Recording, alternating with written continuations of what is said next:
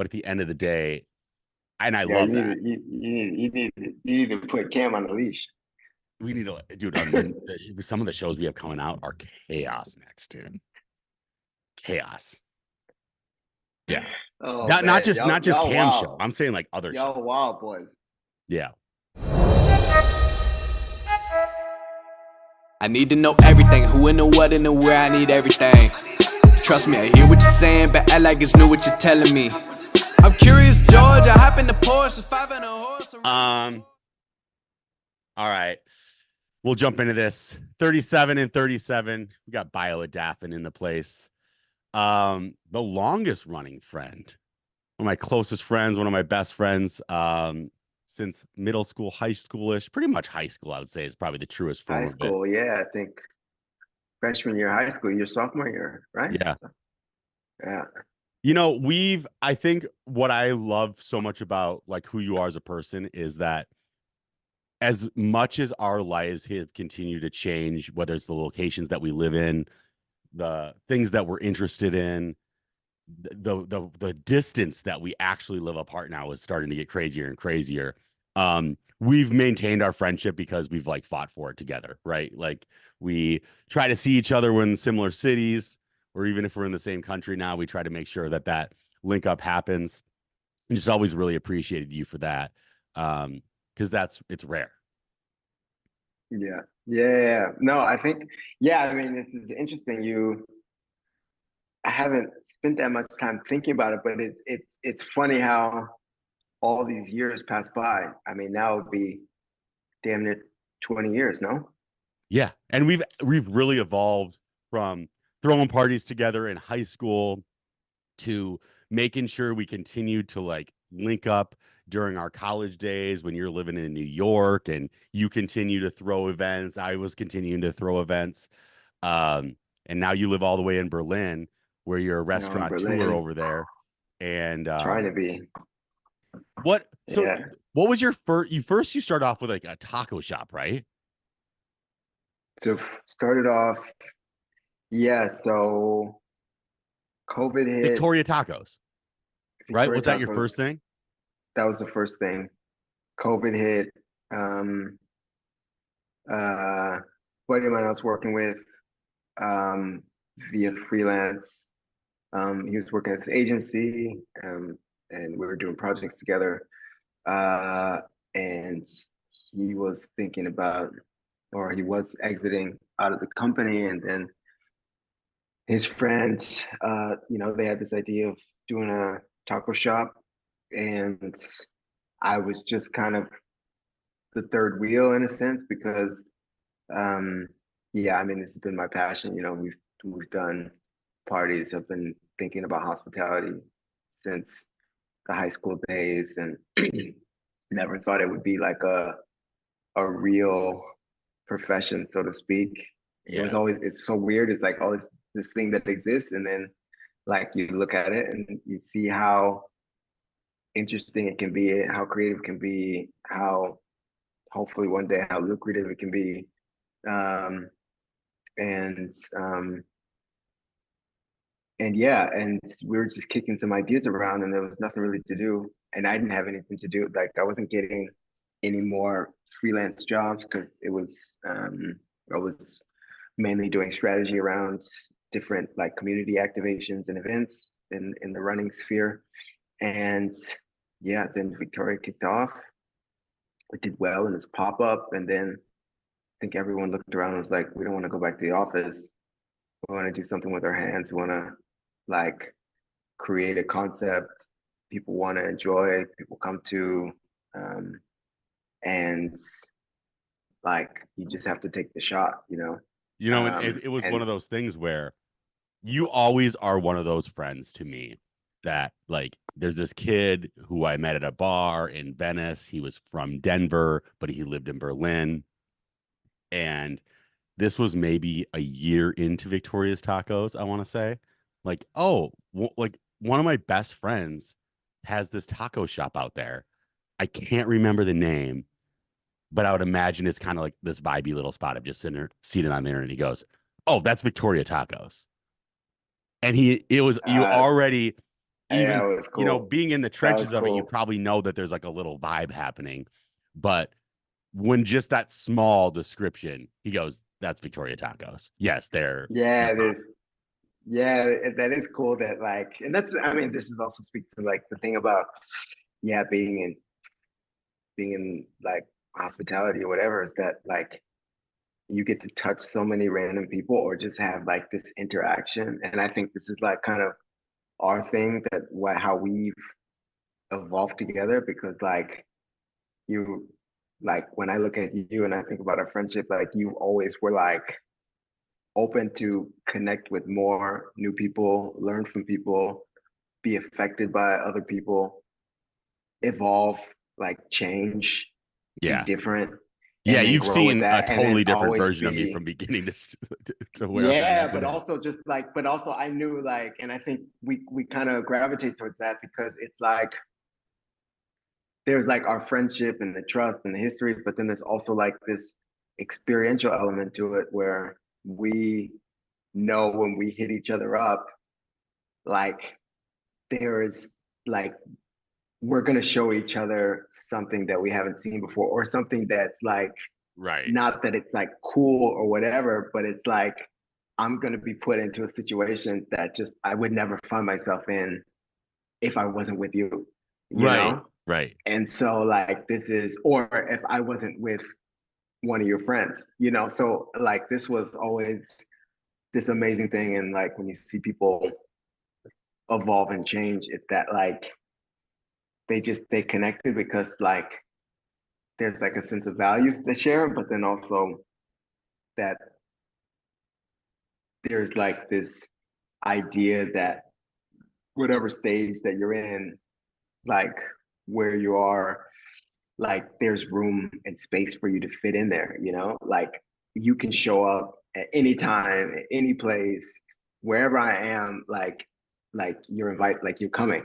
And it's Yeah. vice versa, you know? And it's like it doesn't really matter. Like there's no like I don't need to explain it to anybody else, you know? Like it's just like Well, he just that's gonna the bring thing. it. Like you have an incredible knack for plugging into community and then also cultivating, right? In all of these different steps, even, while you're like at Columbia and maybe it was right after you graduated, but you started to do like the coffee cafe, like that, or the soccer Oh, the football club, cafe. the Yeah, football yeah, yeah. cafe. And it's always been cool to see you fostering and just being in, not always even having to be like a central component in things, but still fostering like from this aspect of like, yo, this is something special. Like, let's bring more to it. Um, and it always is fun. Like in any environment that you go to, I can generally expect Isle's going to be surrounded and be within like a wonderfully excited, rambunctious, goofy, insightful community that is just trying to like share life with each other.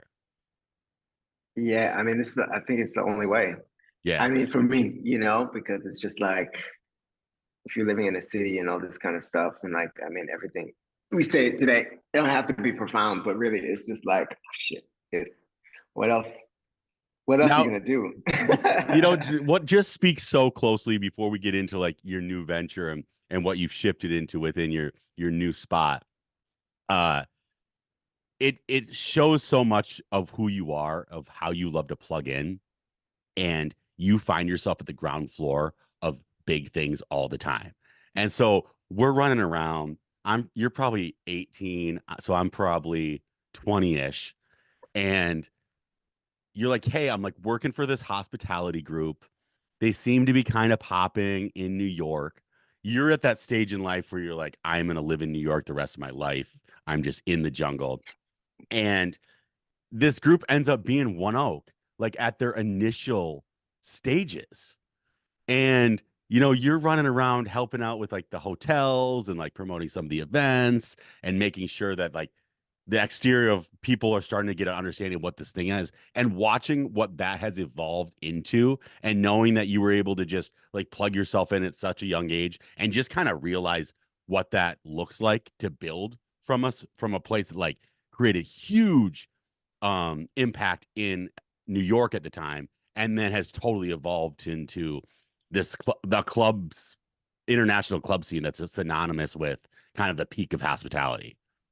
Well, yeah, there's two, just to clarify. I mean, like, well, in college, yeah, I was interning with Butter Group. So they had Butter Restaurant, and then they had One Oak, and then they opened uh the Derby, which turned into Up and Down, and then then like they grew to LA, and I think now they still have a few properties, maybe Tokyo or something. But Butter was then actually their after big one, right? Is that Butter that was restaurant because still that was around? their first hit. I think maybe the one in Midtown, the one in NoHo closed, like, I think it was closed shortly after I graduated, I think. Okay. But then, and at the same time, once we graduated, then this was with like Rob and Ian. We were doing some of these like New Year's Eve parties, and then we were also working with one of the partners at Tao Group. So Okay. they're the ones that like they're like super big time, and these They guys just are scaled just it up like opening a huge. rest. They're opening some big restaurant every month. It seems like that. Like they I don't know. They must have 50, 60 properties around the world already that are doing super well. And we learned a lot from that. But yeah, I mean, it's just yeah, it's a weird. I kind of look back at this time and definitely didn't take full advantage of it. But actually, the story has worked out But I think you did to in the its because own what I way, always you saw know. within that context is like I think you were willing to always dive deep on things to learn from people and like be involved. You're even throwing your own parties that had its own traction, like at the time in New York. But I see you like in your truest form of where you are now, and all of that still like resonates so well. Like just your energy, like what you're able to build in Berlin, and thinking that you were going to be someone who like lived in New York the whole time. It's cool to see your willingness to like pick up and say, no, I'm going to go over here, but I'm still going to bring some of like the flavor, the experience, the understanding that I know to hopefully like bring a new energy and experience to people across the world. Yeah, I think. Well, I mean, I left New York. People always asking me like why I left because yeah, I was one of these like lifers. I wanted to, a wannabe lifer. Um, but it was like, yeah, it was weird. I mean, like it was just this intuition or something within me that wasn't being satisfied, And I think like it was crazy because it was my birthday, and then Maria made like this video with Mukach of all our friends and stuff like that, and it just like brought me back to all these different times and places in my life from all these different people, and like you're surrounded by all these amazing people, but then you somehow feel stuck personally, and you feel like, okay, what are you actually doing? You don't feel like super connected to yourself, Yeah, and then yeah, and I just, like then you just like going out, you're just kind of running away from all these things. And also like your sense of self comes from all these people. And it's not a knock from all these people because like I think I have an amazing, amazing group of friends, but you get comfortable in playing this role for yourself because like it feels good to be around all these amazing people and sure. that's all you know. And so I had to, I just, well, it's one weekend, and it's like this is like I have to leave. I have to get out of here. Otherwise, I actually literally will be here for the rest of my life, and I can be doing the same thing for the next 25 years, and wake up and be 50 and being like, I haven't I haven't changed at all. I've just Right. like I've been a chameleon, and like you adapt to the situation, but like internally, spiritually, like character, it's like you didn't evolve. You just like you think you're in the center of the universe and you're with all the coolest people, and you think that like your proximity to success is exciting and amazing, and maybe you come into your own personal success, but like it's all these external things and you never have to like actually investigate yourself, and process. Well, because and it's almost process the same and develop and evolve. claustrophobia that we experienced in Minnesota, right? But then you experience it again, like when you're in New York, where it's like, That, hey, we know that we have to. Like, I think that's why I think we became close friends so quickly. Is that we're like, hey, one, we're gonna be friends for a lifetime. We can guarantee that from like early on when we were talking, even though a lot of other people would guarantee that, and they're just no longer like as yeah, communicative as us. But um you have to like once you find yourself ever in a broken record, it's time to like break and to grow. It's not always about moving, I don't think. It's sometimes about being able to like break that record even inside the place that you're in. So I think you can do it anywhere. But moving is certainly a way to be able to help some of that process. Uh, but it's interesting to hear you almost have that same experience because that was to me, that was the same moment that you were in when you're like your junior year of high school when you're like, hey, like everyone's starting to like drink a lot and everyone's starting to like get ready for college, and you had like this full like spiritual year of commitment where you're like, hey, I'm not touching any of this bogus stuff. I'm fully committing myself to like your future, to God, to all these different things. I don't know what your head total mind space was in that. And then before you know it, it's, you're going to Colombia and really like breaking out of the atmosphere that we currently lived in. And it almost seems like the same evolution that you've done from New York to Berlin. yeah, yeah. I mean, in high school, I sprained my ankle junior year. I think it was junior year, and like I was out basically the whole season. Came back for the playoffs, but I was sitting there, and I mean, there was also an ego thing, like I was racking up stats, Yeah, like I'll say it for the people. You're by far like one of the best players in Minnesota. You should have like it was on you to be able to like advance to where you wanted to go. But like it can be a burden when like almost everything is available to you. You just need to step up into your own existence. But you were one of those guys where everybody's like, this guy should go as far as he wants to go. yeah, and actually, I mean, I don't know where it came from, but I mean, like, well, it was like this kind of commitment, with God, where it's like I put away all the distractions and like I'll just work, and like it kind of there's different ways to look at it because it's like when you don't have, but I was like, there was nothing.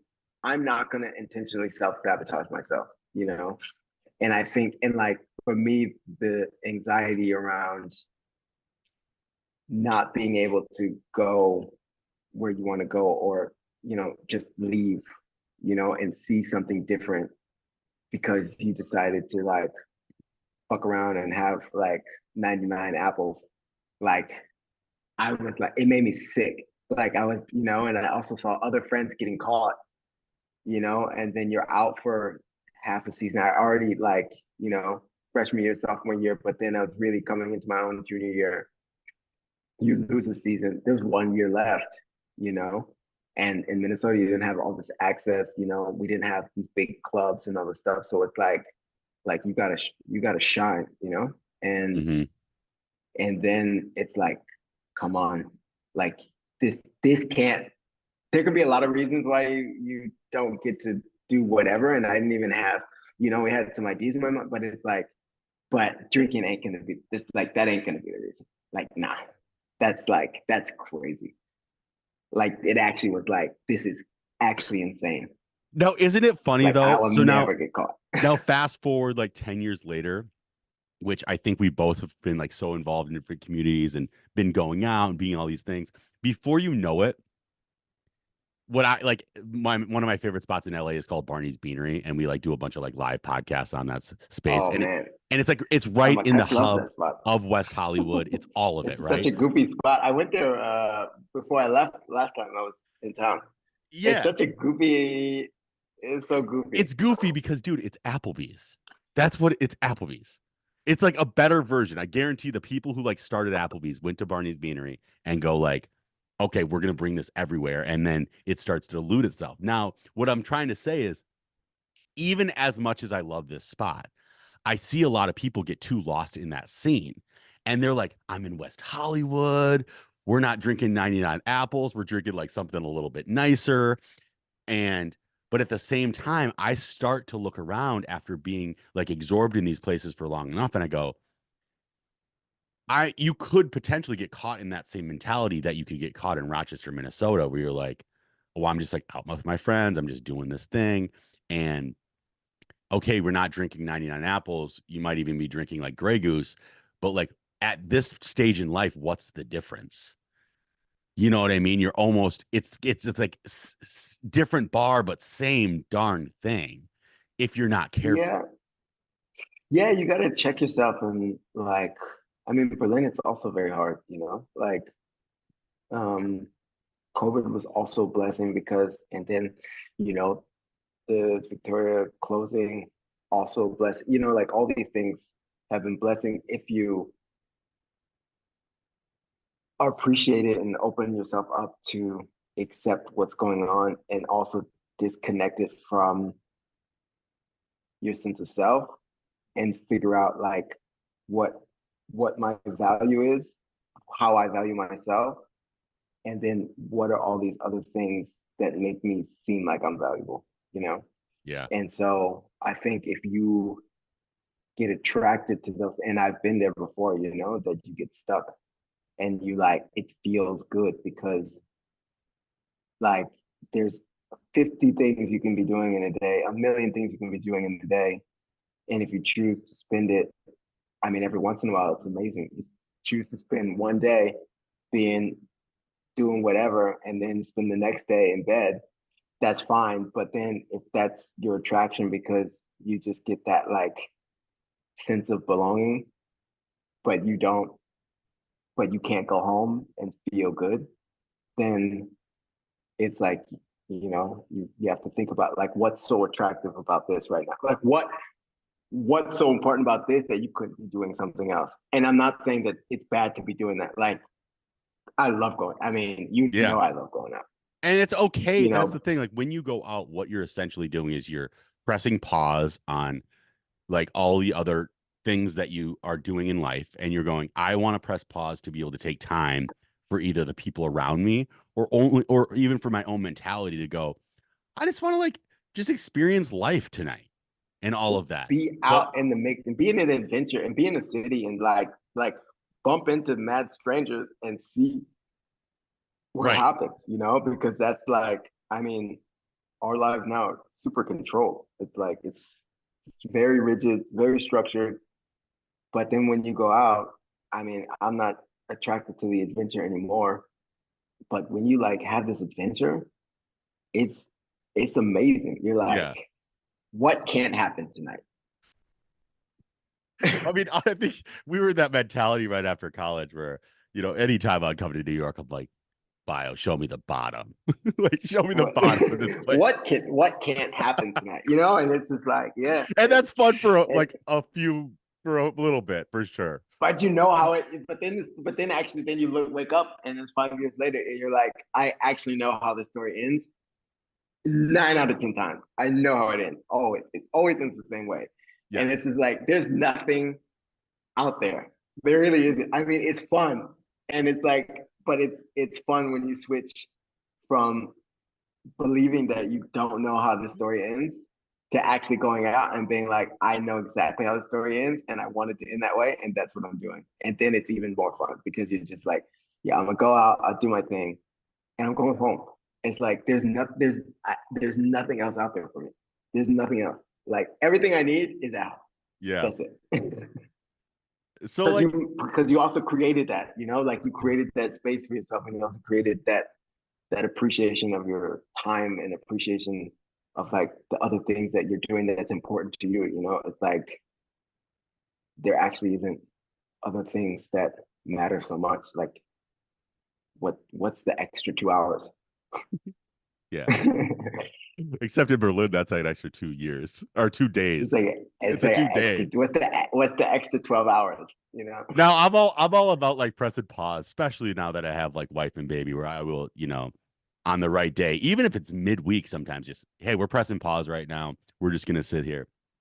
Now, what's scary is that when you get in those environments for too long, you realize that there's some people that have they just sit on pause, and then they not only press pause, they also just press mute. They're just out. They're just like, and Yeah, that's it. it's like, bro, Yeah, you need to, re-engage here. yeah, but it's scary though. It's It's scary. enticing. That's the thing for anyone. It's enticing. It's enticing, but I would say it's scary because I give an example, like with Victoria, like there's a lot of things that we did well, there's a lot of things that we didn't do well, and we made this decision that we were going to close um, for a variety of reasons, and I was dreading this decision so much because I wrapped my whole not I basically wrapped my identity not into the thing itself, but to the idea of the thing itself and what And it that's what it could be takes or for what the that thing to be success is. successful. You have to put the whole cloak on in order for it to You work. in a To a certain sense, extent, but you learn how to but in not a tie it healthy too way. tight. But it's in a healthy way, and it's like what are you attracted to? It's like are you really expressing yourself? And I mean, this is kind of the difference between like doing something that like sounds good, it looks good, it seems smart, it seems right, but is it authentic? And then it's like, how do you sustain this day to day? And I was dreading it to get back to the point. I was dreading it because it's just like, well, like I was gonna have to look into myself in the mirror and like, have take a huge L or what I thought would be a huge L, and be like, okay, you failed, you couldn't do it, you didn't do. And then I call these people and I tell them like, this thing's going on, and like they're just like, okay, like, but you still like we still love you, you're still cool, like you still did this thing, I'm still proud of you, I'm still doing another thing. And no one ever said anything of being like, well, why couldn't you make it work? Like no one like they care about the success. Of course, there's money involved in all the stuff, but like none of the conversations about it. No one gave a shit. No one fucking cared. It was just like, how are you doing? Like, you this doing this meant like this to me, all these different things. And I was like, well, I have value outside of Yeah. like presenting something, of giving something to somebody else. Like I can't just like exist and people just like me because of who I am. Like, oh, this actually works. This is real. And then it was a big flip for me because, then like along alongside some other things, it's just like, well, shit, like it doesn't really matter anymore. It's like That do gives you more of a do the freedom to real stay thing. loose and be like, oh, Well, do I the real can. thing, but it's just like it's just not guaranteed for you. And it's also like you can't rely on that being your thing because it will come to an end. Like it's gonna come to an end. Like there's gonna be the day when you're not the man anymore. Yeah. Maybe more days than not, you are not the man. So Yeah. like, how are you gonna get out of bed? And at certain points in my life, if this happened at certain points in my life, I could be that guy at Barney's Beanery. Like I could be that guy. Oh, for sure. And that's how scary it is that you walking this line, and maybe through grace you never tipped over, but I was in a lot of positions someone could really push me over the edge. There's a lot of opportunities to get pushed over the edge, and then like how you gonna come back? You can, but like it's hard. Yeah, It's and hard. it's weird because we are getting to that age where it gets harder to start over, and you know, like the L's that I've eaten are like this freaking big, dude. Like big old L's But you a, keep going. That's the thing, and with a lot that's of like, friends and family involved. Lost people some money and yeah, yeah, yeah. got totally entangled in juice bot for 10 years. And I think it was the biggest blessing ever. Anytime that you get something stolen from you by a billionaire, I love it. Even though I don't think it was a real billionaire, I think it was Turkish billionaire, which is probably like maybe worth a few $100,000. But I but he got stay a out few of that million one. US. Um, but anyways, I think that the important part is understanding like your life storyline. But and I think we all lived this era in especially in the States where it was like, I'm gonna be sitting on 25 million by the time I'm 25 years old. And I think that a lot of us like lived in that, definitely had our dreams have at least be attached to those types of realities. And it just isn't always going to work out. Like these are these aspirational things. And what you get back to is going, how can, when I have to start over, how can I at least grow from a place that I'm happy with the day more than the outcome? And then the world in theory rewards you for like that purity, uh because we've all, I think, been a part of the things where it's like, because of this overall theme or goal where you're going to attach your identity to the success that's going to get hit, you're willing to compromise for different things. We're like, well, as long as my identity can be attached to this crazy success at the end of the day, I'm willing to compromise. Now I get to a point where I'm like, I'm not willing to really compromise on much when it comes to like what I'm going to wrap myself in. Uh, it's super freeing. It makes no really really easy, and that's what I see. And it's Love Deluxe, right? Is your new spot, Yeah, yeah, it's a new spot. and It's I a new see it spot. like so much truer to who you are. And I also, but I what I like best about it is I see you just playing. Like I see you like evolving and being in something that like allows you to, in theory, grow. I don't know what the day to day feels like. Um, but from afar, it looks like you're still being like loose with like what that experience there is. Yeah, it's pure. It's pure. Like it's a pure concept from our position. You know, my business partner Eddie, who's fantastic. I mean, we're super lucky to have like converged on this thing.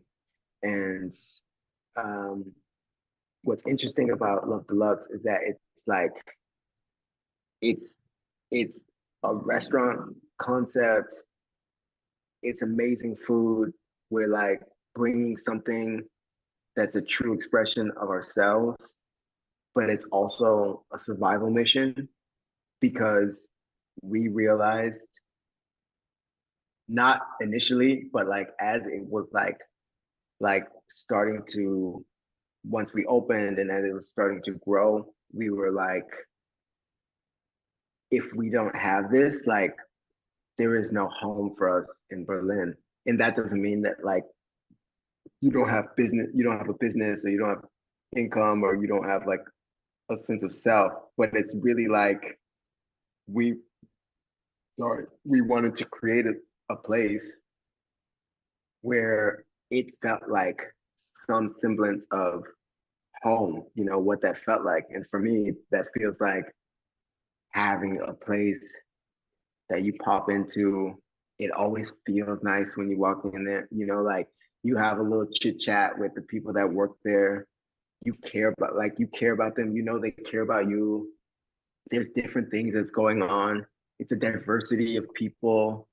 It's not a transaction. I mean, obviously you come there, you eat food, you pay for the food, whatever, but you also come there because, you know, there's like this human element that like Yeah, you live in the city, you're on the street, and that like you want to touch other people and you want yeah, them to see you and you want to be touched, you know, like, and that's, and for us it's like being in Berlin 5 years, you know, the first 4 years just floating around and meeting a lot of people but not feeling super connected to the city. or to any person in particular. And then in this last year, it's just like, I'm like, it's a, like, I don't know, all these people just were like there. Like they've been here for years and years and years. And you're just all these people there, you're like, where have I been? Like all these amazing new friends, all these different people, all this diversity, all this like these connection points. And you're just like, I could not have lived another 4 years like that, you know? Gotcha. And now like you have this whole thing, and that's the beauty of it, you know? And this is what's driving the whole project, you know, that like it's really it's really like you feel like you truly feel the love in this place, and like it's it's a place for us that's home, you know. And that Mhm. meant, I mean, you know, all the people like we hung around growing up, the people that we've met along the way, it's like you're meeting people all over the place, and the kinship there is that like y'all just come inside, like you're welcome, like you Yeah. just like let's just rock, like that's it, you I know, love like the restaurants like I that don't where need anything from you. you're even scared to call like a transaction because in the reality of it, the way that you're looking at who people are like paying for the food when they're, it's a contribution to what you're building, right? And so it's like it's way less transactional. It's like you know it's like, dude, by you paying for this, we finally get to like live another day, and it's a contribution to this place being able to stay and exist. Yeah, Um, yeah, I mean, and I'll you give you an can example. I mean, it's like Victoria in the same space, and then I kind of took it over, you know, of like a, you know, like kind of a slow buyout with the partner, like my former partners, blah blah blah blah. But now, you know, it's like, so I've been on this corner for now 3 years, whatever, and it's like neighbors, people I've seen. It's like we're connected with, like, you know, like before I didn't speak to any of like the neighbors. I knew like one person that was like these like ladies that lived above us, and the only interaction was like occasionally like they tell us to turn down the music, you know. Now it's like we know so many people that live in our building, that live across the street, that like you have a personal relation, you know, like they're do you watching us. live People near are the texting. restaurant? I don't live near the restaurant, But like that so it's restaurant is an extension of your home, and you're saying like you're now like a staple of the yeah. I neighborhood. mean, people like come, they just come by to say hi. They text me being like, "Oh, we saw and so this happened." You know, like, hey, we'll look. We'll like if you ever need anything, we'll look at off the spot. They come by. They, you know, like they leave their you know, like it's just really like a real relationship. You know, like they don't use the space as just some place to come eat. Like they also use the space as like an extension of the building of their home, of the neighborhood, that they, you know, like there are people here that they connect with, and they also contributed back, you know. And so it's just crazy how it happened like this. And it's like it's all the same faces, but the relationship, it changed. I mean, because the energy changed, and the output changed, like the goal changed. And I mean, it's rewarding that people can feel it, they see it, you know, and like, It's so and we funny how we God also, works because He likes you to like slide into home during like the World Series, and it almost feels like this new restaurant is like something like that. Where you're probably sitting there going, "Am I going to stay in Berlin? Like, does this even make sense?"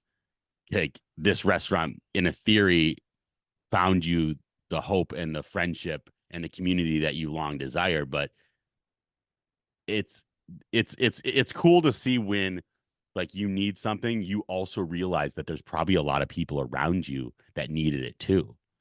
And so now they come to like your like last rooted desire of like, hey, this is what I need in order to like live here the right way. And now probably hundreds of other people go, I needed the exact same thing. and that's why I'm not worried, you know. Like, I mean, there's a lot of things that could also like put this one out too, but Yeah. in the end, it's like in the end, it has all of the things that you want, you know, and like outside of like the operations itself and the food and the, you know, like just how it works and how it runs. it's like if we were to close tomorrow, there would be a genuine outreach of folks checking in, being like, what's the deal? Like what's going on? Like how can we help? Like what's happening? Like why? Like there would be a legitimate, and this for me means that, like, people, their families come, they bring their families, not because they just want to show like them like a good meal. It's like they come here, they introduce them to us, like, I want you to meet That's so so and dope. so, and so, it's like, it does it like it's just, it's a different feeling. It's a different movement. And so the economics behind it, I mean, we still have a lot to grow, but like I feel secure in that because people care, like, and granted, like, of course, like, you gotta serve amazing food. I Yeah. mean, this is number one, but like when you do that on top and people feel so connected and they feel so like they feel a part of it in a way, they feel like they also have a part of it. This is, this is special. It's like, how nice is it? You have some neighbors live across the street. How, like, they drop their kids off, and it's just nice sometimes for them to, they just pop in to just say hi. Neighbors that live upstairs, they're not even trying to eat. They're They like, just yo, come. not getting anything today. Just want to say They what up. just come to check in and just say, how's your day? Come on. I mean, That's and when you're awesome. talking about, you live in a big city, I mean, you don't get that. You go out on the street, you get on the bus, you get on the U-Bahn, the subway, whatever. You go to work, and not one person is going to talk to you. Well, that's what's so funny about these big cities, especially as all the people that move into them. We all move into these big cities to be able to find other people with energy, dreams, exciting, all this stuff. We go to big cities to find connection, but then over time, these big cities do kind of wear on us, and we get to the point where we like you can slowly kind of close off a little bit.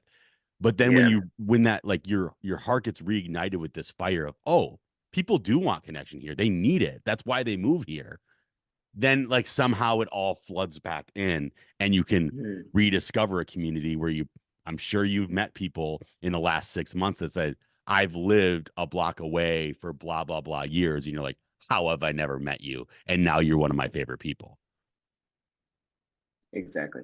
Yeah. Yeah. Yeah. Yeah, yeah. It's crazy. It's it's crazy. it's always interesting because like I think that it even inspires me like where I'm at right now, where it's like just you have to get back to like what you truly desire and build from like the right place because Purple Banter's for sure like in its third death period right now, and this is a true testament of building the way that we want to. Because I think that there's, like I said kind of before, there's probably different compromises that I made that I'm like, that's probably why we died before. And while you're going through these little death stages, which life's beautiful because it gives you many stages, you just have to like get back to yourself. And I truly believe that things come out and a stage that you thought was going to be your downfall ends up being a step up. And it's actually also like, there are so many ways to make money. I mean, I say that with a lot of privilege, but there's so many ways to make money. But then you also, and when you see it from other people, I mean, definitely on the outside, and we have a lot of successful friends and things like this, and they're amazing people for sure. But then you also you see a lot of people that are doing amazing things and financially aren't as secure as other people. Yeah. And in my mind, like, they carry, I mean, in some ways, I mean, the person who's now making money, I mean, what they're contributing, it it can't be translated in dollars. Right. And so, I mean, and so, like, it's, like, you want to be able to have a house, I mean, whatever, like, you have a home, and be able to feed yourself and your family and all these things, and like, that doesn't mean because you can't do this upon success that like it's not valuable and it's not successful, you know? And also 100%. it's also just like I can buy into something, as you said, you know, with our spot, like, you know, that you contribute to something because it like that's it has value, you know, and it's like Yeah. it's not gonna let me retire, but it doesn't need to do that, you know. Yeah. So I think it's interesting we don't get lost in this idea. I mean, and I tell you, like, I mean, we all definitely want success, and it's nice to just chill, you know. But in Yeah. the end, you can't lose sight that like you can't measure everything in how much someone is putting into your bank account. Otherwise, it's just Yeah. very few people win this game. And You know, I don't even believe that, especially like where entrepreneurship is today, unless you're doing some weird like financy stuff or Bitcoin, whatever, tech. Um, I don't think that things work when it comes to like a hospitality, when it comes to any level of like entertainment thing. If you're not true to yourself, it'll never work. So a lot of people try to like not be true to themselves and they're still fighting the rat race. It's like I'd rather be in the rat race and fight for with myself, do it the right way. And that's where it pops. That's where like a Love Deluxe gets put on a whole nother map. Or also, you're also going to have a bunch of other creative ideas that could pop up in your head where someone comes up and goes, yo, we want to take other things to the next level with you. Um, let's build out from here. And when they and see it's your true authentic self build out, they're like, what would it cost to help me build what your heart into this other environment? And that's where it gets expensive and it becomes lucrative. it's fun. I mean, don't get me wrong. It's like when your mentality shifts. I mean, Victoria was super hard. I mean, we worked really hard. We had also totally experienced and we did a lot of stupid things that we didn't have to do, et cetera, et cetera. Now it's still hard. And I love that shit. I wash dishes more than I care to admit. And I love coming to work. I love this shit. Yeah. I mean it's like it's not what I want to be doing for the next 10 years, you know, like the things day to day that I'm doing now. But it's like it's all part of the game. Like I'm a role player, you know, like Right. I love it. I love it. So I mean you feel the physicality and the emotion and like, you know, the highs and the lows, but getting up every day is pretty easy because it's just Bring you in a cameo here. you have your like you know like you have your vision. Puff. You haven't compromised. Right. Dude, I just appreciate you as a friend. I love your dream and your journey that you're on right now, bro. It's a beautiful thing. I'm You gonna as get out to well. And Berlin. yeah, you got to come. You know, you We're got to going come. we're Give going me. to Barcelona for our honeymoon, and I know that for Elof, we gotta really stick to like Barcelona, Ibiza. You know, the honeymoon thing's a little different Oh than just like wow. a Euro trip. Nah, We do a gotta quick we're gonna stay do really another quick trip. insulary and really like stay within ourselves there, but I gotta figure out a way to get out. I mean, I popped out to your wedding for 4 days from Berlin, so you can do it. You I'm gonna can do bring on a it. That cameo was here, a cameo that right was at a the quick. end to be able to just finish this thing off, and then I'm not gonna waste any more time.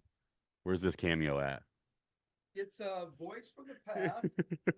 Let's see if you can identify it. Let's just Oh wow. situation. Dr. Stead, remember Oh wow. when I said I was gonna keep you in purgatory and now I need you? The Boom! big I'm back. stallion. The big stallion. There he is. Big guy. I just saw your dad at the club Wow. the other day. So Oh nice. good to see you. So Oh, how you Bio is the doing? man.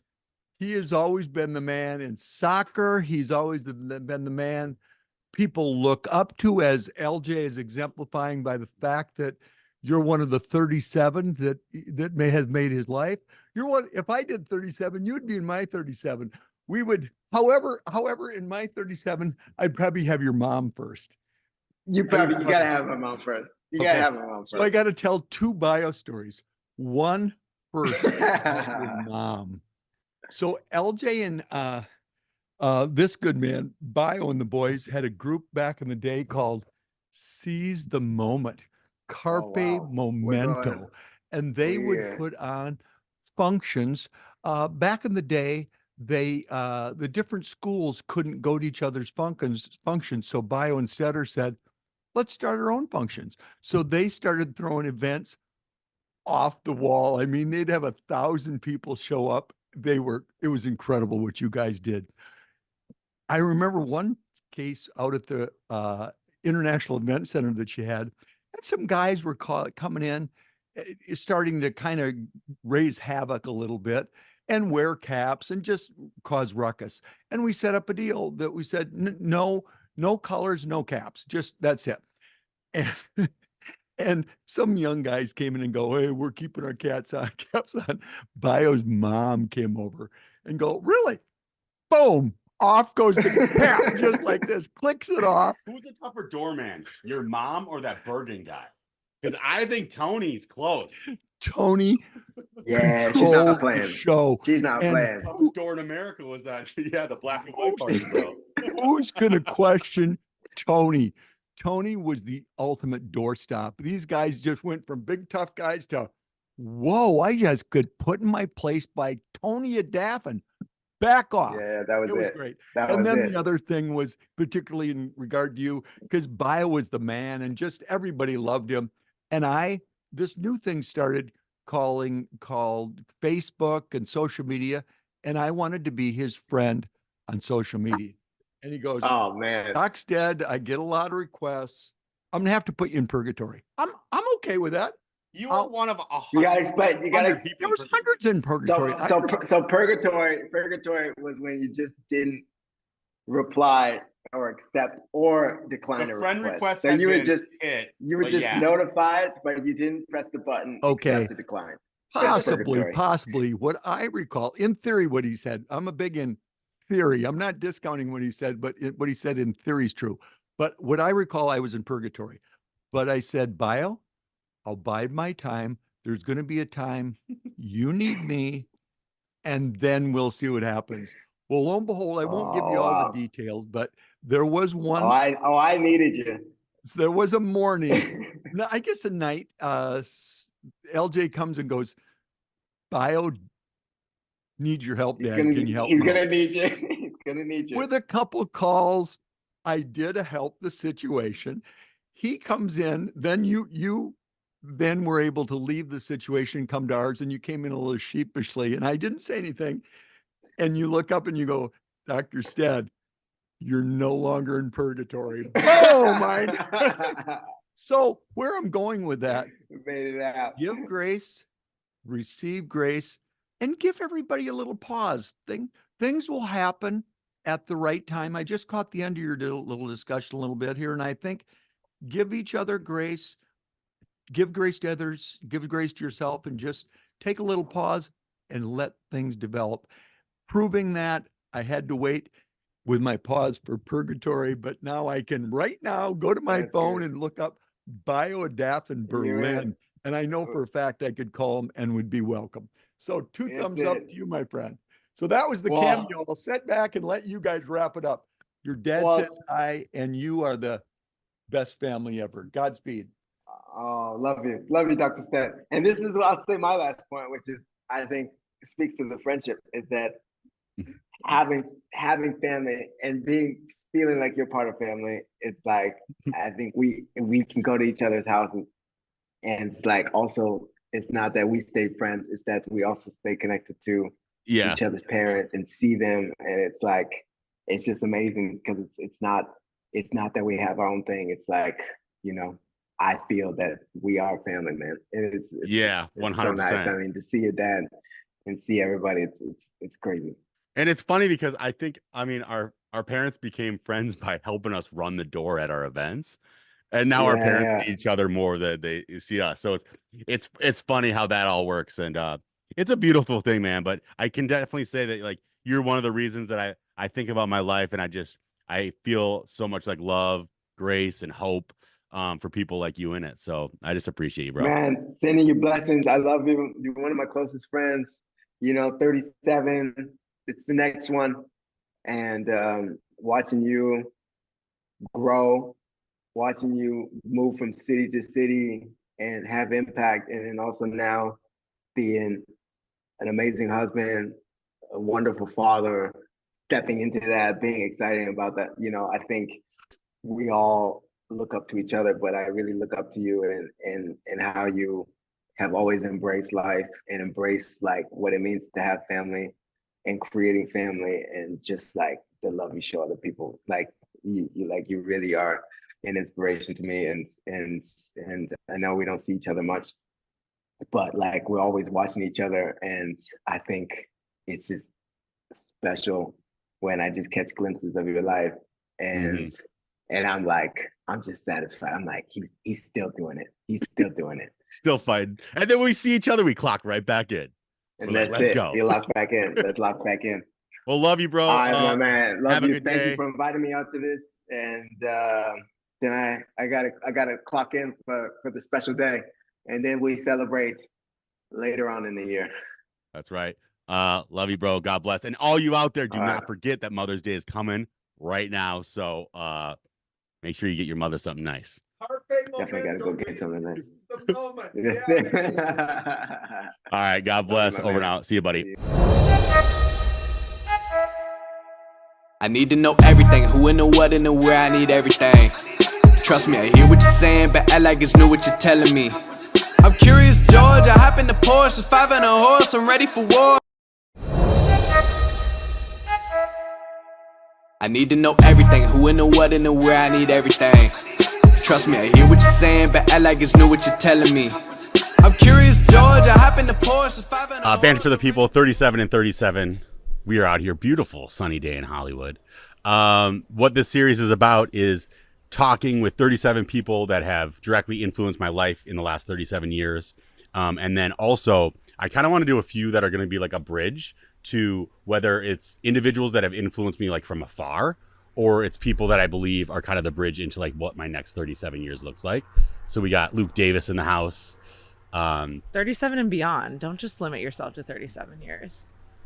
The next I said 37. The next 37. Yeah. You know what I mean? Like, And then, let's- well, at that I mean, if I get 37, we'll then do Okay. the final 37. Say it at my eulogy. If I get the next 37, I'm happy. okay, deal.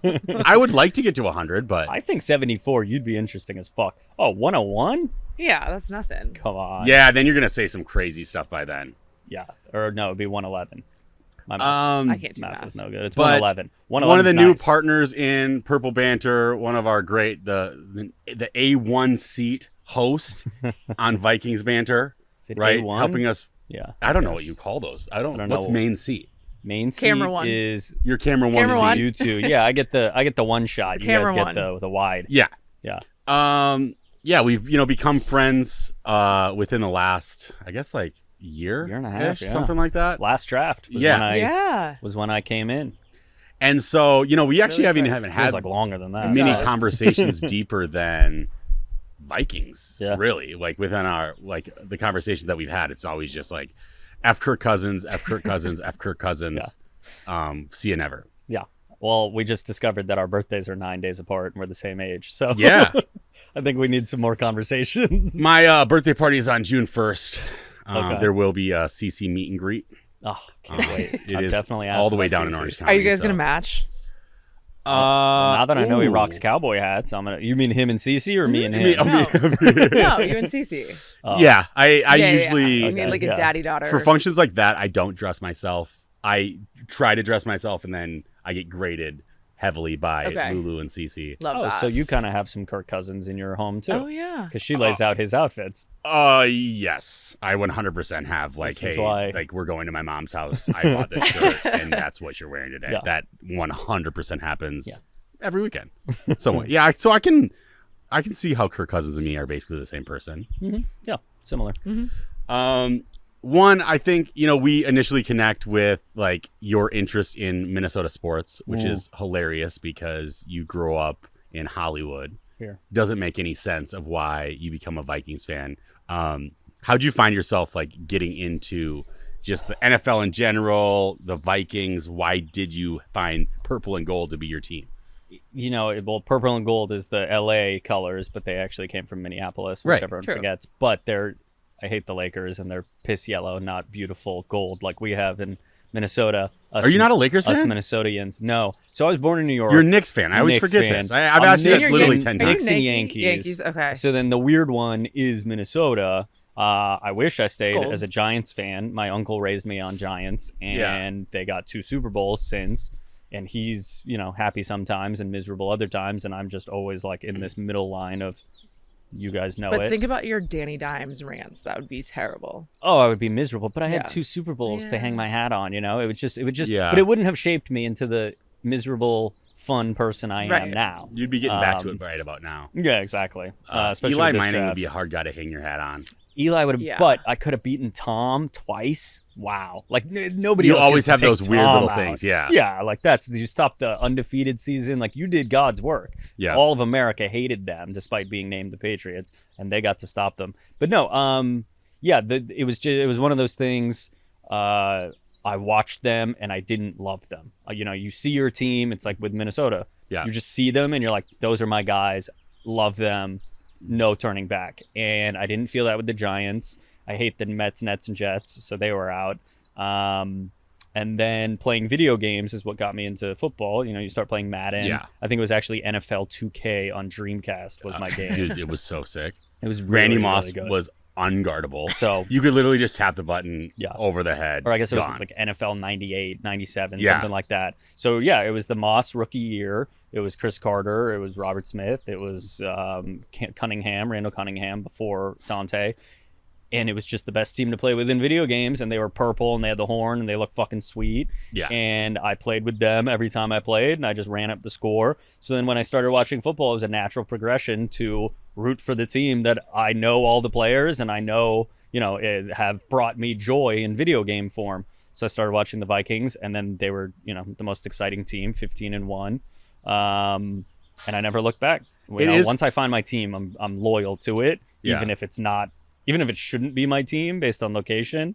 That's those are my guys. That was lucky because that was such a great season. You Yes. had no idea that. it also would the most turn into heartbreaking. pain. Right. That was true. the highest and True. lowest you could possibly be. And then I was like spoiled, like, oh, we're just gonna go back next year, and then all the miserable shit happens. But what amazes me and what's so cool, another reason I love the Vikings so deeply is all the opportunities I've gotten in sports have been somehow with the Vikings.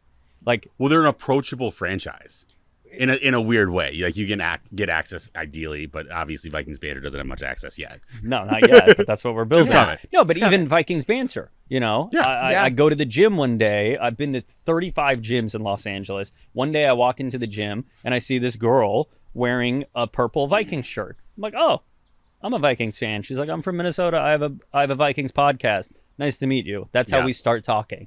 And I we don't think hang I've out a couple. ever worn that shirt ever again. I think you have, maybe. but only a few times. Like it's and not like in my and it's gym not like rotation. everyone's Yeah. approaching you like, Right. hey, you're a Vikings. Yeah. It's just cool. I decided when we talked a little bit. We saw each other a few more times after that at the gym. And then we started talking draft last year, Mm-hmm. probably a month ago about this time. And you said, would you like to come do a segment on the show? I had never done a podcast, Yeah. but I've grown up on camera. I grew up acting and stuff. And yeah, so I was Did like, you all even right, think fuck that it, like let's this do it. podcast was even on camera too? I didn't know anything. Yeah. I just knew podcasts were, Joe Rogan and a few other podcasts. I listened to Call Her Daddy. That was my only real. Did you really? I listened to Call Her Daddy when I was walking on treadmills at the gym at Equinox Yeah. before I Back in the switched day? gyms. Well, before allow like COVID. men That to was like lit. get into girl conversation. and, Except like, I hear have it. so Just many like opinions on hot that. girls talking about sex. I was like, Yeah. all right, this is Yeah. kind of fun. Bring and then you Sophia start getting with the stuck F back, into you know what I mean? Oh, We it could was probably great. get her on Vikings Banter. No, she's got a big podcast now. She Yeah, went she's off and crushing did her it. own thing. Yeah, Yeah. she did good. Not as good as if she No. just stayed put and shut her mouth. But But I that's also neither don't here think nor that there. Alex would have done what she's done. No, she definitely Together, went into a you know? different direction. Could have been more TikTok-y. Yeah. Yeah, it was fun. It was, now like I stopped listening because they lost the The sex. slutty Yeah. guy element. Yeah. But now like she's helping people and doing all these other things. Good for her. It just lost me. But yeah, I didn't have much experience with podcasts, but you asked me to do it. I was very willing, and that's how I met you. And then a year and a half later, here we are. Yeah. And one of the most influential people in your life. I think, Yeah. I think that was your opener. That's right? 37. Yeah, Yeah. exactly. It's all about me. It's funny to think. Can you imagine for the first full year, it's just myself and Katya doing it. Yeah. Yeah. Then it's myself, Katya, and John. On Zoom. Can you imagine like what that podcast seems like? I mean, I watched old videos. Oh God, you did? Before I archived them, Yeah. I made sure to watch a couple, and it's hilarious. But it was so nice because you guys have this fun rapport with each other. Yeah. That you two are business partners and friends, and decide to do podcasts together and Yeah. all these other things. And it's amazing that you two even get along still, let alone seem to enjoy hanging out with each other. So watching Yeah. you guys talk about all these different topics is fun, and that's kind of the beauty of this entire organization. Yeah. Is built on you two, and you actually like have fun. Yeah. That's the fun. That's of the it. only point. If you're Yeah. having fun, I'm gonna have fun. Audience is gonna have fun. We all know John Sweets is having fun. Yeah.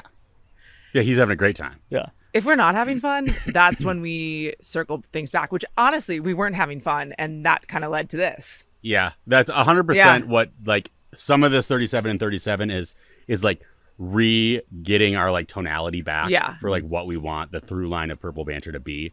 Hopefully building more shows out that are like truly ours. That's also how we're reimagining Vikings Banter to be able to like say like, how can we attack the market like the right way? How can this be like a we have the cornerstone? sauce, we have all the materials. Now we just kind of have to like own it, Right. invest in it a little bit, not only with time, but with some money and finding the right sponsors and like all that. Yeah.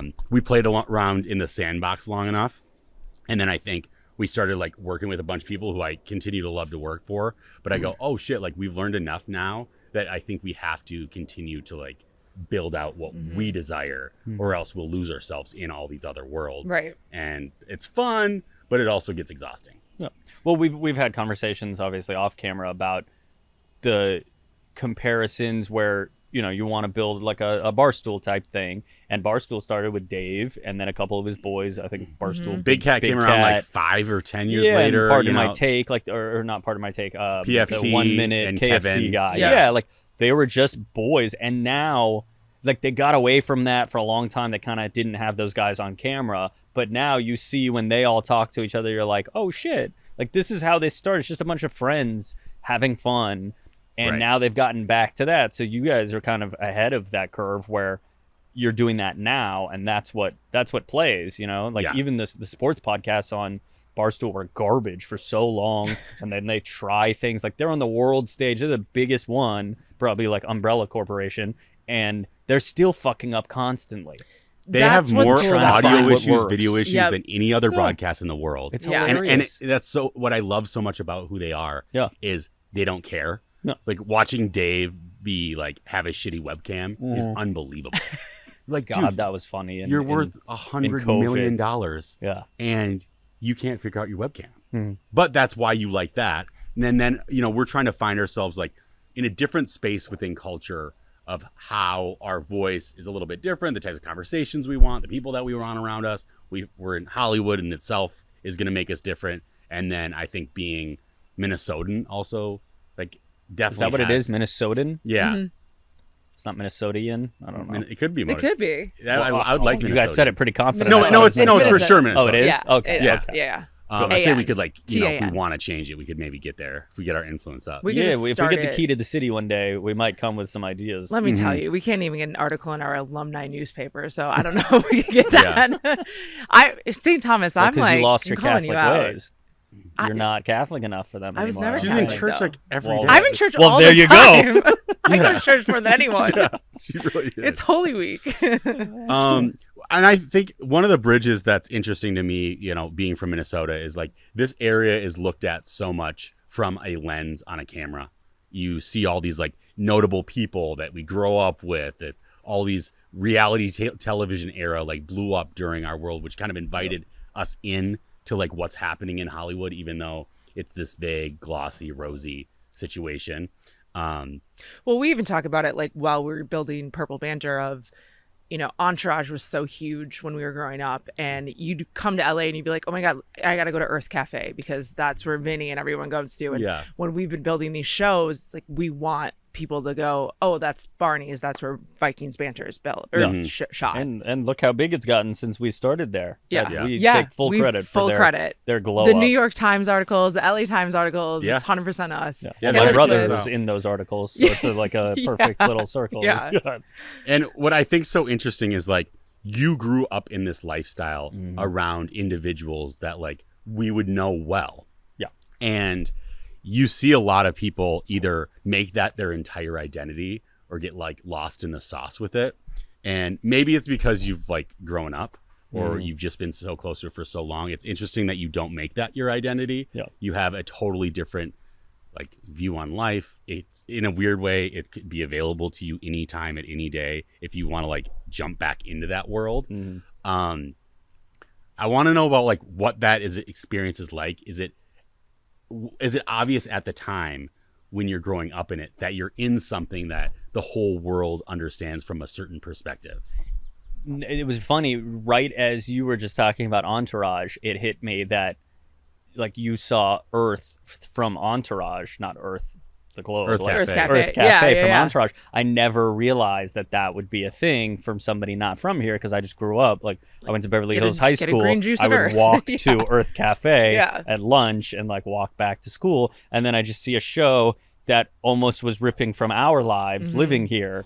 I think that's why it didn't affect me because it was so accurate in where they would go. So that is a really funny observation that I never even considered, that people come here and they go to Earth maybe because Vinny and the I think guys people would go still there. go to Earth because of no, Entourage, it makes complete honestly. sense. Like Entourage was so like guerrilla in its, just walking around LA with a camera, Yeah. and it was a lot of fun. I didn't appreciate Entourage when it first came out, but then I rewatched Yeah. most of it like a year ago or in COVID or something, and it was so much fun to see all of those things because a lot of that, Almost too close it to has home for a gone. second. Yeah, it's not as Yeah. it's not, the sparkle has kind of worn off. And I grew up a little background. My dad owned nightclubs, so I was very in the Immersed. scene. Yeah, I literally grew up sleeping in the back of nightclubs because my parents were very close and they didn't want to leave me at home with a babysitter. They didn't want to leave me at home with a babysitter, so they'd bring me to the club and I would just sleep in the office until they were ready to go home. They'd take me home. So by the time I was 6, I had this Argyle vest that I would walk around. That was like my going out outfit. I looked fucking sweet. So I'd throw on my Argyle I vest. used I'd to go to the love club. Argyle, too. Oh, it was great, You bro. put like a baby blue and some navy mine was like or a a tan green with a brown. It was Yeah, it you're was too hot. trendy. That's LA, yeah. And then I would walk. I would leave the office, and like there was no cell phones. Nobody could take a picture. But this 8-year-old was leaving the office, walk behind the bar, pour myself a Coke on the gun, walk back, and everyone's at the bar like, While what the mess is fuck? going Yeah, on? yeah, no, full nightclub going, like midnight, and I'm just like pouring a Coke. Bartenders are all cool, like they know not to like trample me. Oh my God. And This I is would a just walk Netflix back show in to the itself. Yeah, thing. 100%. And like that was my life. And then I had my birthdays 10, 11, 12. We all had our birthdays at the clubs. And then not while they were going on, like we would close them down for my birthday. But like premiere settings and totally inappropriate for like a 12-year-old It's to have a birthday absolutely, party. yeah. And you wonder why I became an alcoholic. But So you would watch Sweet 16 and be like, this is boring. What are you this is what doing, you guys went dude? to? Yeah. So I just grew up in that was the norm to me. I would get upset when my parents wouldn't take me out. And then by the time I was 15, I knew every door guy and security guy by name, and they knew me, so they would always take care of me and like call my dad if anything happened, which nothing ever did. But Right. there was always that eye on it. that's a weird environment It was very where weird. it almost keeps you a little controlled. Yeah. And it You didn't could either affect abuse me. the privilege or you could like use it really respectfully. Yeah, You're like, yeah. hey, It could definitely everything's go going both back to ways. dad or whatever, right? It bit me in the ass later on, or I guess saved me in like a silver lining kind of way when I was getting a little out of control. My dad was hearing about everything, no matter where I went. So at the time I hated it, but it actually ended up being a better thing, because I eventually got sober. But just as far as like the city goes, like, I turned 18. I went from being this dorky nerd in school to everybody wanting to go to clubs. So I gained popularity for no reason other than being my dad's son. Sure. So it was normal seeing, every celebrity at the club and And that was do like the heyday of drugs and bottle service drinking. and Oh yeah. clubs Oh, and the friends I made were Lindsay Lohan, Hillary Duff. Yeah. Like these were my best friends. We went out all the time. It was a lot of fun. And they were cool. Like I never saw them as a problem, but it was good because it never. I was never jaded to it. You know, I just see them and be like, okay, cool, celebrity, person, cool people. Because you were, so I mean, you definitely grew up in different. boiling water. You didn't like jump in a hot pot, which Yeah. you see kids around here jump in the hot pot all the time. You're like, Yeah. Well, then it's that's the other. quick. So the flip side of it, everyone always, or at least I've come across a lot of people. They move here and then they complain like LA people are fake, LA people are this. Everyone's trying to, you know, social climb, and it's like, yeah, that's true because nobody, but it's mostly transplants. Like nobody moves here. That's the fakest person is the transplant. Yeah, like you've moved here not to become like a veterinarian or you know a fucking engineer. Like you came here to be famous, Right. or rich, or you know, like there's no innocent reason to move to Los Angeles unless you've already, you know, have a family and you just want to live somewhere by the beach. But even that, like, why would you pick the most expensive city in the country to live in? Yeah. So really, you're coming here to social climb and try to make your way to the top. You know, it's just how people go about that. You can go about it by fucking people over, or you can go about it like you guys and, you know, work hard and make friendships and relationships. Sometimes there are shortcuts by fucking people over, but then, you know, you Always sacrifice bites your you in the good ass, Catholic It is upbringing. It is crazy how small this town is. Oh my God. And especially when you get into these little circles.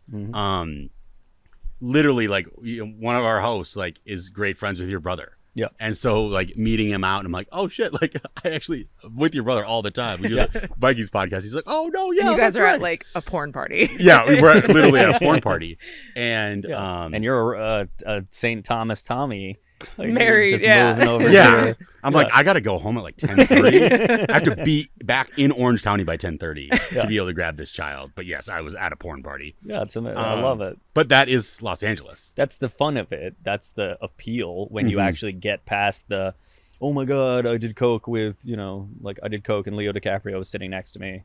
Like, you know, you get over that kind of stupid, fickle bullshit and you move on to the fun of finding these people in these random places and making real friendships and developing business relations. Yeah, that's the beauty of it. But I always explain, so again, back to, so I acted growing up, so I was in a lot of acting classes, and it was so much fun to meet people because no one else is from Los Angeles in acting classes. It's mostly Ohio, a lot of fucking Ohio Really? people, so many Ohio people, and then every other state and walk of life, you know. you Yeah. get So some- they'd all moved here, like all they all kind of moved child here actors, and they their all ended parents up in a come. class, and that's where you make friends, Right. you know, because how else are you going to meet people unless you go out? But a lot of them are just struggling to make rent, you know, different waiters and waitresses, bartenders, and they all just congregate in these acting classes. So I would meet them there and they would always be like, holy shit, you're from here? That's so crazy. But I get this interesting perspective of meeting these people who have moved here and how they perceive LA, and they're like, it's, you know, everyone's fake, everyone's this. I'm like, no, like you've moved and met other people that moved. Like the people from LA who aren't, you know, there are definitely shitty people who are from LA, don't get me wrong. Yeah. But so many of us, like I have my best friends who are all from LA, and like, you know, we don't fuck each other over. Like we're all good people, Yeah. you know? It's just, if you can make it in LA socially, I think you can make it anywhere because there are way more sharks in the water. It's just, you know, you're going to find them anywhere. There's just more of them here. I just think it's a constant extension of high school. Yeah. in LA.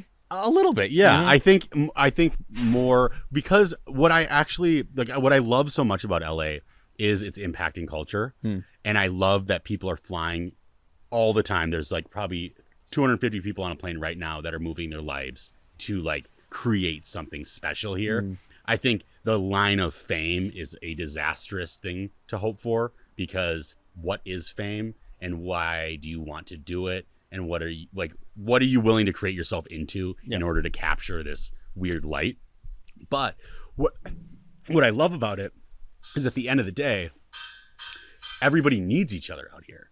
So doing business in media or in like these spaces, if you're smart about it, everybody needs you to be able to be with the next project, to build something. Like to be able to get someone on a podcast is generally pretty easy because they're like, well, yeah, I need my next podcast to be able to have something come out. Well, I think the other reason too, just coming from Minnesota, is just different stages of life. Where like out here, it's not weird for people to be like in their 30s and not married, kids, whatever. So your friends become your family. And because we know relationships are so tight here, it's like back in Minnesota, they go from college to a marriage to this, and you see friendships diminished there. That's been my experience. Yeah. So I think here you just like hold on to people in your circle a little bit closer too, which I really like. Yeah. When you move away from the place that you were born, and like a friendship obviously gets less day to day because you've moved away.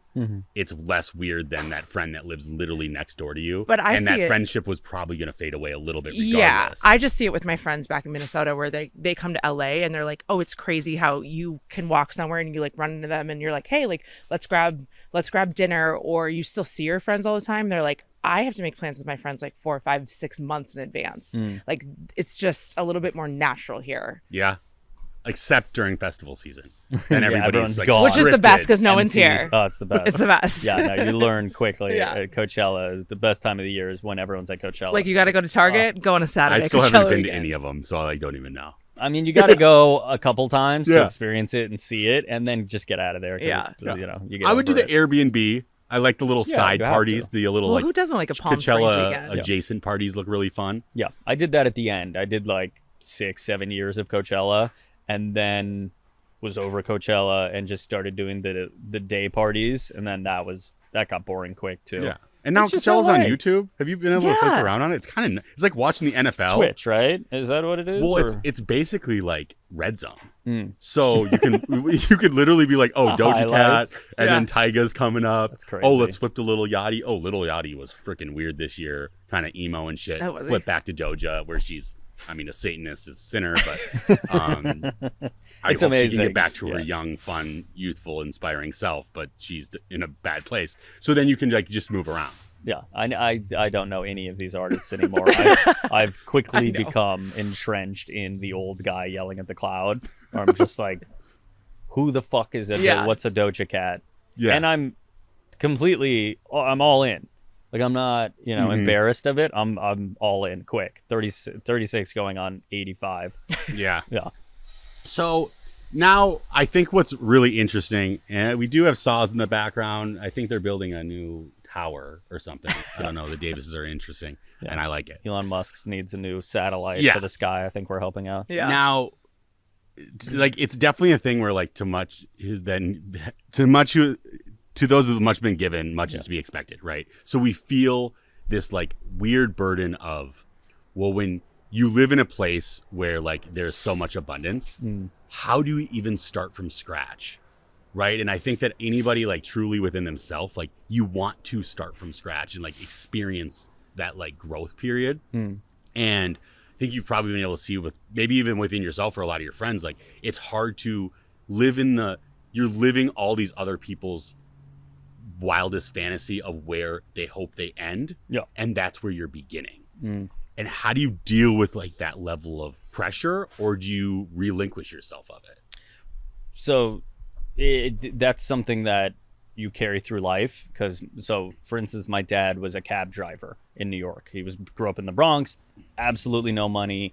Dad fled the Holocaust. His dad, my grandpa, fled the Holocaust, came from Hungary here, changed his name at Ellis Island. My dad starts from the dead bottom, but also he started so much higher than his dad, so he even felt pressure. Like I see my situation as pressure. Yeah, but He he's sees like his- dad got out of the Holocaust. Yeah, like I we were have in a pressure. Yeah. a 2-bedroom apartment in the Bronx with barred windows. He was an actual cab driver in New York, moved up to limo driver, bought into the limo company, used that money to buy into a bar, moved from New York with a infant and a wife. My mom is from Perth, Australia.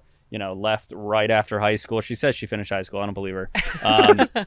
Basically, high school dropout, moved to New York from Australia before cell phones and all this way to still interact with her family, to be a model and an actress. Met my dad. The story goes on. So you're just like, when I was younger, I was like, I'm never living up to these expectations, And then so many people want to say like, I'm going to do it on my own. It's like, why? My parents have been very supportive in being like, don't look at us as a burden. Like, use what we're giving you. You know, you have this platform to start from. Why would you say, I don't want that? You know, look a gift horse in the mouth and start from the bottom again. So it took a long time for me to come to terms with that and be comfortable with it, and not, and like I was so worried about what other people would think. Like, oh, like, you know, rich boy, silver spoon, all that shit. Yeah. You're like so worried about it. Who gives a fuck? You know? Okay, cool. I have one life. You know, you only really get 40 years of it to really enjoy.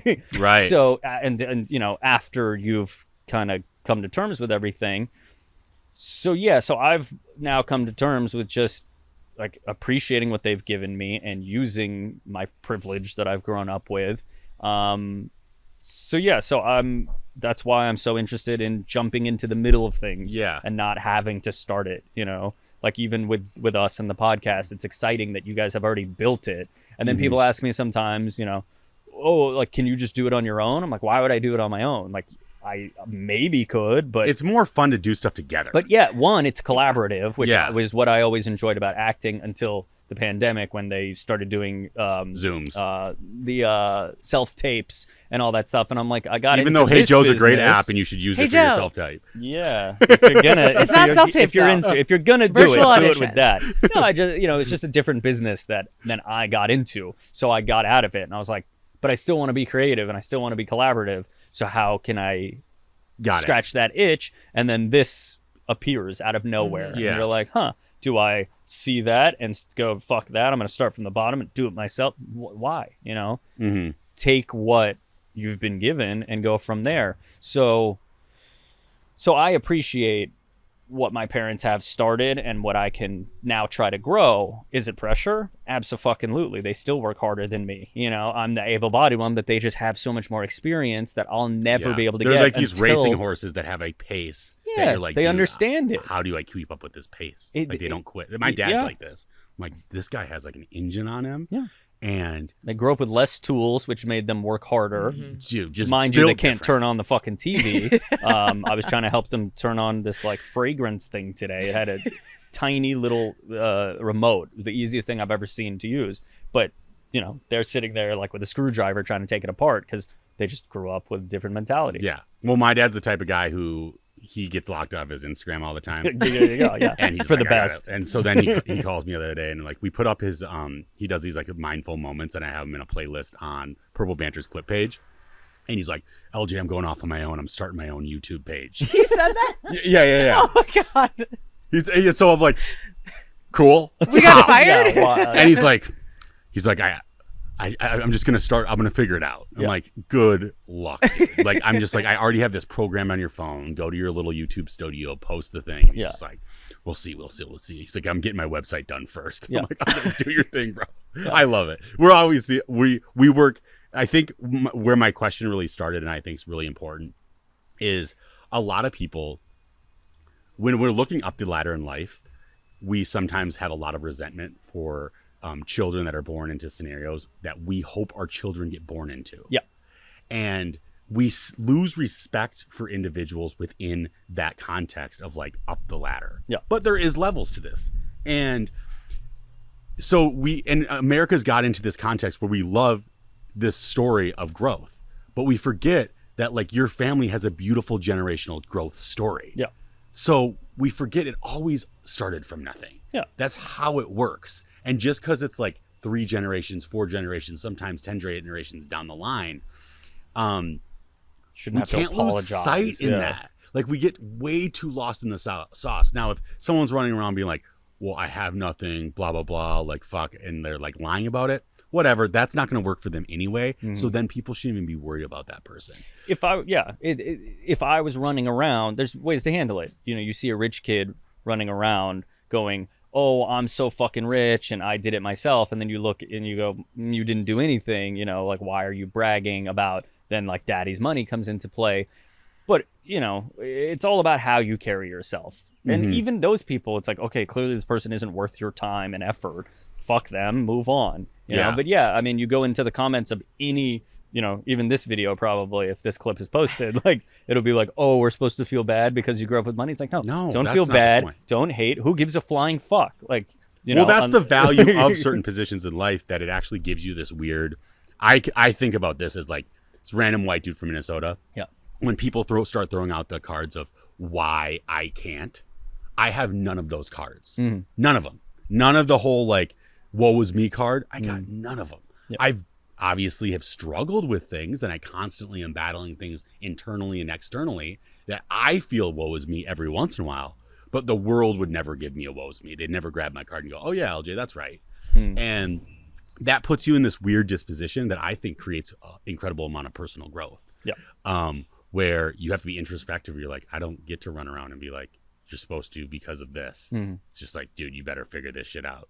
And I think it's valuable for personal growth when you can get through it. Oh, absolutely. I'm a huge believer in everything happens for a reason. You know, that cliche that as you grow up, you're kind of like, yeah, like even this too shall pass, but it goes both ways. It's like this too shall pass, a bad time in your life. Like, okay, I'll get past this, but also this too shall pass. If something's really good, it's like, you know, don't forget, shit's going to come. That's This the isn't weirdest end. anxiety of Yeah. when it's going it's really, horrible. really well. You're like, dude, what's going to come? Something's gonna crash. What's about to blindside me? But you take your lessons from both of it. I think things come in tests until you pass it. So you'll see the same, you know, whether it be a girl like that, you know, keeps coming back, and then you just can't get over that kind of girl, and it just keeps coming until you figure it out, and then you're like, oh, I beat this, and you never see it again. Same with business or, you know, whatever it may be. Those tests come, and it's, you know, that's what shapes you and how you react to those situations. And you see the full circle moments. It always comes back. Like you see the through line somewhere. Yeah. I mean, we're always talking about shitty Fridays mean good Mondays or vice versa. We've seen a lot of that. sometimes they stack up, like we've Sometimes said. exactly. Usually, We've had a couple weeks. usually a shitty Monday You just turns into didn't a pass good your Friday, test. or a shitty Friday turns into a good Monday, and then every once in a while you line them up. But then again, there will be a moment, hopefully sooner than later, that you stack up a lot of great Mondays, great Fridays, better. Or what you deem a good Monday was wrong the whole time. You know, you're looking for, you know, getting, you know, having sex with a random girl as like, this is the greatest peak. Monday. And then you realize, no, it's not about that. It's about creating a lasting relationship. Right. Or, you know, spending time with your daughter is, you know, something that's way more valuable than making a little bit of money for something. You know, there's always, so it's definitely perspective, and the only way you can get it is by going through shit and growing. So how do you now go to the point where you're like, I really want to lean into like where sports commentary is, and the knowledge that you've acquired, you've built it as like a hobby. You've treated your hobby like a job for the last however many years it's been, probably since you were 12 years old. Yeah. How do you create that next bridge where you're like, oh, I actually kind of want to do this for real and take it seriously? And why? Yeah. Give it a second for them to finish that.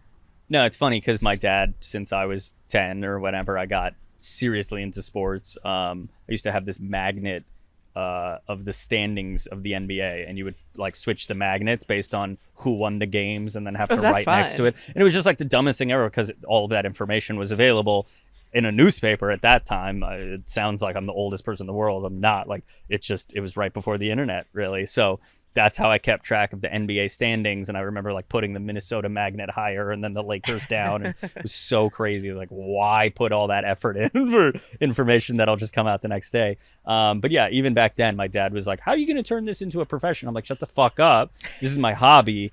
Don't ruin my hobby. And then now, almost 30 years later, with all this amassed information and this horribly beautiful, horrible memory that I remember every moment and every statistic and all of this information, now I actually have an outlet to use it. And why? Because Equinox wouldn't let me wear a mask, so I switched gyms. No, made you wear a mask. Equinox forced me to wear a mask in the fucking locker room. Oh, dude, I did the religious exemption, and I gave them so many biblical quotes, and it was so heavy. And they told you we did a don't Christian care. one and a Muslim one, and then put it in together, husband and wife, and we're like, it's not happening. They just totally bowed down. I was the only person That's that could amazing. walk Equinox? around without a vaccine. Oh my God. I could do the no mask thing, and people would be like, oh. So Yeah, it that's was legit. great. I still have that, like, Sorry, that's a Trump Tower being built right here. I still have that Jewish guilt that I'm like, I'll fight, But if everyone starts telling me like, all right, I'll back down. Like, I'm not gonna fight for it that much. So Equinox made me wear a mask. I went back to an old gym I had checked out 10 years prior. I meet you, you guys bring me into this awesome thing. And now combined, we have the tools to build this awesome thing. Yeah. And we all have the same vision for it. Sure. You know, so going forward, it's taking what we all love with the Vikings and adding new stuff to it and adding fantasy football and adding sports gambling and, and thanking Barstool and these other companies that have kind of paved the way to make that a thing. Because before 100%. my useless knowledge was like, you're going to be a Sports Center anchor? Or you're just the guy at the bar. Yeah, exactly. The idiot at the bar. No, Yeah. we're in a good time in our lives at our age, with our personalities, with our looks, with our hair. Yeah. With your I will hats, get no, but though, if we get Purple Banner rolling, I'm doing plugs. Plugs. I'll do them live. that's going to be You'll our, have I'm gonna have our a measure of hair. I'm success gonna is have your hair length. Yeah, immediately. 100%. I have flow. I got great curly hair. Like, Ooh. Do you? Yeah. I got a good haircut though. I'll tone my okay. fades. Yeah, you look good. Look at Okay. that. I saw the Like, photo. not You're going to have like full on But I hockey was hair. looking bad. I put up a post yesterday and I was like, hey, I look like a homeless accountant. And my sister immediately, within the same minute, I can even show it on the thread. She goes, no, you look like a perv that hangs out in mom's basement in his PJs all day, watches anime and drinks Mountain Dew. And I'm like, that was too First quick. of all, too soon. but also that sounds Whoa. fucking awesome. Yeah. Let's normalize that being the goal. Fucking Mountain Dew and anime. That was like Yeah. very In pajamas? specific, Yeah. very quickly. And I would do Code Red though. She wasn't Yeah, even no, she specific wasn't about it. even. Yeah, no, that would be lower than Code Red. That's Yeah. why. Okay, But bleeding into the sports space and just taking this knowledge and bridging the yeah, gap. and our personalities and fun, like that's what's different from us. My dad again. We were discussing, and to them, to the older generation, like your dad, like I'm just gonna do it, and it's like you could just do it back then. You just forced your way into everything and you got it done. Now it's more difficult because you're competing with the entire world and the internet, and you have to understand so many things. You got to tread lightly in a lot of Algorithms. way and tiptoe and fucking algorithms and editing. There's so much more now than just being like the first to market. So my dad's like, oh, well, find a gimmick. And I'm like, we don't need a gimmick. That's what people don't understand is like, we don't need to be whatever that fucking Bobby girl is who interviews Bobby people who I Althoff. can't Yeah. stand, where it's like, Is she still oh, a this thing? isn't my real Oh yeah, personality. Is she her really? like Ryan She's Garcia massive, interview was yeah. huge. But like, I don't need a gimmick. You don't need a gimmick. Yeah. You don't need a gimmick. yeah, because I am a gimmick. we're Like, fucking yeah. weird Like a as cartoon. is. Yeah. And I have this autistic memory of sports information, but we're passionate. No matter what we're talking about, we're passionate. Mhm. So we don't need a gimmick. I just know that this will be good if we actually put in the effort and work at it. Well, what's Were you- funny is oh, I sorry. wonder if if your dad went back to that time, I wonder if he would say like, oh, I turned my hobby into my career, which is like basically what. He did not. Okay. The weird thing about it His is hobby was money. that era So I guess. like didn't have that luxury. We live in this weird bougie era where I honestly say like anybody in America right now like can't go woe is me as much as you think you can. Yeah. There's obviously a few people out there like, yeah, you can woe is me yourself, but you still shouldn't because it's still all available to you whether you know it or not. But like we live in an LA where there is a lot of like depression, anxiety, and people like being like, my dreams aren't coming true. Dude, you're living the dream.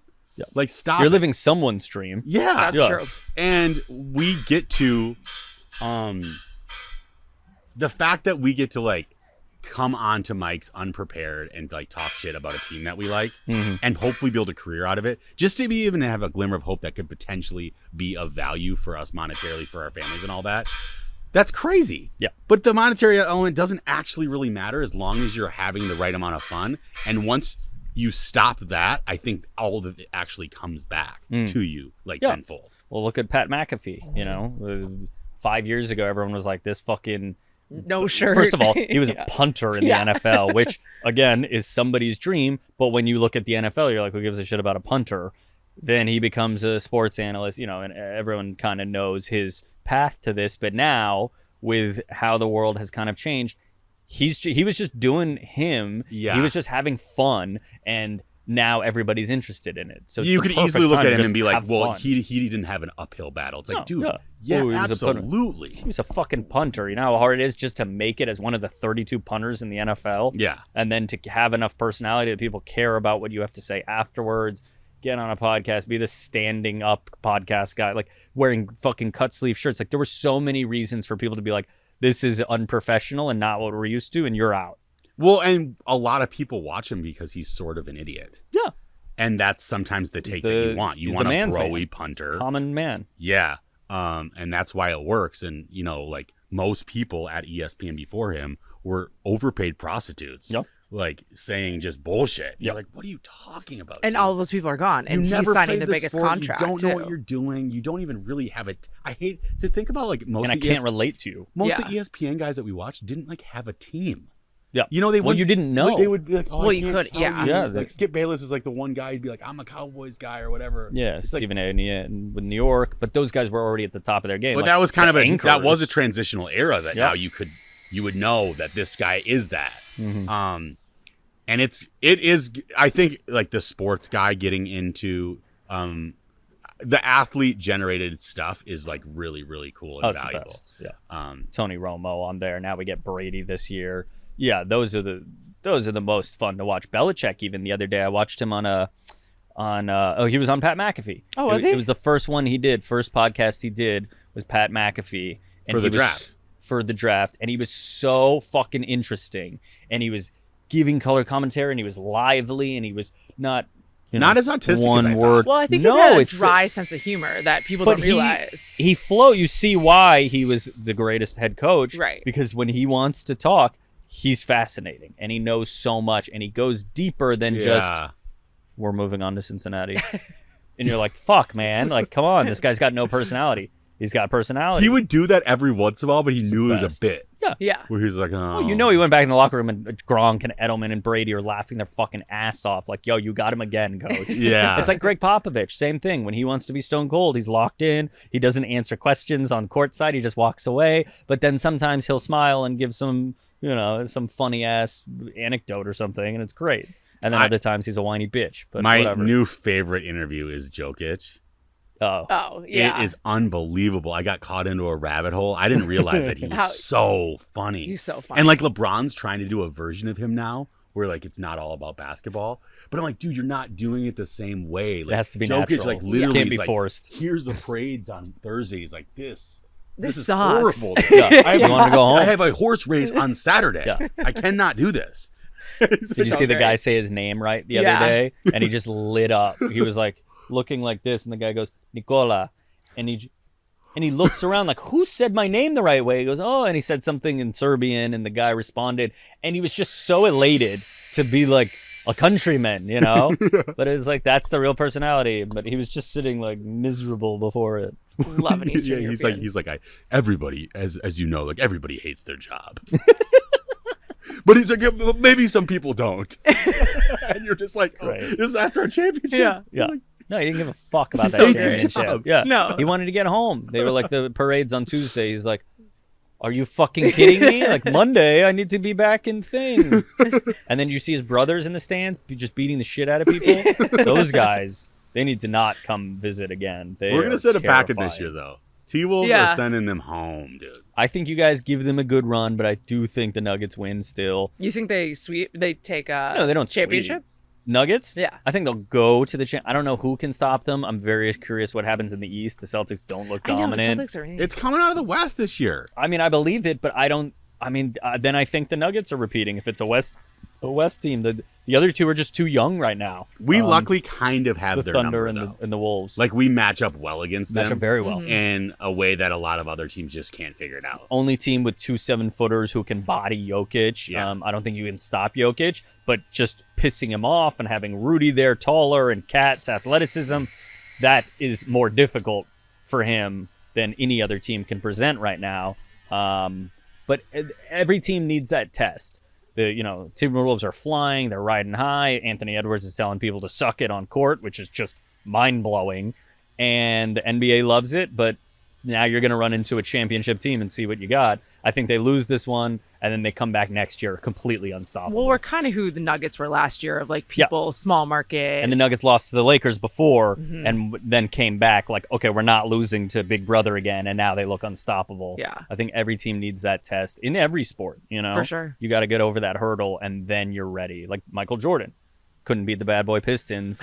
They fucking bodied him, and then he came back the next year with some weight on him. He's like, I'm not going to be joking around and having fun. I'm coming in to fuck shit up. And I think Anthony Edwards is still in that having fun while fucking people up, having fun. Like, you need to Kobe lock in and be mean and stop chirping and sucking and whatever. Yeah, well, I think that's Towns' energy. Yeah, I think he doesn't like kitty bullshit. cement our locker room with this level of like fucking Carl get Anthony him. Towns. Yeah, I can't stand him. He has this weird, Can't stand him. Which is just- why you guys failed with just him all the time. Yeah. Oh, that's And literally Jimmy. That's Yeah, why Jimmy and Butler Jimmy left. fucking hated is him. He's Right. like this Yeah. guy not just taking it will seriously. not take it seriously. Yeah.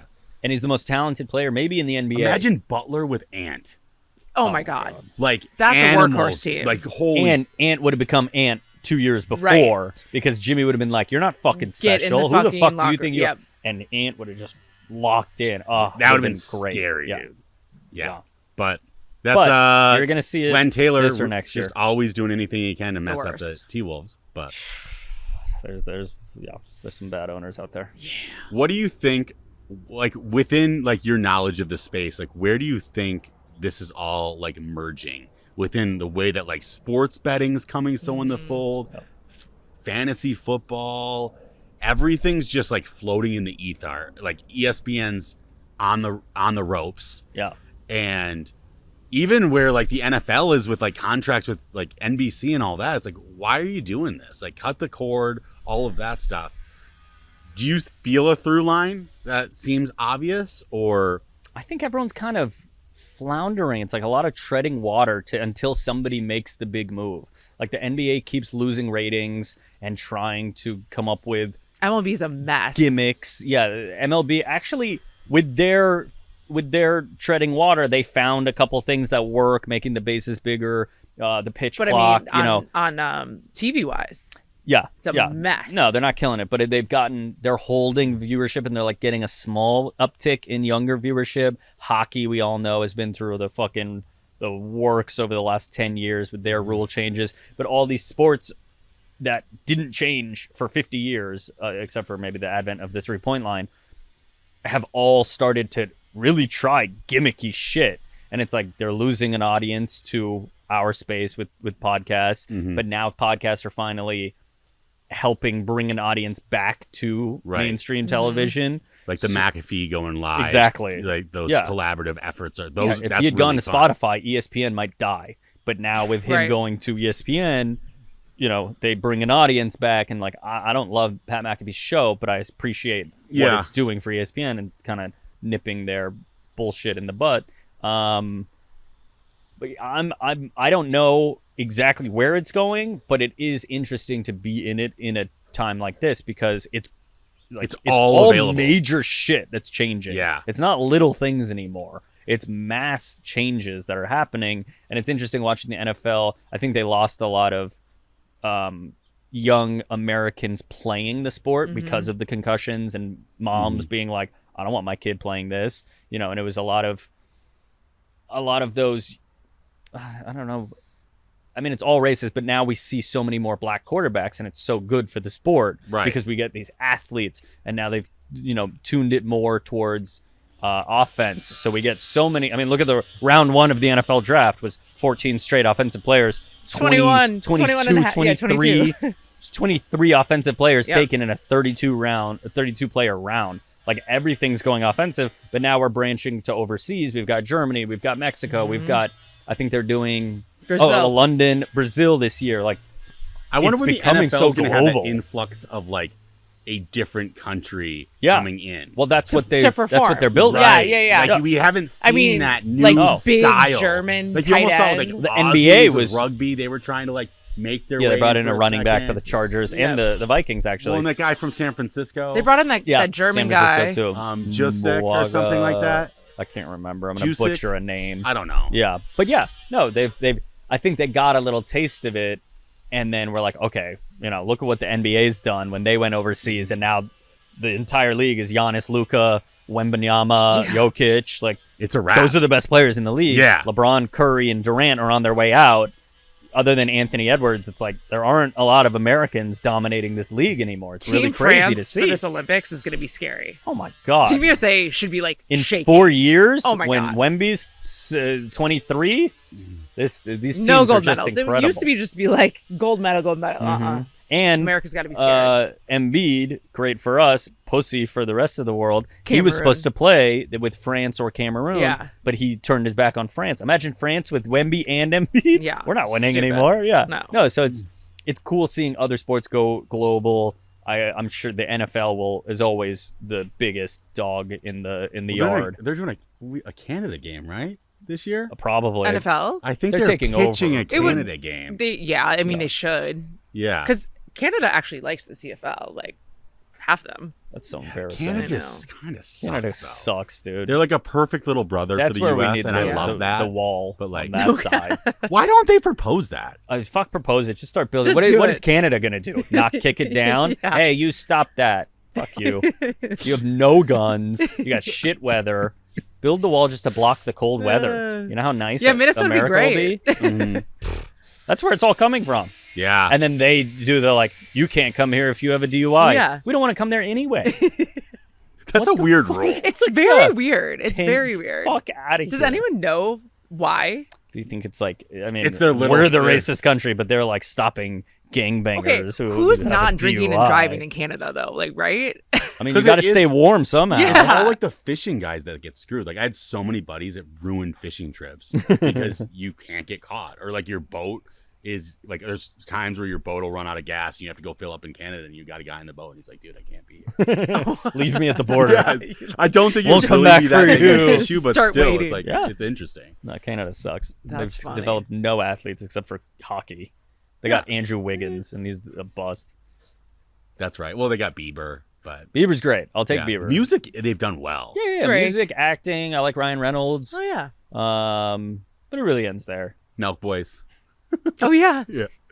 It's few and far between for the Canadian excitement. But yeah, I don't know how we got on this. I don't know where sports is going. Yeah. We'll be there, so that'll be exciting. And Mhm. I'm happy that we're at the beginning of this. Be yourself. Yeah. As far Right. as like be fun. Don't be yourself if you're fucking boring. Sure. Go home Yeah. if you're boring. Go get into be a librarian or something. Well, it's like different strokes for different folks. Like that's what this media circle is now. Mhm. Like you can go watch Joe Buck or you can watch Eli Manning talk about, Oh yeah. him Him like and Peyton are fucking yeah. funny. But some people hate it. Yeah, yeah, absolutely. I like it. Well, it's funny because one, podcasting had such a big like influx early, and like there's I don't even know how many millions of podcasts there are, but then again, where we are with like Instagram and TikTok, the people that are winning within like the gimmicky, the clickbait, and all that stuff. But I still bet long on long form, because you'll find like these shows that speak at a certain tonality that like isn't screaming at you all the time. You can hear it a little bit more deeper winded, even though Vikings Banter is going to be screaming at you. I would still Absolutely. bet that like in long term, you're going to want to be in spaces where you like, you can hear people out. And I want to bring on the guys that like had said something crazy that everybody had vilified them. Like it's fun to be like, what were you thinking about that day? And I want Purple Banter to be graded in 10 years, not in 6 months, because I think our biggest position of strength will be to stay and like be in a space. I will bet long on Hollywood and LA's influence, as much as people are like Nashville, Minnesota, Austin. It's all going to kind of come back here for LA's one coming freaking back. reason: the weather and the tapestry of the landscape. When you get the money, you're going to move here. Yeah.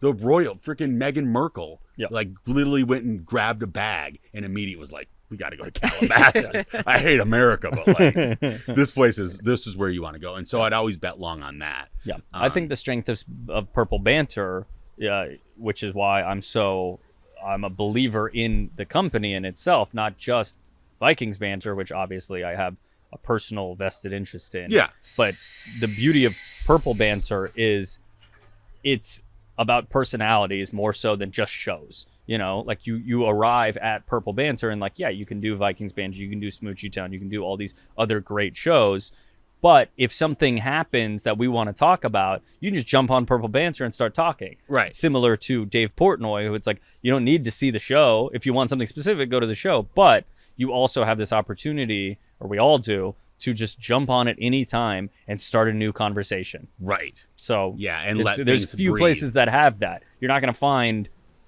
I don't know, fucking... You want to do a gardening show one day, you're not going to find that on Pat McAfee. You're going there for just sports. Yeah. You know? And we have the biggest dog rescue podcast in the game, the biggest drinking podcast with What We're Drinking in the Game by Dan Dunn. yeah. He built that. We just He now did that, support yeah. him in his continued growth. But if tomorrow you feel the need to talk about this new, game-changing pillow, you can just jump on and talk about that pillow. Yeah, I would love to get Purple Pillows and Purple Mattresses to be our biggest sponsor. Oh, Purple Mattress. I have a purple mattress. And Actually, they're phenomenal. Do you? Great, I well, you do. need to throw that out until I they start know. paying you to. I thought about know. hanging them from the Hollywood sign and be like, I will burn this mattress if you don't I mean, sponsor we us. can just slice it. I'm down. No, it's too nice of a mattress. It's heavy really as nice. fuck, it's isn't so it? heavy. Yeah, no, Don't that's ever not move going with the purple anywhere. mattress. Really? Oh my god! And there's no handles on Is it. there like gel in there and It's stuff? like It's a and it's heavy so self-cooling and heavy. self-heating and stuff? I don't know, but when I moved from my apartment to like my new apartment, I tricked Chris House into doing it, like moving my shit with me, and we had to have 6 people. Like the 2 of us were moving it, and then all of my neighbors came out and were like, "Do you guys want help?" We're like, "I think we need help." It was bad. God, we'll cut that out. What's that like to have sex on? It's Sturdy, probably, I would imagine. yeah, But like, it's like the right like, amount of balance. when I think of gel, it's like it feels like a waterbed or something. You're like on one No. side, and then you like slam on the other. Water It's beds very- were a big it's very joke even. that everyone I always feel like middle schoolers were like, man, one day I want to hook up on because that you one like think girl it's like with a supposed to be waterbed. hot. and you're just like Really? you sleep Yeah. on a waterbed. You're like, this is horrific. Yeah. Oh, it's horrible. But the problem is you would lay down and all the water would just leave, and then you were just stuck on no water, and then somebody would sit next to you and it would like blub you. And then you're it's like, tight. What the fuck? So it's this Yeah. weird. It's literally the worst version of a cot that you would have on a camping. Yeah. It was an idea where like, okay, it's like reinventing the wheel, which everyone says don't do, but you should absolutely do. Like, just find a different version for the wheel to make sense, which is what we've done forever. The mattress could be tweaked, and they just went the wrong way. Like foam took over the world. Yeah. They went water. But the guy and was there was onto nowhere to something. put fish. No, there was fish no wasn't like. going. I was thinking like my buddy And then had just a have a bunch waterbed. of I'm dead like, where can you fish. put can we get Yeah, fish? there's no oxygen though. Figure it out. Grow a better fish. Like grow a waterbed fish Quite. or something. Yeah, reinvent the fish. Reinvent Yeah. the fish. All There right. it is. And they don't need the oxygen. They have the Yes, they do. I thought they live off. No, of... you need oxygen. Oxygen. I'll have to rewatch. No, you need Shark's oxygen. Tale and figure that out. That'll definitely do it. But if you're gonna waterbed, you better have like goldfish in it. I feel like that's also the point too. Ew. Just put, I mean, That's creepy though. If you It's felt the so little creepy. things just poking at you. get little piranhas in there. Ooh. Mhm. Yeah, no, waterbed was not the move. Purple bed, interesting. We should have a full. You could probably bring this to Smoochie Town or whichever one is the most actively fucking.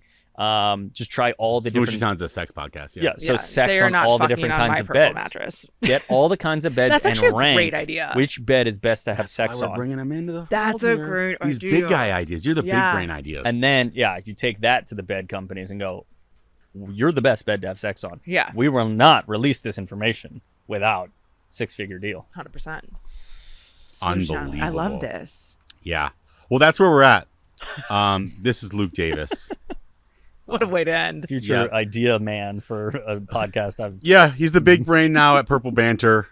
He's creating a fish that will exist without oxygen. I'm not making that. No, That's I have all rights to I'm that. Okay. making. Yeah, I have I all will the not rights to hang that. my hat on that. But thank you for coming on. I appreciate it. Thank I'm you. excited for our friendship moving forward. I hope you're Yeah. around the next 37. Almost happy birthday.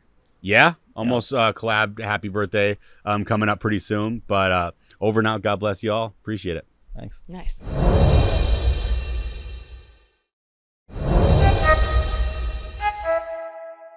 I need to know everything, who and the what and the where, I need everything.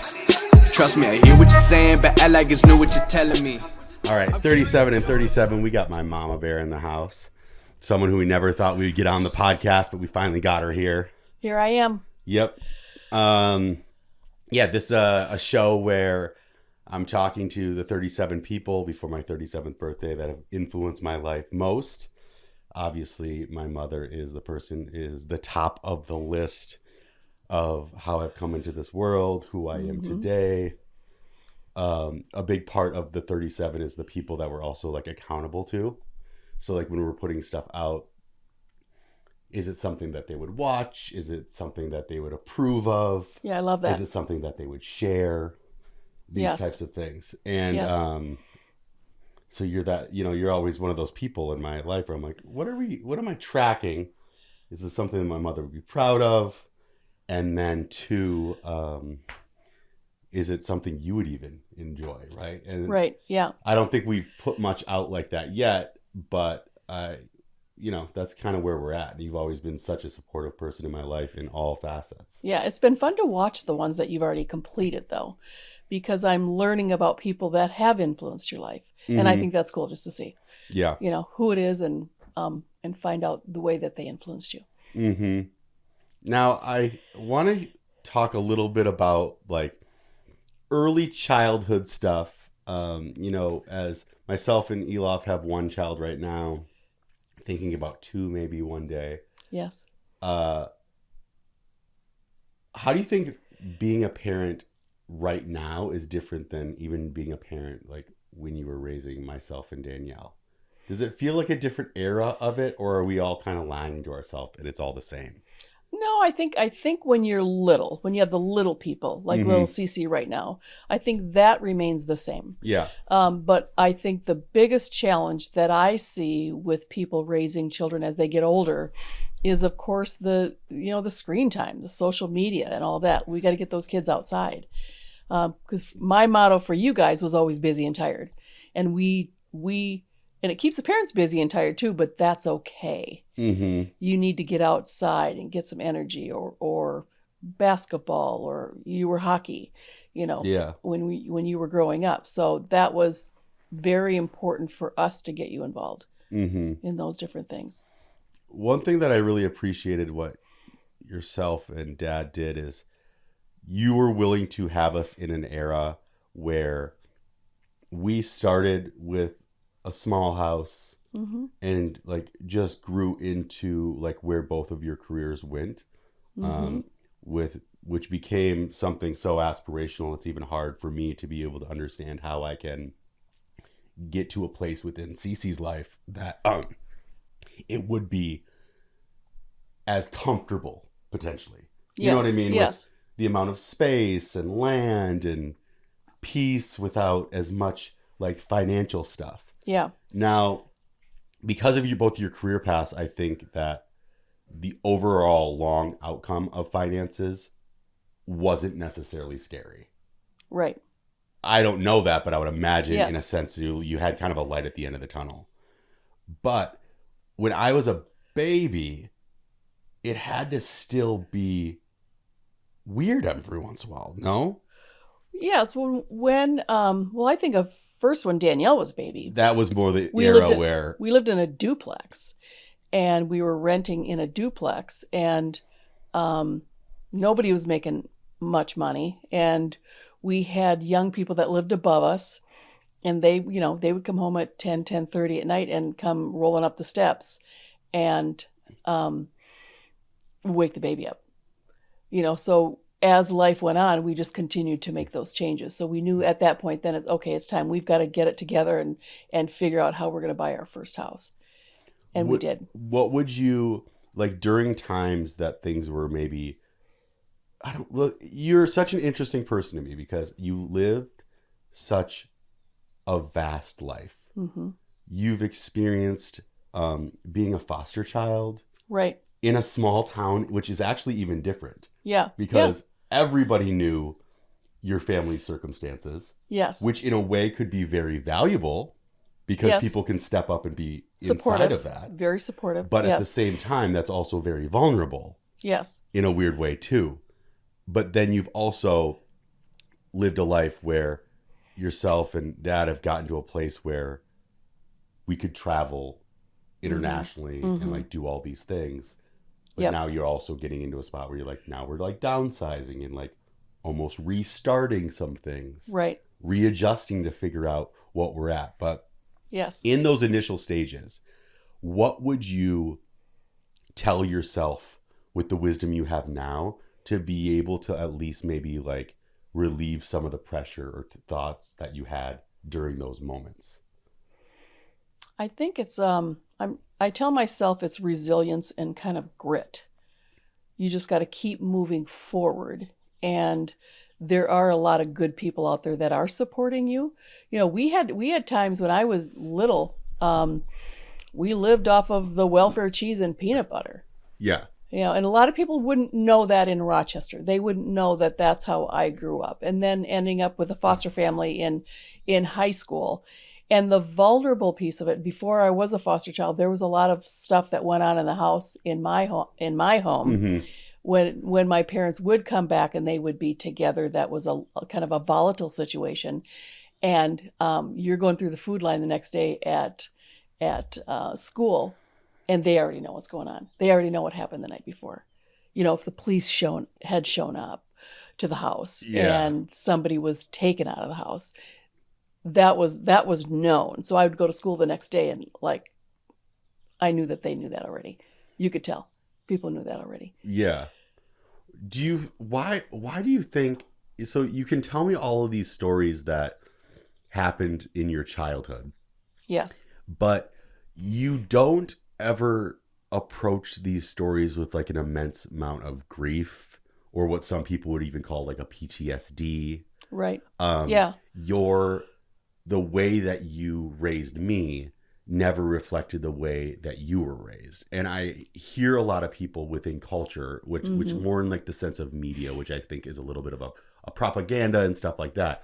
But there's this like, I'm a bad mom, or I'm not fit to be a good mom because I had a bad parent. Yes. Right. And yes. You've never said that, or even, I think, yes. I don't know what you haven't told me in different contexts of stuff, but still, I never felt that as a child.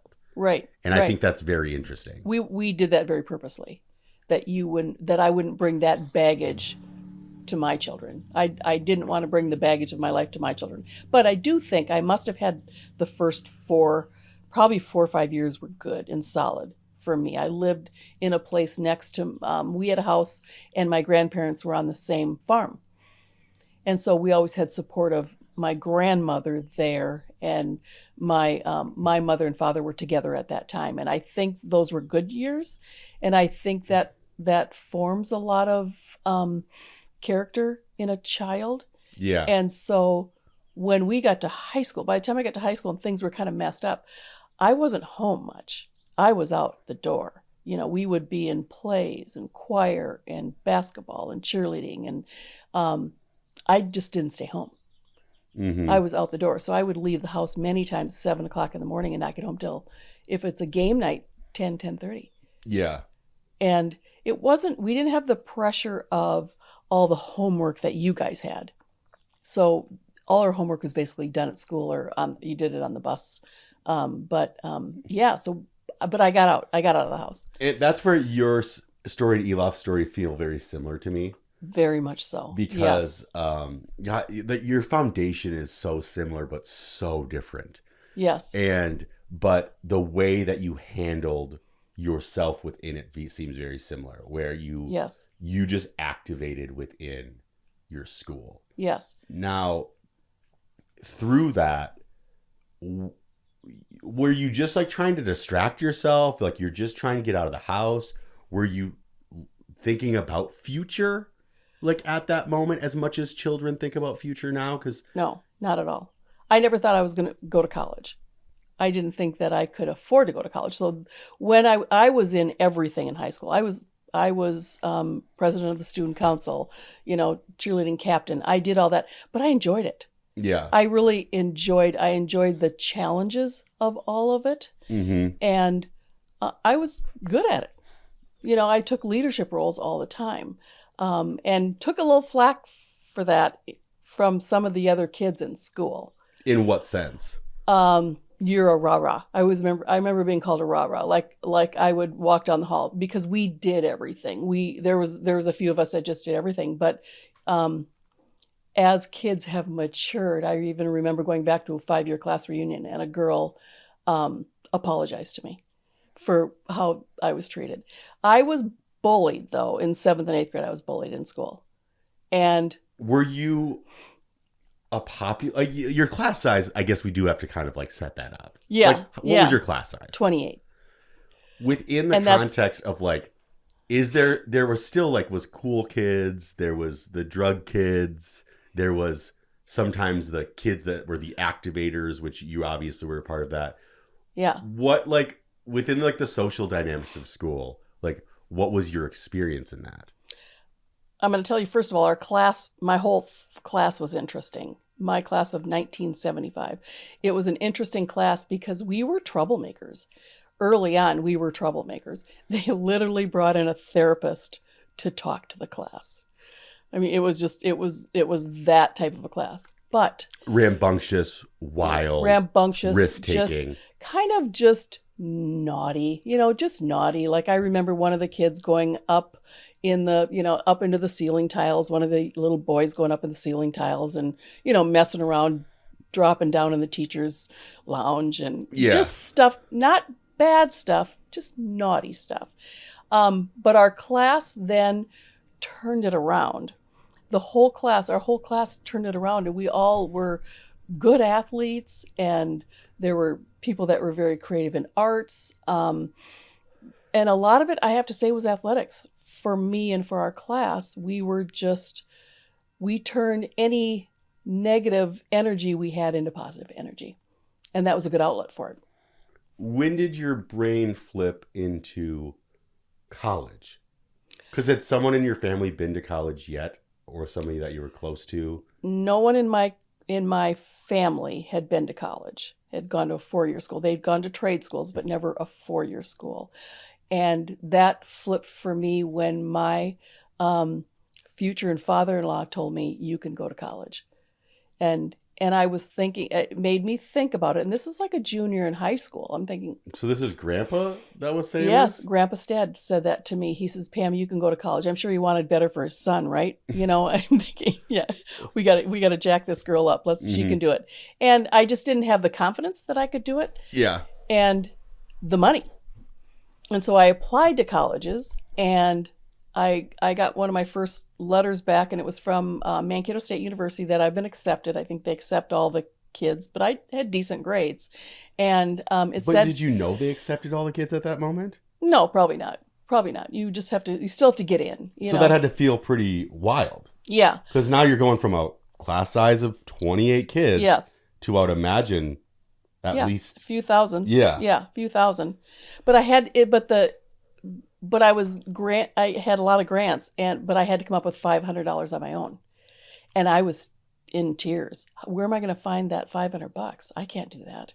And then that seemed insurmountable. Oh, it was like, I couldn't imagine. Where am I going to, I've worked since I was 12. I babysat and waitressed and did things like that. But where am I going to get $500? Yeah. And I probably didn't understand that maybe that could have been paid over a time. I was thinking, probably have to show up and give them $500. And I knew that I couldn't do that. Ended up getting another scholarship for my grades. And how long after do you think that came due where you're like, whoa, okay, that like a month, maybe a month later. Okay. Yeah. Yeah. So then I knew I was okay. There's always this interesting story of you. I don't know how much is fabricated in family, but that you were working at the Maid-Rite at the time. Yes. And you're 14 years old-esque. Yep. So did you have a driver's permit at that time? No, I have no driver's permit. What car are you driving to work? Every once in a while, I would get a family car to drive to work. Could you walk to work? Oh, no, it's 6 miles away.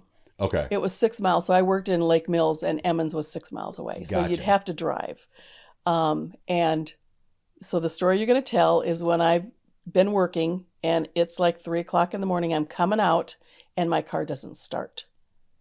And I tried to get it started, wouldn't start, and then the police officers pull up. Is that the story you're thinking of? I've always thought about like because of the small town like police officer relationship, they know little Pam Stead is driving without a license. Yes. With a car that obviously she doesn't like. It's a family car, but your family maybe didn't even grant you the right to the car. Right. Yeah. Nor would that even be a conversation that really even happened. Yeah. And I'm sure that the weird part about it too is the cops probably knew more about some of your family dynamics that almost like you even knew. or at Oh, least like absolutely. They knew some about of my the messier yeah, stuff. Like you saw it, but yeah, they see it probably from like bringing mom and dad yeah. over to the police station for a Yes. second and Yes. discussing what's happening, or pulling them outside, shutting the door. Yep. Kids stay inside. Yes. We need to understand these Yes. dynamics. Yes. I can't imagine what I would love to almost hear a conversation between you and like one of those guys now. Right? Oh. You know what I mean? Of yeah. like, Yeah. wow. And they were so nice to me. So they came up to the car. I'm 14. I have no permit. They come up to the car and they say, "Hey, Pam," they knew who I was. "What's going on?" I go, "My car won't start." And they said, "Try it again." I tried it again and it started. It's kind of like a God moment. And they looked at me and they said, "See you later." And off I went. Pillows. I had to sit on pillows. Yeah, the phone books, the pillows, Yes, like all these things. I was little, so I had to sit on something to drive away. So yeah, but they were great guys. I'd see them every time I worked because they'd come in for coffee. Mm-hmm. So they knew who I was. Yeah, I always thought it's been so cool. Like, now you go into college, and I think that you and Dad did a great job of just like really partnering with each other early. Yes. Yes. You knew each other at what age? Your 16 Year Beautiful in Your Mind was dedicated to me in our little school newspaper in high school. So 15. What is You're 16 Beautiful in Mind? What is this? It's a song. Okay. Yeah, it's and a he song. dedicated it to you? Yes. Because he was like an editor or what? We did it all. Yeah, okay. We did it all. But yeah, so that was dedicated to maybe to both Lori and I. So I've known him since 6th grade. Mm-hmm. Because we moved into Emmons and they were in Emmons as well. So I've known him since 6th grade. And then, we started dating in high school, early high school. It's interesting, just like the partnership that you guys have done, the kind of the give and pull of who's either running the house, who's holding down the finances that are coming in the house. Yes. And who's running the house has never changed, but the dynamics of who's the breadwinner has actually changed multiple times. Yes. Within yes your journey together. Yeah, we've bounced back and forth.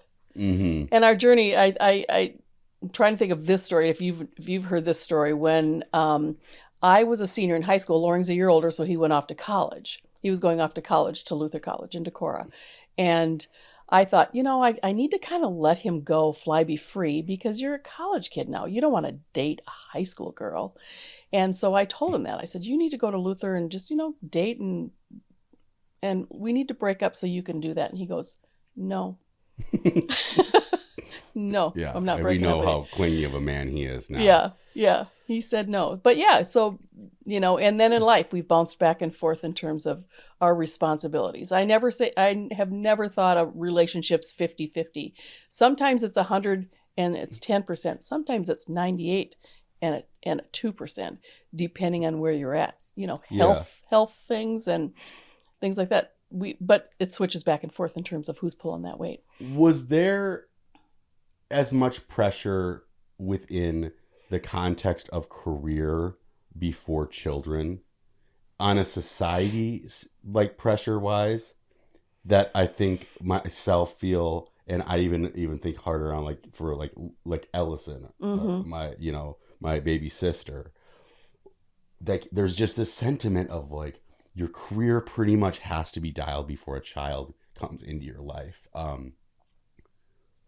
What was that pressure like societally then? I don't remember the pressure. It was just the natural progression of, you get married, hang out for a few years, then you have a baby, and then, buy a house and move on. I don't remember the pressure from society as much as maybe you might feel that today, or Ellison might feel that today. Yeah. In terms of and society pressure is obviously all that you make it. It's what you make it, yes. Because even today, when pressure gets turned up blast, I always think you're such a fundamental rock in just not dealing with it. Yeah. We're letting it like affect where what we're doing as a family, the conversations that we're trying to have, what we're trying to impact. Right. it's pretty interesting. I think that, you know, now fast forward into wanting your kids to have the life that you've even created in the comfort for them. You know, you allowed me to grow up in a very privileged setting. I got to experience other countries. I got to experience college without knowing what loans were getting taken out and the financial pressure of it. And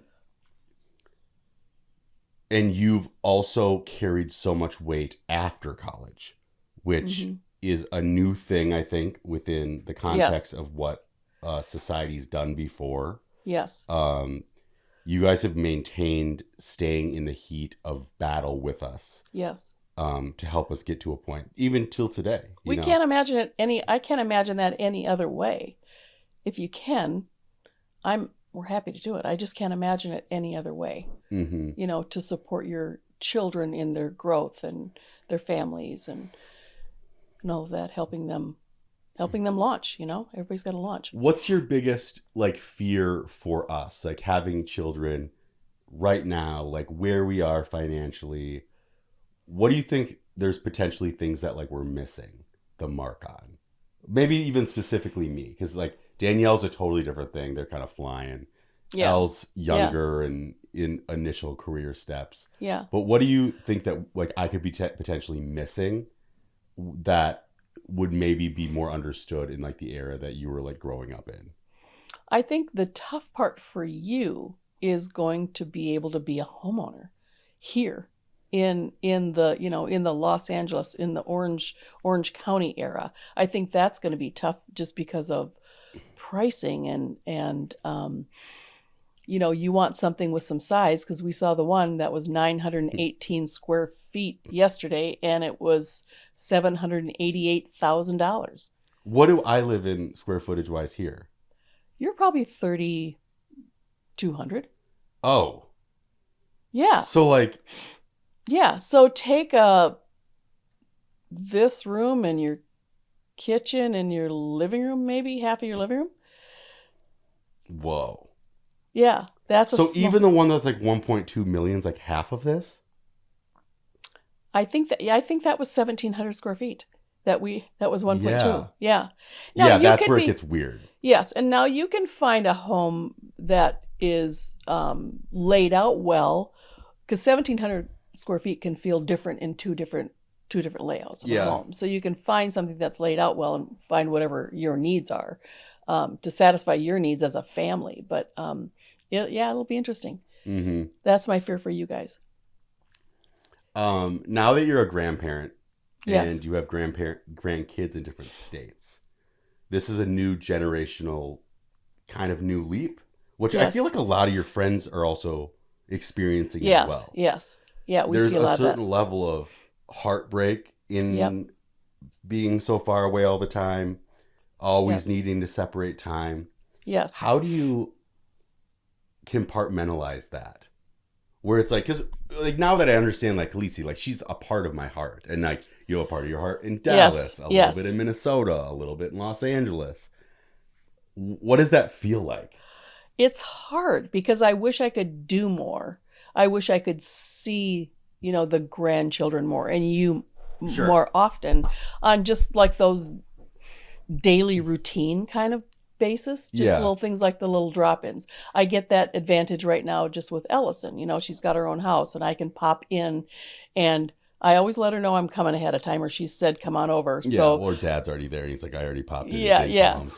But she'll say, come on over. We just want to, let's watch something together. And we do that. You know, we can pop over and do that. And I don't have that advantage to do that with you or with Danielle. But what I try to do when I'm here is be present when I'm here. Yeah. I think that's the important piece. Just to imprint, as we always call it. I am going to imprint when I'm here. And thank goodness we have FaceTime.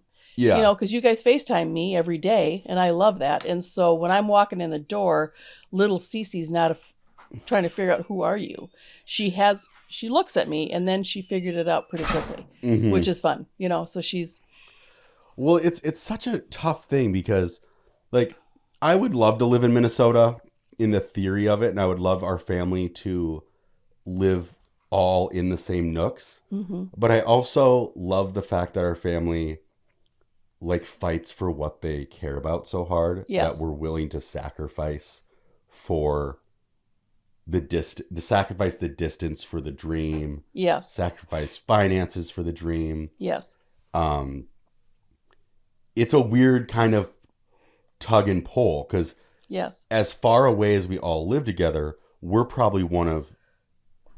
a really close family. Absolutely. Like, always in communication. Yes. Everybody's in each other's stuff. Supportive, and you wouldn't be as aware of the distance, or if like people who are like, well, you don't live next to your family, like, do you ever talk to them? And I'm like, multiple times a day. Yeah, multiple times a day. You know what I mean? Yeah. So I think we are lucky in the new technology era where you all don't feel far. Right. I understand that. But one thing that I would like to say too is that what warms my heart is to know that you have your in-laws here. Right. And so you're here, and Elof is here, and her family is 5 minutes away from you guys. So you have that support and love. And I feel loved when I come here by her family, because they're all so supportive and they love you. And that's all we want, is for you to make a good choice in a partner, and then for your partner's family to love you as well. And they're over the moon. Yeah. And Danielle, we have the same thing with Danielle, where Bryant's family is there, and she's got support from Bryant's family, which feels good. One of the stories I always tell within our relationship, and I think this is just so, it's heartwarming. I totally remember the moment. It's the reason I had no fear in the moment. But Elof's biggest concern within us taking the next step, which was like, really just, we'd already been dating, but we're in kind of the crosshairs of like, it's time to probably like move in with each other. Yeah. Like, if we're going to move on, like, we're wasting each other's time if we don't like really think about this as a long-term commitment. Correct. Even before a ring, the 2 years before a ring type of conversation. And it was, well, I don't know if your family would ever get along with my family. Right? And now we think about it, it's hilarious. Yeah. And it really came down to this like context of, well, I don't think our family's cultures would match. And to me, it does really come down to this perception of like what you and Dad represent in Minnesota, right? Like an affluent family, a white family, a Christian family, Minnesota, the Midwest, like all these types of weird general perceptions. Yes. That come off almost sinister in a way. And I think that's so interesting of why culture has started to perceive even like a person like yourself as demeaning or sinister or like racist. Yes. And all these things, it's odd. And it's sad. It's sad. And you find yourself almost, you distance yourself from a lot of things, but like culturally the conversation, you're actually in the crosshairs a lot. Whether you know it or not. And I just think it's an interesting statement to just know like that myself and Elof's family, and now that we are one family, our cultures are just so darn similar. Yeah. Yeah. They all have kind hearts. They're loving, they're giving, they're just family orientated. Right. Right. You don't invite just this couple, you've got the whole darn family that comes in, and we love that. We love that. Yeah. It's so interesting to think that was like a breaking point of why we actually broke up for like 3 months. Yeah. Like, I just don't think our families would get along. And they're the best. And she was always like, why didn't you like text me a bunch during that time? Why, like, and not in a bad way. She was just like, you were so comfortable with me discovering that. And the reason is because of you. Because I'm like, if God lets me have a chance for her to really like be absorbed in our family, Yes. it's over. It's it's such a non-issue. It's actually now she likes y'all better than she likes me. You know what I mean? So Yeah, it's been wonderful. She came for the 4th of July and we had a great time, and she fits right in, and but the best was when we came last year. We come here and you'd given us a sweatshirt to wear, and we're going to wear this sweatshirt, and they say Steadfast on them. And we've got our, the Steads have got their Stead sweatshirts on. We walk in the door and Elof's whole family had the Steadfast sweatshirts on. It was the best. And talk about feeling welcomed and feeling like a family. And it was just so fun. And that's what it really comes down to in any relationship. I think that like older siblings set the tone, parents set the tone of like the communication strategy. Yeah. Yeah. And then you get into these bigger steps where like, you have these larger families where, Elof's family is so willing and able to accept us and love us and share their culture with us and realize like that we're all one. Yes.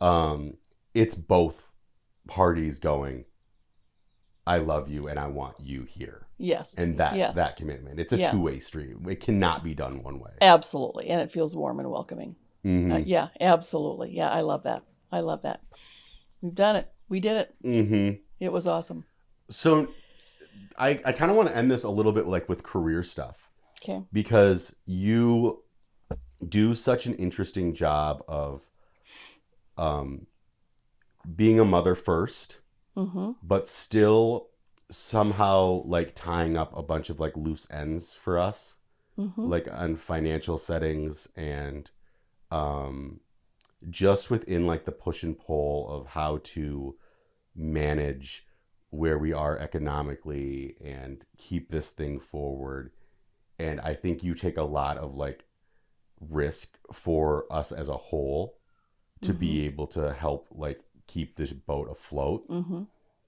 How do you think you've been able to do that? Like, where does your mind start to be able to, like you started real estate at a time where almost in a way where you were like, I can see our dad's career getting to a closer end. I'm going to need to like really ramp up my real estate business in order to like support this next gap period. Yeah. And you have done that. Yeah, we did that.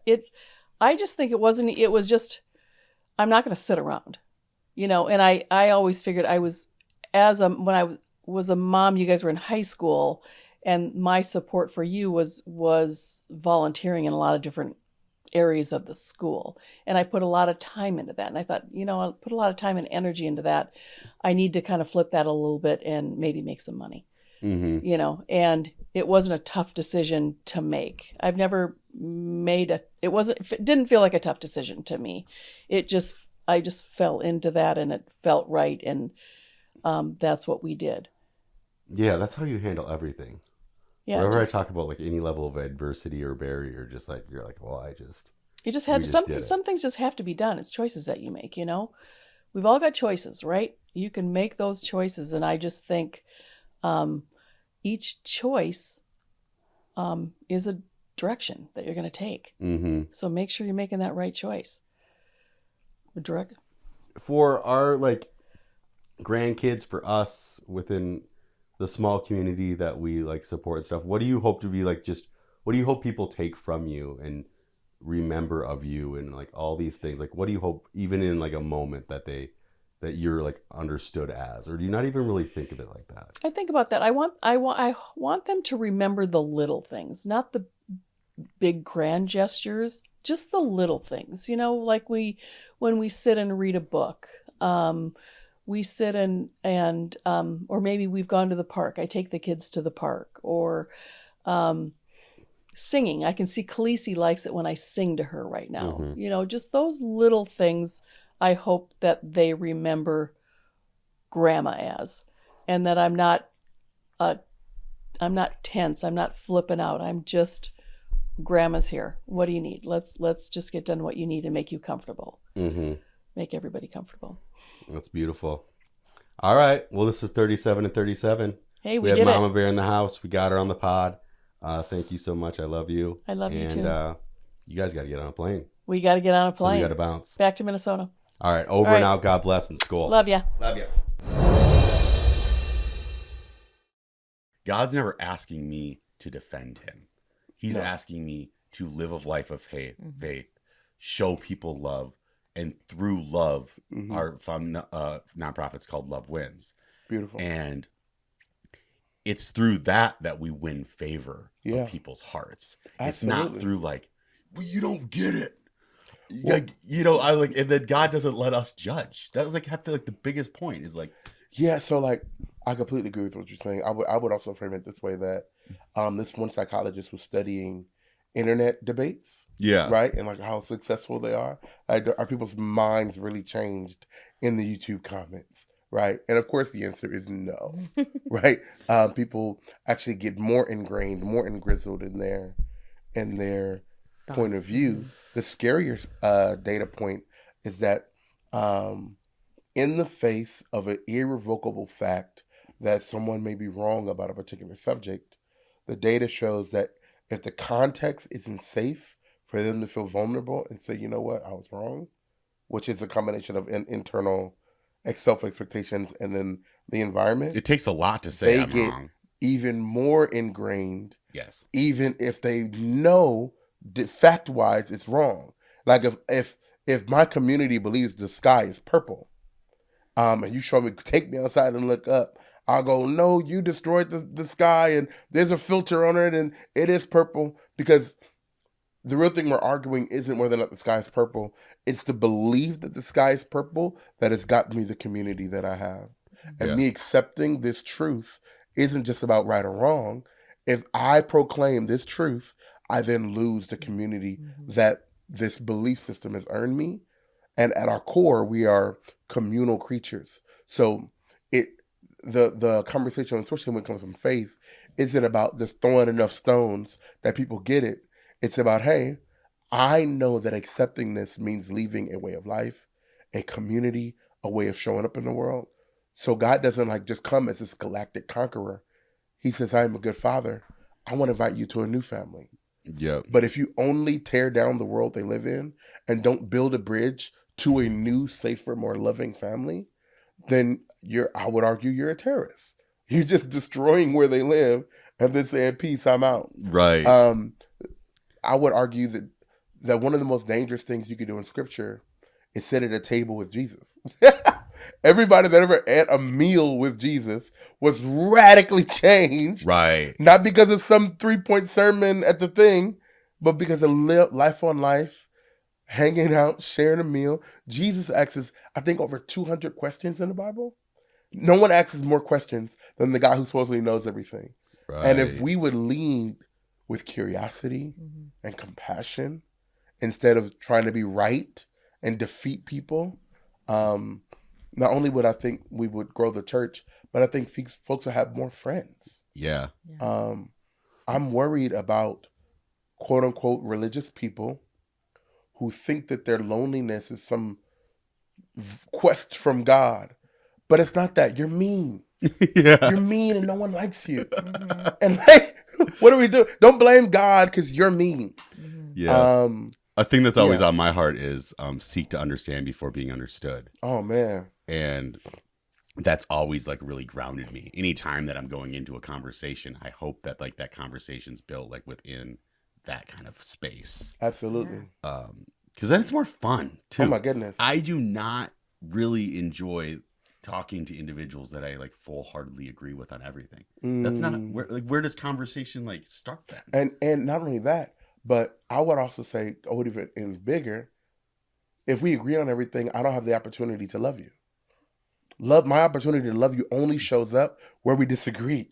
Yeah. My opportunity to love you, to sacrifice, to be a bigger person, whatever it is, only shows up if there's something for us to like get through or across, right? So the word rivalis is it's a Latin word. It means person on the other side of the river, right? It's where we get the word rival from.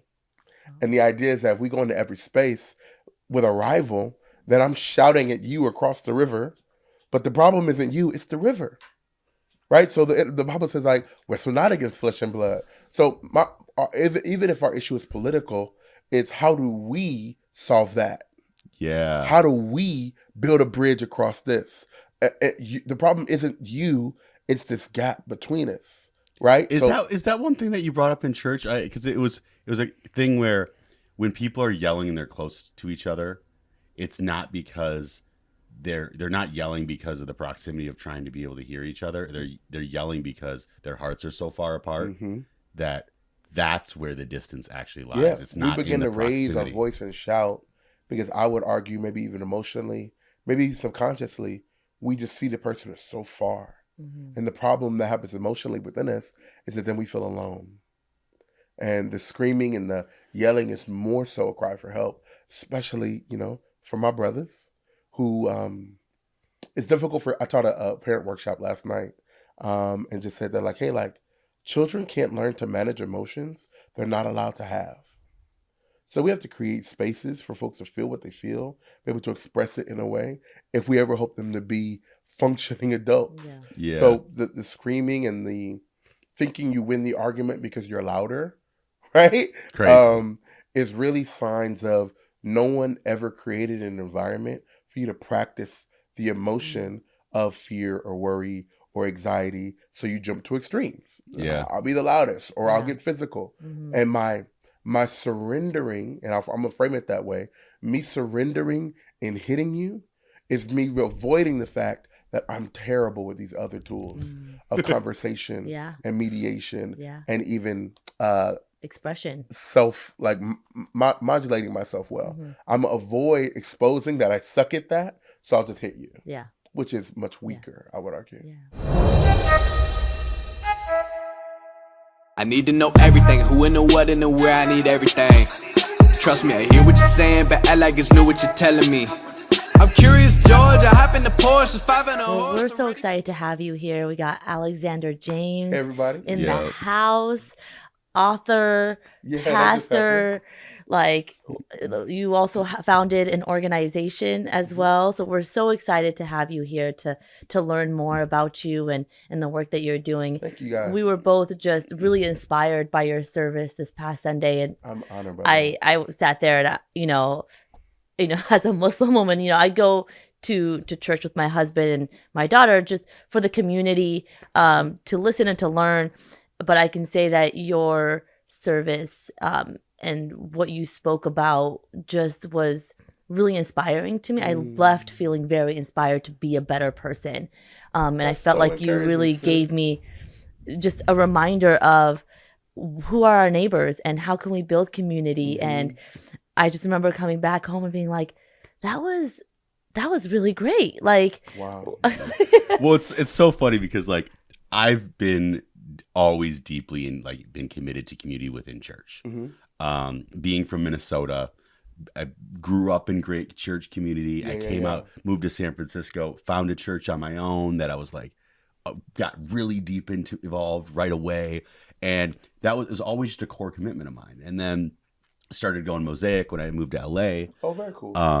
Just such great music there, man. vibes. And then we fall in love with each other. We get married.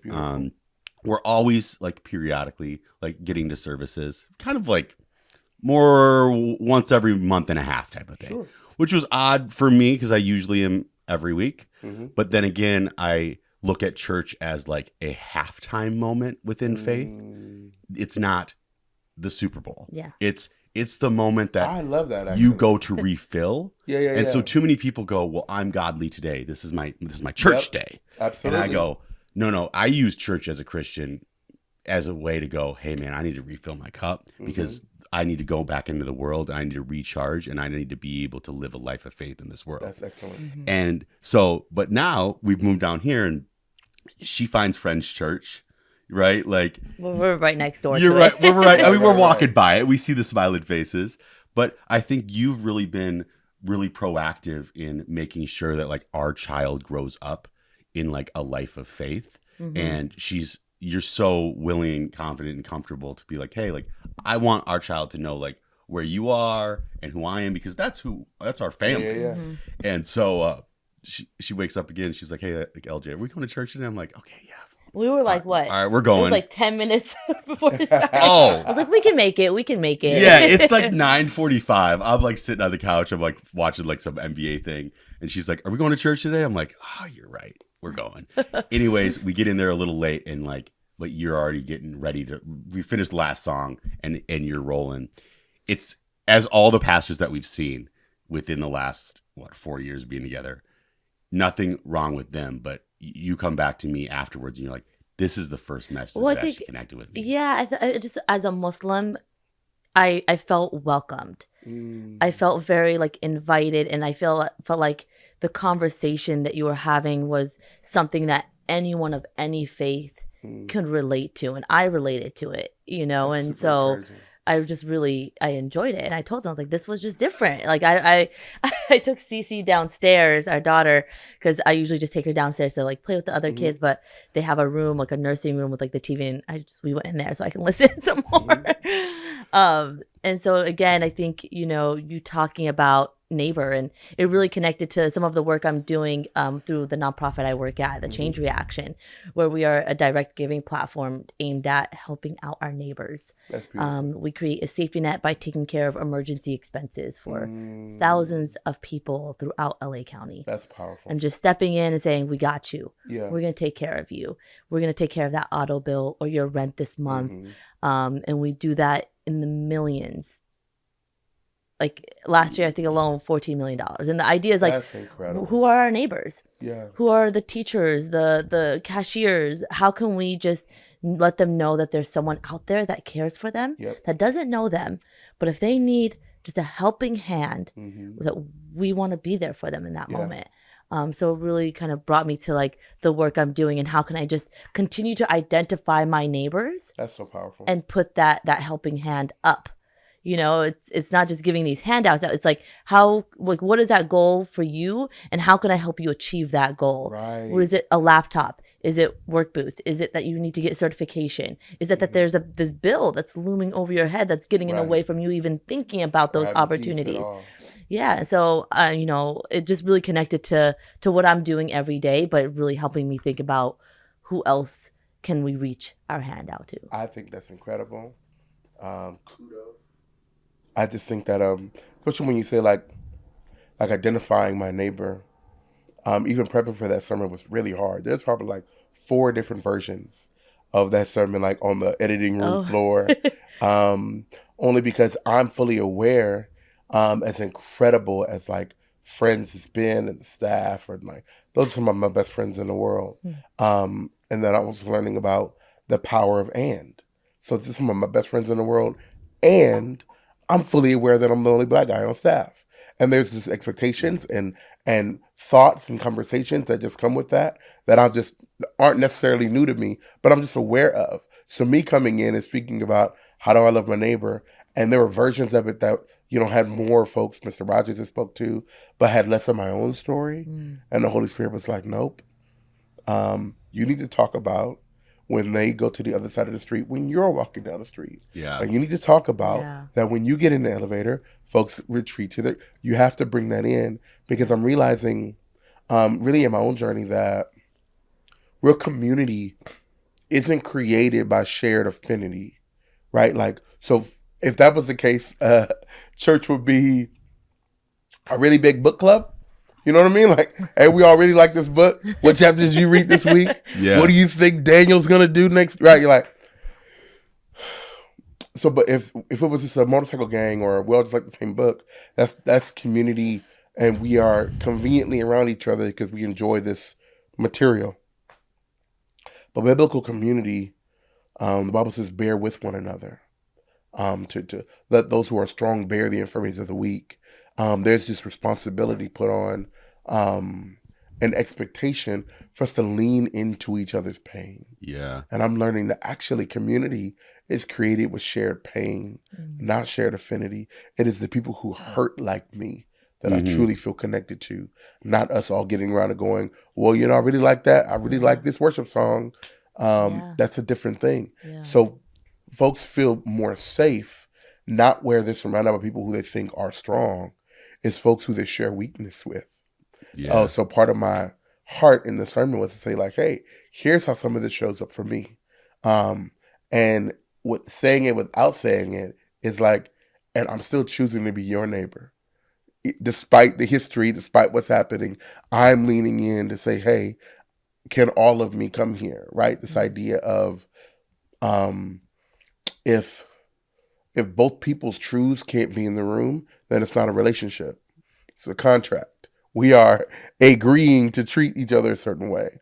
But our heart as friends, or at least my heart, is to create environments and spaces where we have the capacity and the flexibility to let everybody's truth stand in the room so folks can truly feel seen, known, and loved. And that takes work. And that's where like Holy Spirit comes in and helps us do it. So I'm really encouraged by your feedback that like really, really warms my heart. Well, I love it how you're such a great communicator and your willingness to start a conversation like that where you say, okay, within this conversation, in this context, let's like speak right within the crosshairs of culture. Yeah. And that can be it. I'm sure you have enough of your own like ability where you're like, I've lived in the crosshairs for so long. I can show you how like we can live differently here. Yeah. Because at the end of the day, as much as we try to avoid the discomfort of like where the crosshairs are, that's where the reality is. Yeah. And then from there, it's like, well, now within all of that context that you're like, okay, let's live within context. Yep. But now let's talk about what it looks like to actually be here and to like walk forward. Right. And you're telling stories. It was so funny because you're talking about Mr. Rogers. I saw like three kids in front of me. They were like, who's Mr. Right. And I was like, wait, Yep. whoa. That's right. Like that made me, I had a moment like that where I'm like, dude, You feel old. you don't know Mr. Rogers? Yeah, man. And, but then later on, they're like, oh, that guy was pretty cool. Yeah. That Mr. Rogers guy had this guy up here. This seems pretty dope.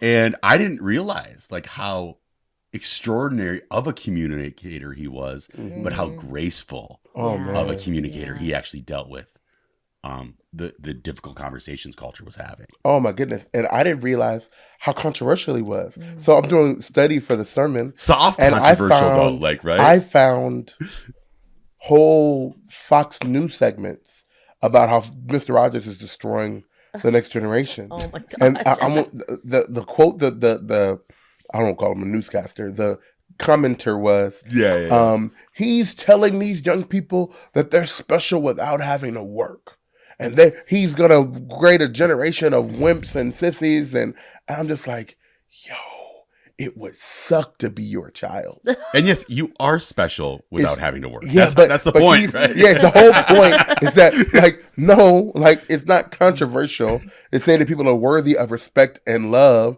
whether or not they can contribute something to you or not. So even in the sermon, I talk about how we have to acknowledge that some of us appraise who we want to be our neighbor based on whether or not they can give us value. What value can I extract from you? Earn the right for my time and my attention. And Mr. Rogers is like, no, everybody's beautiful and unique and special. And the idea, and mind you, the show is targeted to kids.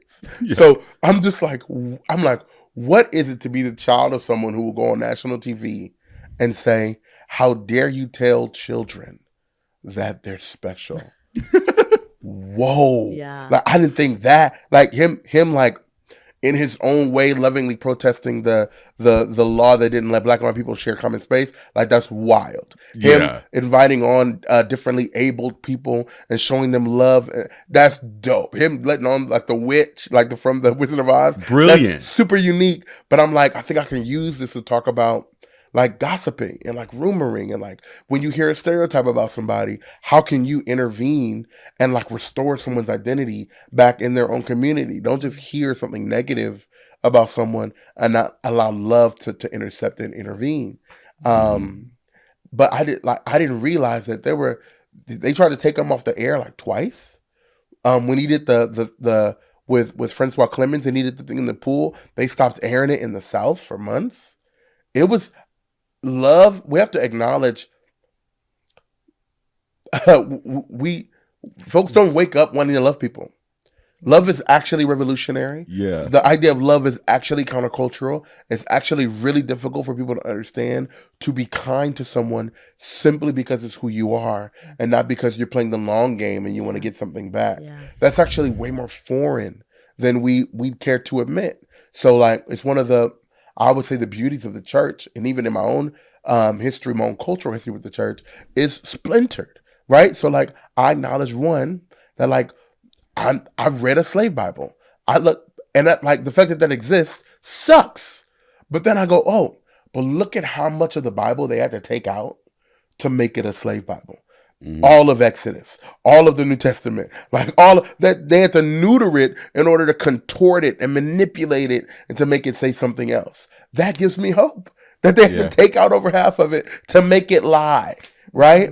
And then, so I'm learning, especially when you come from a culture of just a minority, like, you learn how to hold tensions. So I can hold the tension of the church and people who claim to be Christian have caused some of the worst atrocities, and we're the reason hospitals exist, orphanages exist, libraries exist, colleges exist. No one has adopted more kids, healed more kids, built more hospitals. No one has fed more people on earth, bar none. Like, I'm not even having that competition with you. Right. So it's about holding both, that humans are capable of atrocious, terrible things, and the idea of like the golden law and the golden rule, like, that's Jesus all day. Like, well, isn't it interesting? Like, in the Bible, when you actually read it, which a lot of people discuss it without reading it, the prosecuted, the enslaved, the oppressed. Yeah. These are stories within the Bible where God is showing us, hey, just so you know, these are my heroes. Yeah, bro. These are my clear heroes. preference. These are my people. And women. And all of it. Every context within, we say, my woe was me moment. God's like, dude, you're my hero, in the way that I'm going to show the world how you're going to walk out of this with grace, with power and strength. And I am going to shine like love on you. Yeah. And I'm going to use your story to be able to show what can happen here on earth through faith.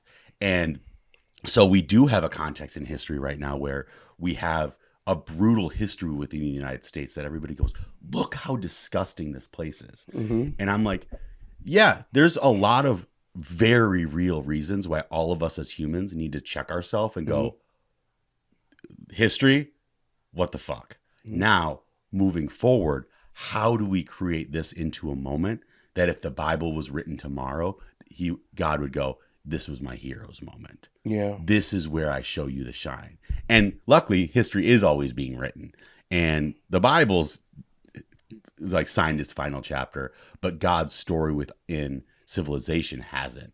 And I think we are in one of those like flipping moments to be able to go, whoa, not only should we look at this as like suppressed and just like always sad and always these things, it's like, this is a heroic thing that ended up rising from a place that the whole world was pushing down. No, I completely agree. And even like the work you're doing in your nonprofit, right? My favorite thing about listening to that is like, hey, tell me what you need and we'll do that.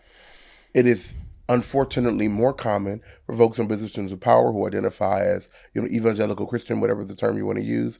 They will very vocally claim who they're advocating for, but they also will not listen to the people that they say that they're advocating for. Yeah. So like, this is just facts. Like, so like the idea of like fighting for maybe the unborn or say like the poor or women, and then like it's often the biggest advocates are folks who do not have voices and cannot actually speak for themselves.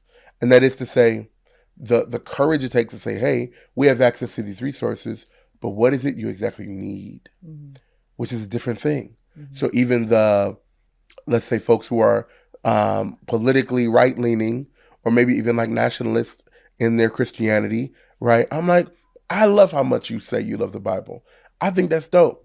But we don't get to put down loving our neighbor to pick up a flag. That's not how it works. Yeah. Like, so like I'm the Christian part of it, sure. we can have different conversations about the national part of it. Absolutely. But what we can't do is, unfortunately, at any of the quote unquote Christian nationalism conferences, no one ever reads the Beatitudes. I would love for get them all together and read blessed are the poor.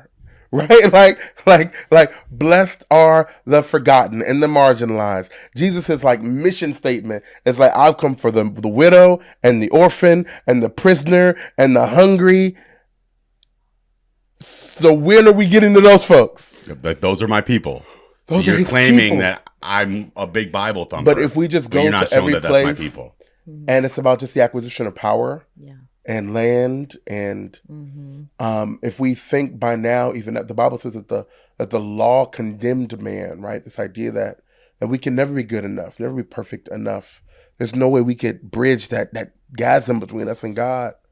And so we go, I know what we'll do. We'll make it law. I'll legislate your sanctification, right? I will force you with political will to become a child of the living God. Show me that in scripture where God would ever support using political power to try to transform hearts. Well, that was exactly what they were trying to do to Jesus at the Exactly. time. They're like, hey, Jesus, we need you to step up and become a political figure.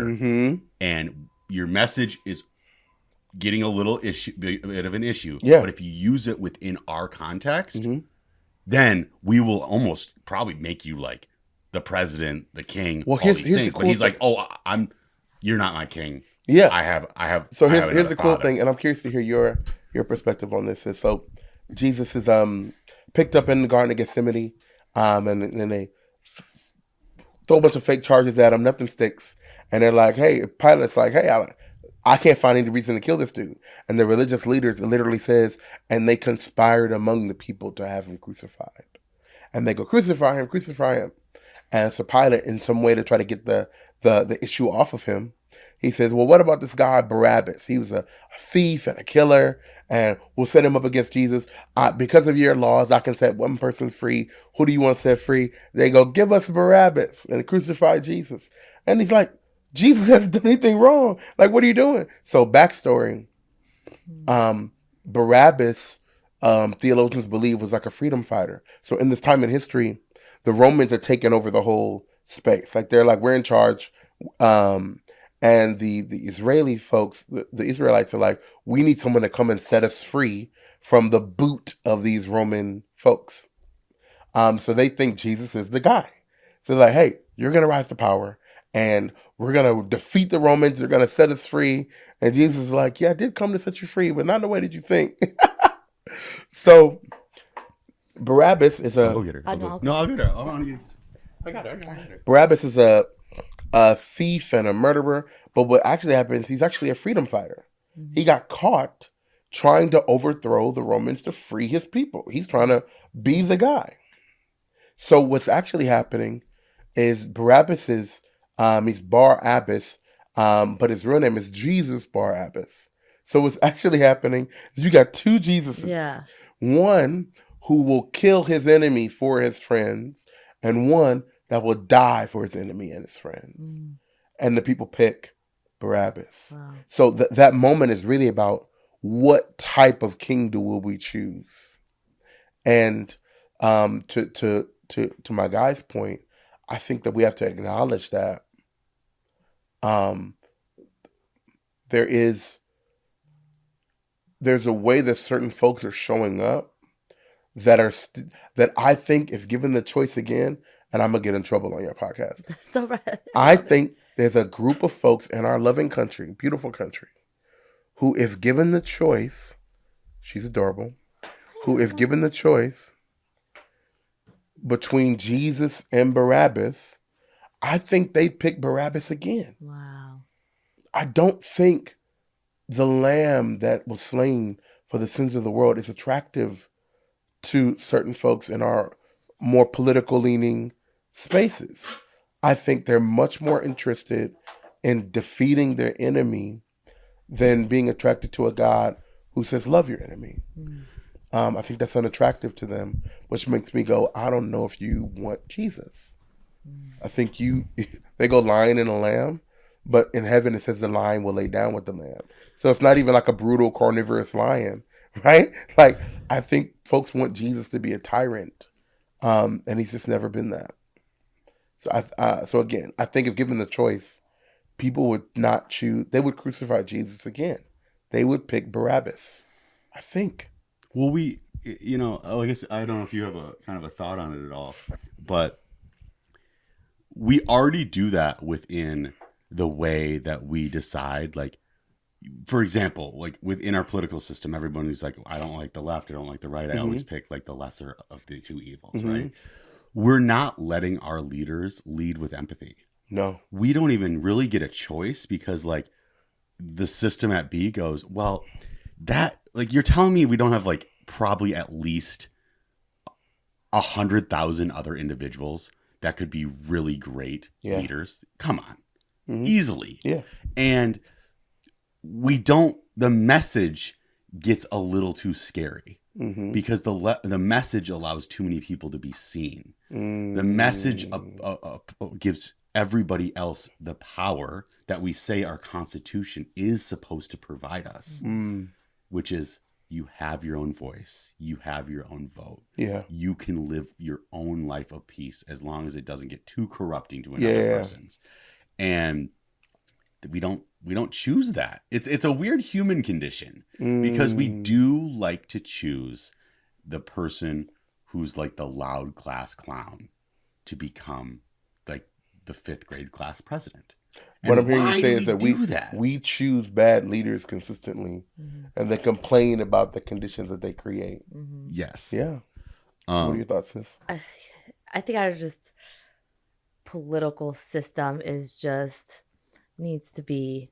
We need like a delete and like restart. Let's just like erase all everything. Control delete.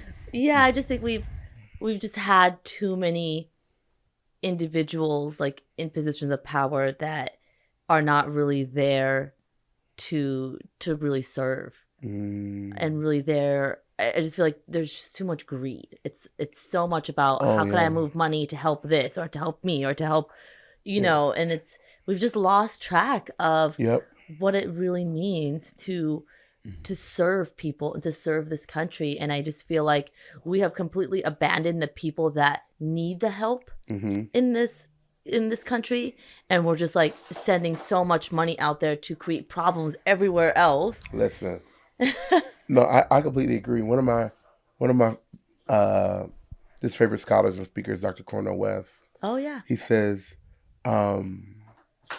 we keep getting mixed up between, what did he say? He said success and greatness are not the same thing. He said success is about money. It's about spectacle. It's about the biggest, shiniest fireworks. He said greatness is defined by the way that you serve the least, the last, and the lost. And we keep letting people get off with just being successful, and we just automatically make them great. He said, but how many of us know someone who has a bunch of money and is successful in one area, but is not great at all? They just found a way to create spectacle or financial gains in some particular area. Yeah. But we as a culture have not demanded greatness of them. Yeah. And our political system will incentivize them to give a little portion, but there's personal benefit in Absolutely. that. It's not for the intention of like, how can I use this to serve, And so the Change Reaction, the nonprofit I work for, is funded by a very affluent individual and family who is giving more than what is required because he feels that he doesn't need this money. Yeah. He's like, there are people that need this money. And if I can have a direct impact, even if I don't know them, if I can have a direct impact on That's someone, so beautiful. I want to do it. Yeah. I'm going to do it. And he's been doing it. And then you have the other end of the skimmer, right? So my grandmother just turned 95. She's incredible. Actually, little factoid, in the old school black and white Little Rascals, my grandmother was Buckwheat. What? True story. We call her Rascal. Yeah, she's Little Rascal. True story. So Wow. anyway, so I was talking to my grandma, and she, so watches the news all day. And I went over there just complaining about something that had happened in the news cycle. She's adorable. And she said, I said, Grandma, they just can't stand us. And she says, oh, baby, they don't hate you. They just love themselves. I said, Grandma, what you mean? She said, these people have kids, and their kids have kids, and their kids need a home and a place to eat, and they're paying for college, and they're putting gas in people's cars. She said, as long as them sustaining themselves is tied to this position in leadership politically, she said, they're never going to serve you. They're paying for the mortgage on their kid's house. And if you expect them to be righteous and to tell the truth when it could threaten them paying the mortgage at their kid's house, they're never going to pick you over their kids. And I had never heard it framed that way. But this is my grandmother who, when she was young, had to drink from colored fountains, right? So she knows she's seen literally the entire country become what it is now, going back 95 years, right? So we have to go through the history of it. But she's like literally lived it. And the way that she's processed it is to say, hey, it's unfortunate. It doesn't make it right, but not that many people actually hate you. They're just willing to disadvantage you to advantage themselves. So that's like my grandmother's perspective, right? When you look at the Bible's end of it, the biblical definition of righteousness is the willingness to disadvantage self to advantage the community. The biblical definition of wickedness is to disadvantage the community to advantage self. So I can, call a strike and a curve a curve. At the same token, I don't get super bent out of shape when worldly people do worldly stuff. When folks who do not have a Holy Spirit to help them operate in kindness and altruism and magnanimousness and kindness, like you don't even have it in you. Just it'd be strange for you to even frame it that way. I mean, that's what our political system does, though. Oh, we're gonna go into Iraq because they need our help from Saddam. But Saddam is hurting them, or they've hurt us. Like, we're gonna go help instill a democracy because that's what the people want. Right, but it's actually about oil and about stuff, and we're gonna money. kill more people than Saddam did. But we're gonna do this. I would argue, and I completely agree. I would even frame it this way: that our political system is built in a way where it is just it is easier to create consensus with a shared enemy than it ever will be to inspire a new friend.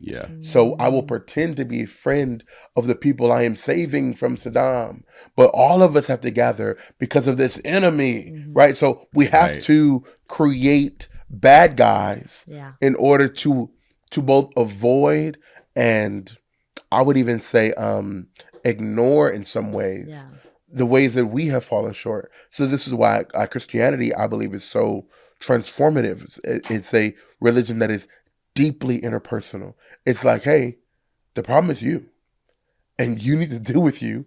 And you need to kill your flesh. And you need to operate in discipline. And you need to pray and get in community to help you become the best version of yourself. Because if you have not dealt with the war within, you will only cause war outwardly. Right? So I like to frame it this way, that none of us would know who David was if he didn't kill Goliath, right? If it wasn't for Goliath, we wouldn't even know who David was. Right. Goliath put David on the map, right? His version of going viral is David The and Goliath. most viral, right? And especially, interestingly enough, the Bible doesn't give a lot of physical descriptions of people. Hi, mamas. The Bible is very rare. It's very rare for the Bible to give us a physical description of anybody. But we know how tall Goliath was. We know how wide he was. We know how many weapons he had. Like, the Bible gives strange clarity on the design of Goliath. Why? So it's a big deal. Oh, she's like, my favorite person left. So that it's a big deal when he leaves, when he falls. So I say that to say that we will often avoid the deep inner work that I believe the faith calls us to, and we'll distract ourselves with all these other things. So I would argue, and this is like the stuff that gets me in trouble, but I would argue that David actually beat 4 giants, not just one. And I guess the short version is the first giant David has to fight is the relationship with his father. Samuel, the prophet, comes to the house, says the next king is here, and his dad don't even think about David. He didn't even consider him. He had to be reminded like twice that David was even in the back. So David's first giant is, I have to process my relationship with my parents and what they think of me and what they expect of me. And if I don't really deal with that, it'll show up in the way that I move, in the way that I lead, in the way that I get power. Yeah. Then his dad gives him cheese, says, take it to your brothers. And his brothers see him and go, bro, what are you doing here? You don't belong here. And the second giant, I would argue, that David has to respond to is his relationship with his peers and his siblings. His parents didn't think much of him. His surrounding literal brothers and siblings didn't think much of him. Mm-hmm. And keep telling him, well, what do you mean you're going to do that? You can't dream that. Like, all of us have peers who don't believe the crazy dreams we have. And if we don't process that, it'll show up in our leadership and the way that we do with our spouse, the way we spend money, the way we spend power. Mm-hmm. And then lastly, of course, the story says that Saul gives David his armor to go fight Goliath. I would argue, I think Saul tried to put his branding on David, like tried to put his Nike check on him. But that's just me. That's just me. I'm impressing that on the text. Because you know people. And Right, that's right. how they work. I know people with power. But David says, hey, no, this doesn't fit me. And I think the last giant, internal giant that David has to deal with is thinking that him and God is enough. He had to believe that just him and God could beat a whole giant. And I say all that to say, for the leaders who are listening, if you don't deal with your internal giants, the way you deal with your parents, the way you feel about your siblings and spouses, the way you feel about yourself, then everything is a giant. Yeah. But if you do, then Goliath is small. If you do that work, you could throw a pebble and giants will fall. If you've done the deep, that's hard. That internal work, that takes courage. Well, we almost celebrate in culture right now people that everyone's dealing with pain, but we almost celebrate people that haven't processed it well. Yep. Because it's like, throw out all your cards of why you shouldn't. Yeah. And hold them. Oh my goodness. Don't burn them and go, especially hey, in the man, artistic I've gotten world, over right? this, but this was real. Yeah. We go, I'm just going to keep these in my pocket. Yeah. Because especially in the artistic world, right? Where the poetry world, where folks will think they have a good poem simply because they've gone through something terrible. And if you just share a terrible story that happened to you passionately, we call it a poem.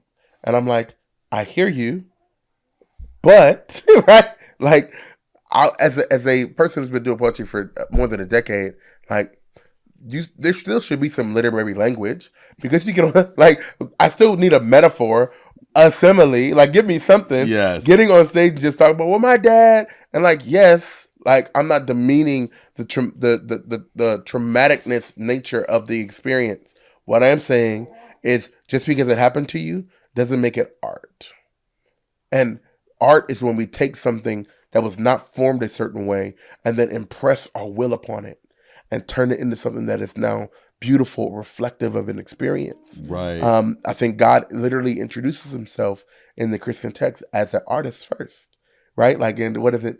In the beginning, the earth was formless and void, right? There's no shape. It's just nothing. It's just mess. It's my kids after they finish Play-Doh. It's just a thing. And then the next verse literally says, and God's spirit hovered over the face of the deep. And I love that God will get close to undone mess. Because if he didn't, I wouldn't be here. Yeah. Right? Like, I was just this mess of a thing. And I'm so grateful that he would, like, lean over that. And now he could have just said, oh, well, sucks to be you. But no, he impresses his will upon it. Yeah. Let there be light. I'll separate the earth from the sea and then the sky. And now he made the most beautiful planet, I would argue, in our solar system. Well, isn't it so funny, like, how we celebrate so many, like, technologists and artists, like the technologists that, like, almost made what a dog looks like right. within Boston Scientific. Yeah. Or, like, a graphic designer within a video game that almost makes it look like a bunch of guys playing basketball. That's how dope God is. Yep. Where it's like, that's the type of beauty that we're up against, and always trying to, like, we celebrate people that almost like barely to a Mhm. 1% recreate it. And we don't celebrate God's artistry.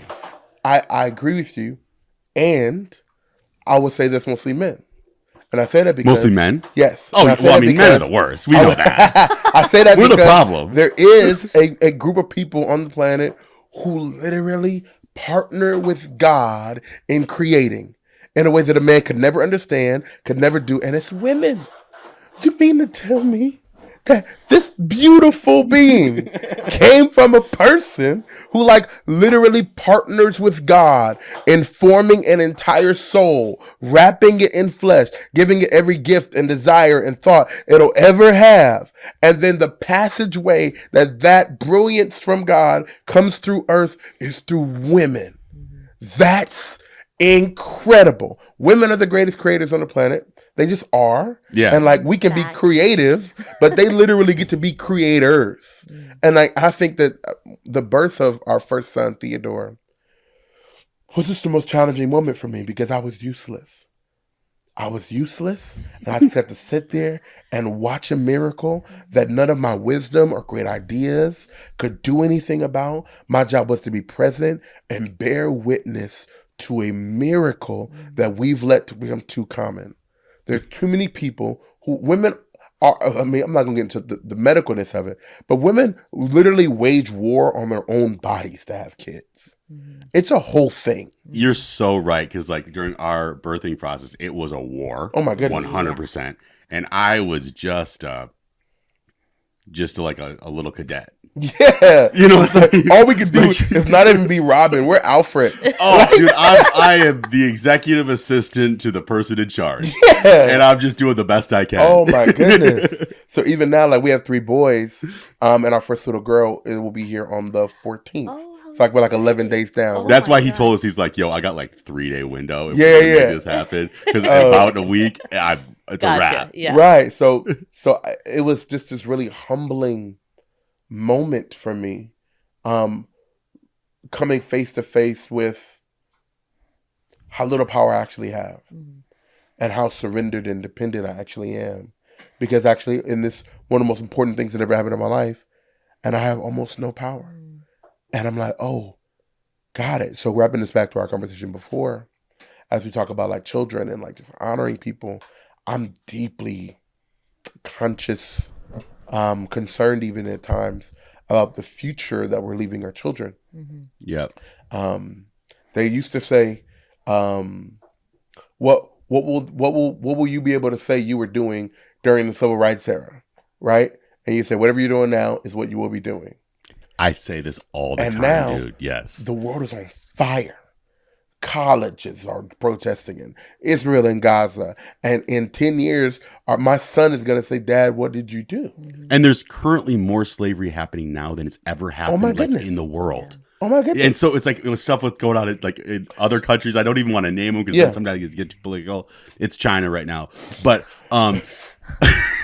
but like within these contexts, we always go like, I would never be the white northern guy that doesn't say something or doesn't commit. It's like we're all kind of that. A little Yeah, bit. but because it feels almost like you can't do everything to solve all the world's problems, but I can show up every day and be a Exactly, good sis. neighbor. I can show up and impact the community that I'm in because I know I'm powerless in many other ways, but where I have power, where I have the ability, I can do something there. Absolutely. I think, and this is going to be a unnecessarily nerdy metaphor, but I'm going to go here. I love this.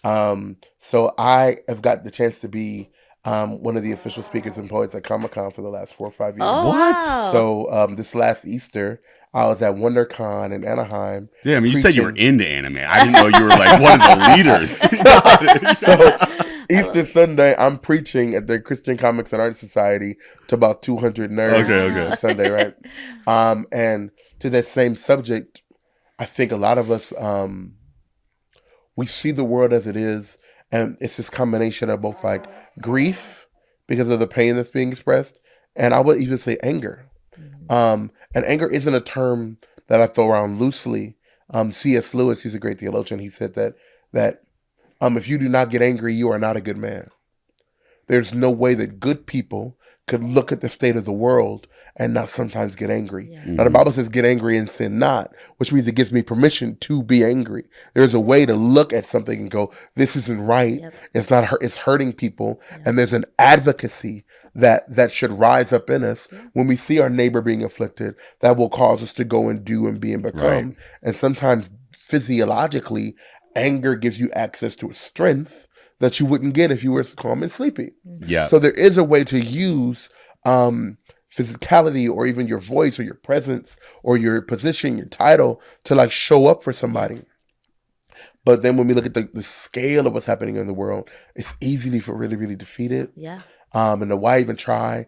It's the little girl throwing starfish back into the ocean when there's hundreds. And then I think the story goes, a man sees a little girl hurling starfish that were washed up on shore back into the ocean before the sun comes out and they dry out and die. And the man sees her have to do 10, 20, 30, and she's exhausted, sweating, still grabbing them. And the man screams out, little girl, what are you doing? You'll never save all those starfish. There's only one of you. You'll never do enough. It doesn't even matter. And the little girl stops, looks at him and says, it matters to everyone I get back in. Woo! Jeez. Heavy. Right. So I guess my nerdy version of that is that everybody wants to be an Avenger, right? Everybody wants to be Hulk and Iron Man and Thor and save the universe every Wednesday, right? Like all of existence is saved because I did the thing. The Avengers are known. They've saved the universe 20, 30, 40 times. And then we start talking about other dimensions. Like, forget about it. However, I'm in Israel, literally walking through Old Town, and I see grown men with T-shirts with Spider-Man.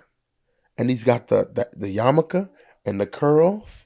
And I'm like, what is happening? I've been to 5 continents. I've seen Spider-Man on every one. Then I do the research. Spider-Man is one of the most popular superheroes of all time.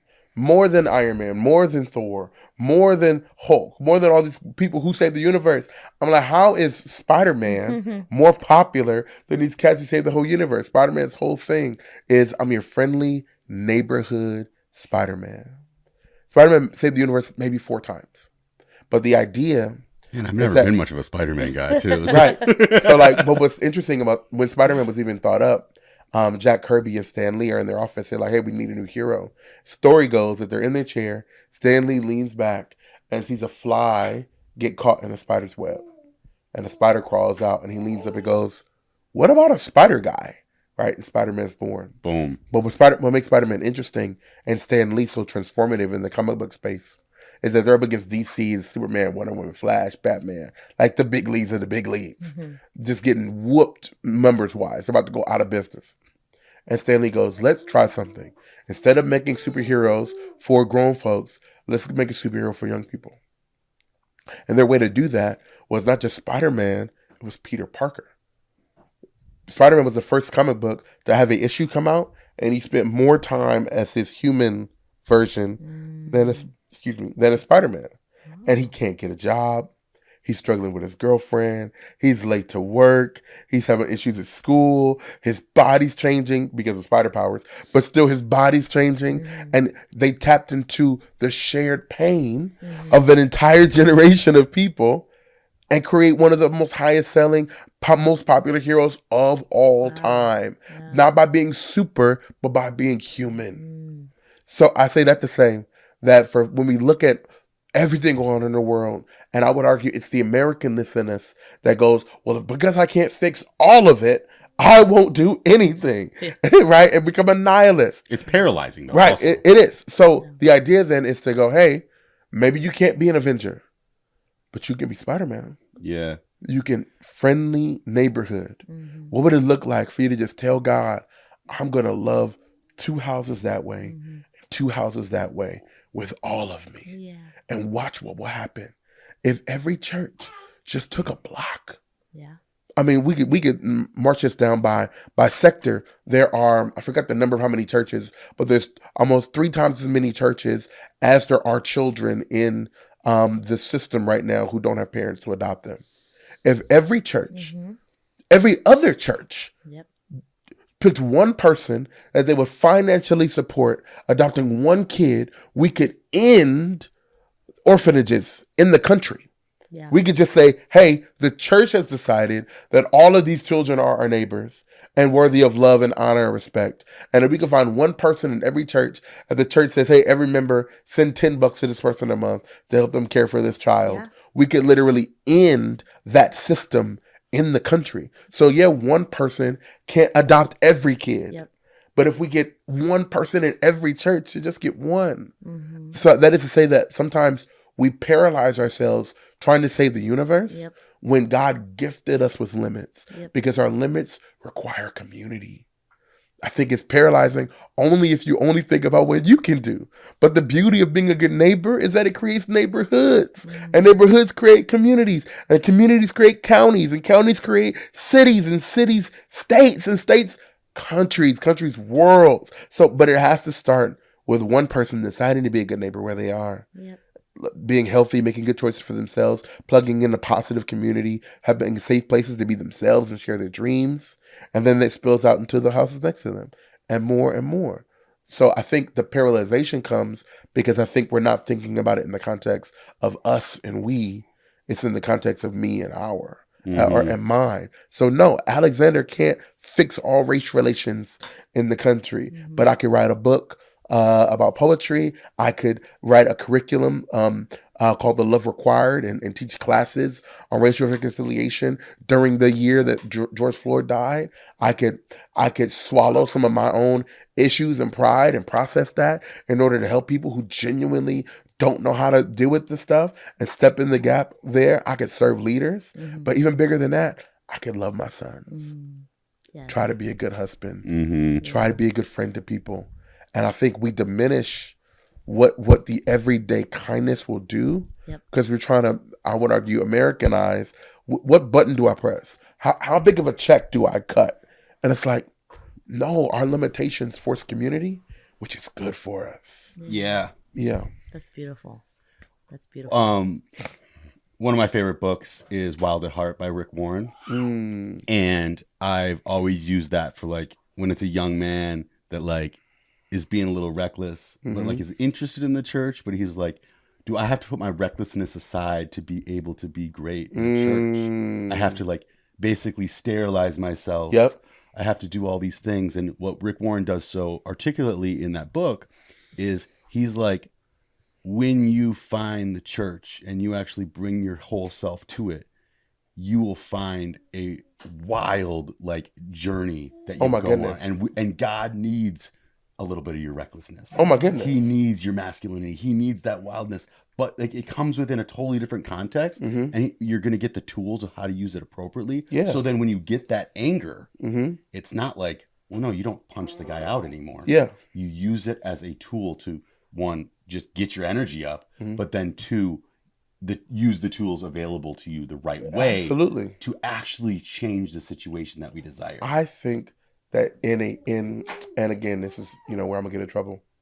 I think that in an effort to teach humility, we've neutered a desire for greatness because we want people to be humble.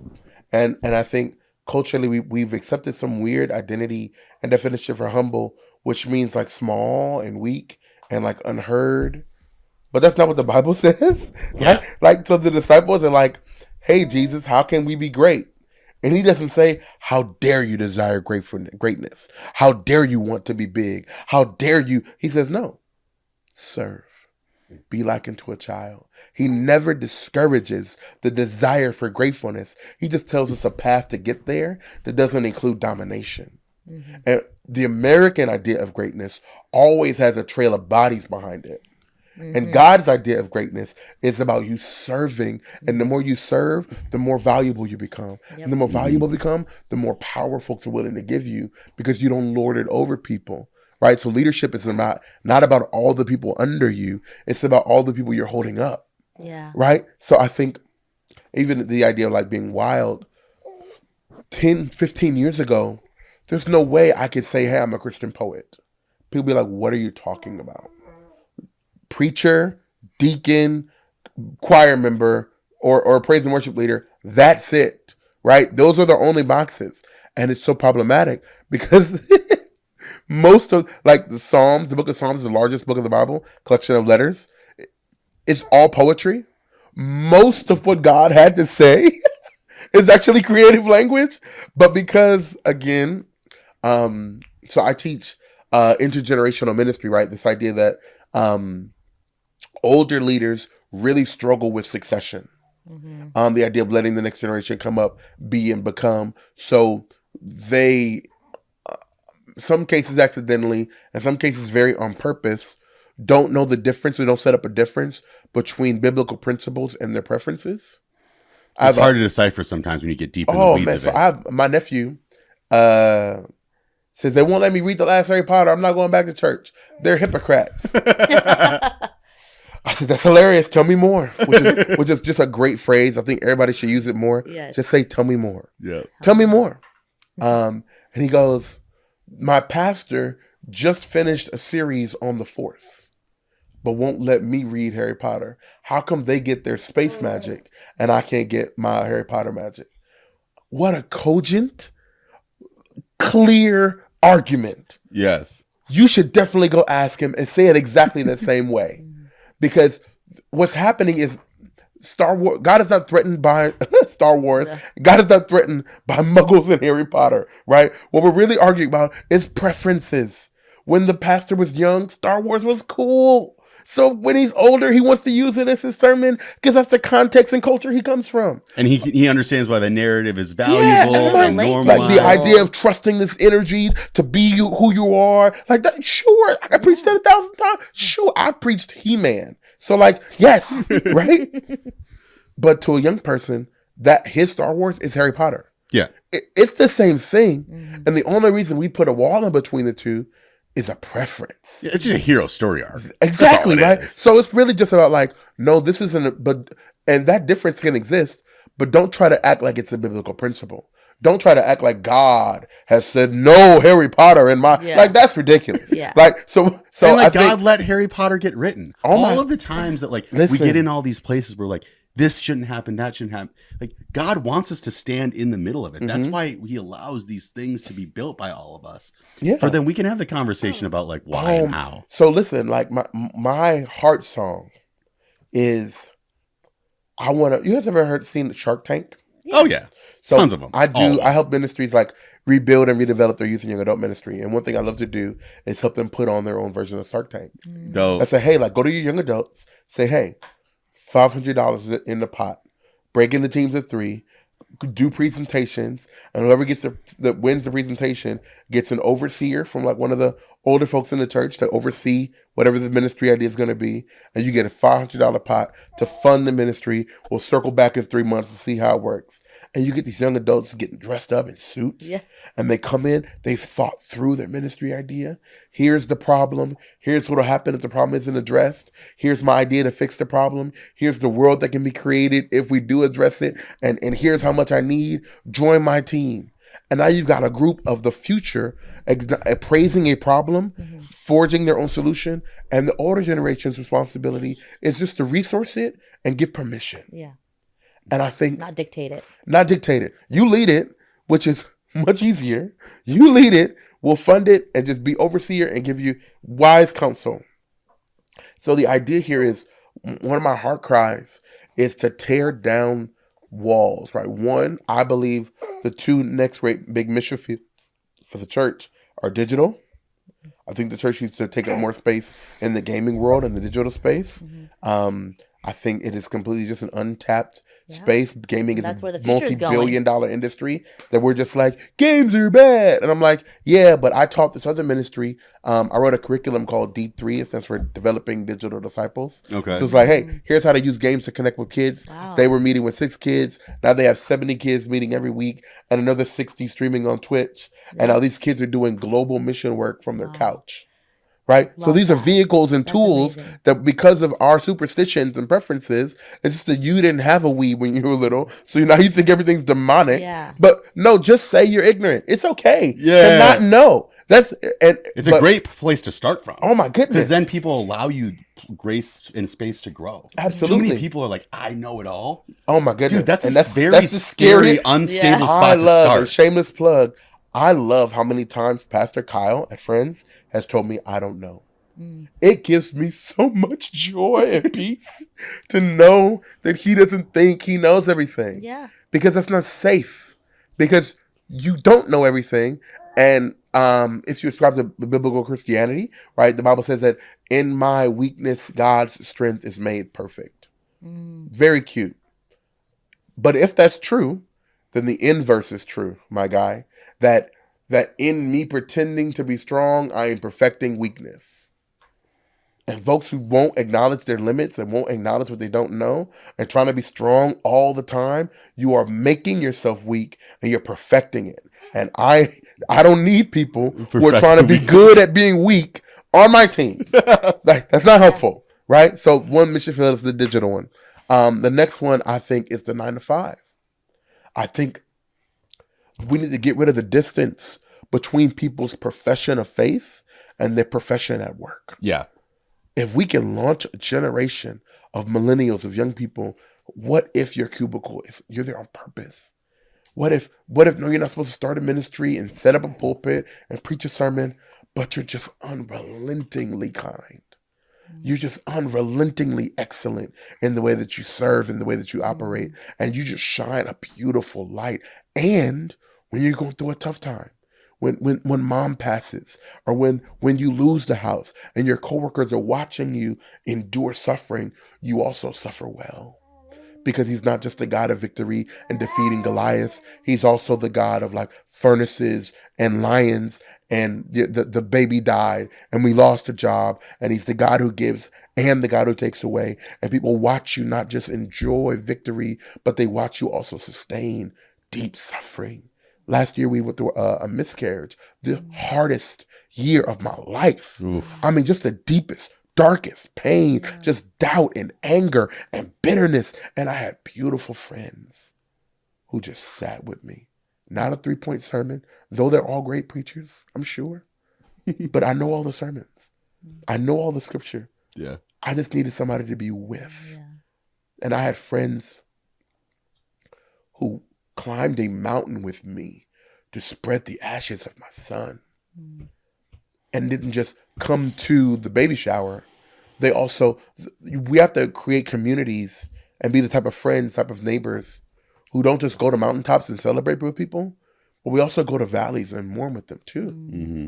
And some of my friends are still waiting for God to give them their own child and are making the space to mourn with me for losing our fourth. And I'm just like, this is biblical neighborhood. Yeah. Like I went through that year and God almost reintroduced the church to me. This is church.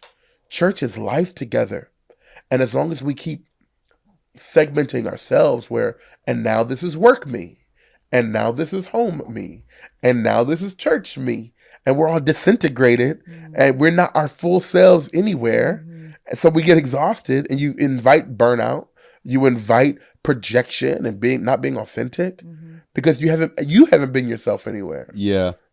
And that it's so important that, like, as Christians and within faith groups or whatever you really desire on your heart, that God's telling you, this is where I need you. Yeah. It's like, I love the context of being like within culture, but not of culture. Mm-hmm. And that's where God leads most people. Yeah. You know, like most people's calling, like, isn't just like, everyone's like, well, so everybody like in us, like when they immediately fall into faith and really get deep into it, they're like, maybe I'm supposed to be a pastor. Yep. Maybe you should be. Sure. It's very, very possible. But let's be really flexible with what we think that word means. Exactly. Like, how can you lead your life? Oh my goodness. And just be in the direction that you desire. So it's like, maybe someone's like, I want to be a great actor, but I feel like the only way to be a great Christian is to be a pastor. It's like, no, maybe God wants you to like lead the right way. Like, we just need more cool, savvy Christians to lead lives of faith and just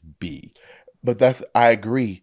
But that's about a part of that is them getting permission from the people who hold the brand of being the Christian whatevers, saying, like, hey, also, just being a great best friend is a beautiful song. Right. And just being, you see that Latina mama at the grocery store, she can't reach the cereal, and you help her reach the cereal and ask her how she's doing. Yeah. Like, that's a great worship set for like you could do praise and worship on a Sunday morning, and you could just be kind. Be kind. And I think that like the value of that can go so far. Oh my goodness. And so part of, our process at the change reaction, we call it gifts. We're giving these gifts out, right? And we ask, if you were to receive this gift, how would you pass along the kindness? And that matters to us. Yeah. It's like, who can you help in your community? Who are you seeing in your immediate community that might need a helping hand? How can you, and it doesn't have to be, pay it forward, you have to buy someone something. It could be, hey, I'm going to watch my sister's kid. Love it. And give her a break. I love it. And what I love about that, sis, I love that so much. I love that because there was another version of the neighbor sermon that talked about charity. Right, like hey, when we see our unhoused neighbors, what happens in your heart? And I think generally folks will go, well, I'll give them $1. Yes, that's nice. Yeah. And I've seen people give money to the unhoused the way you throw a dog a bone. The act of giving someone money does not mean that you are doing it lovingly or in a way that acknowledges their humanity or kindness or imago Dei at all. It is just you doing a thing, and some people even will record themselves. Like that's a different thing. Yeah. It's a different thing. So that is to say, what I love about what you all are doing is that one, Jesus says the poor will be with you always. I think because we need opportunities to operate in a sacrificial love because it makes us better. So when I was working in the nonprofit space at a place called Home, so youth center in downtown Los Angeles, I was the athletic director. A place called that, one of our partners. Yeah. So I was right there for 6 years. Wow. I was the athletic director there. I ran the whole sports program, the South Central Sports League that they do. I started. Yeah. That's so crazy. Yeah. But I would often meet with donors and grantees and Nike and I got the 4 Nike stores to pay their employees to ref our sports league games. Oh, I love that. And like donate gear. And like when Major League Soccer changed their logo, my brain goes, that means they have a storage room full of old logo stuff they can't use anymore. Wrote a letter, they donated like $4,000 worth of just old. Anyway, so love it. But when I'm in that space and I'm in the helping the nonprofit acquire things for the sake of the kids, I don't go to there and go, well, here's how you can help these kids and they could really use your support. And that I will go, hey, I want to invite you into their story. Here's how this could help you. Yeah. They're going to be great regardless. They're going to be amazing world changers. And you have the opportunity to be a part of their story. Because I think sometimes the way we frame charity is that we take personal volition and choice away from the person we call ourselves serving. And we make them feel like they have nothing to offer. And I think that is a mistake and it's dehumanizing. And that's right?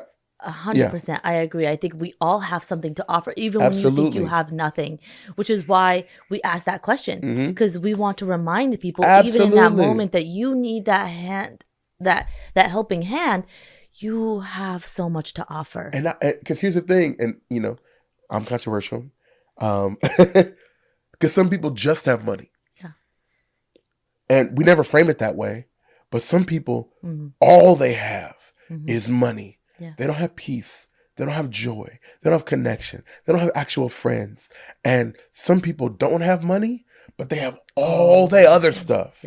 Deep, like what's more valuable, you cutting a check or somebody watching your kid that you feel safe with, that you can be fully present wherever you are because you know your child is being seen, loved, and known. You can't put a price on that. So that is to say, like, money is an incredible resource. Hallelujah. It's not everything. It's totally not everything. It's not half of everything. Because I know too many people who have oodles of cash and are like, I don't know if I matter. And I don't know if I have friends. I have family members who are just like, yeah, but like, what's the reason for it all? And I think there is something to say about, and I feel like I'm talking your head off, so we can wrap it up. This is great. I think we have to acknowledge, why wasn't Jesus born rich and Roman? It would have been much easier for him to influence the change he wanted, if he had political power and position and money and authority, it'd be way easier. Oh, that's adorable. It would have been way easier, quote unquote, for Jesus to get his way across if he had the power to force people his way. Yeah. What does it say that in the ghetto of Bethlehem, where it literally says in the Bible, what good thing can come from Bethlehem? Why would he be born in the hood to an immigrant family who's like just trying to scrap and make ends meet? And like, what do you mean the Messiah came from Bethlehem? Like nothing. Like why? God is intentional. Yeah. I think he's telling us something about the way we value, who we think matters, our beliefs about regions and systems. When Jesus is doing his ministry, he says, we must go to Samaria. No Jew goes to Samaria because they don't like Samaritans. Their blood has been defiled with whatever. They're the cultural most marginalized group. And Jesus is like, no, we must go. And he skips over cultural barriers, gender barriers, political barriers, and meets this woman at a well, has one conversation with her, and launches her out as an evangelist into her city because he had to go to Samaria. Because those aren't barriers to him.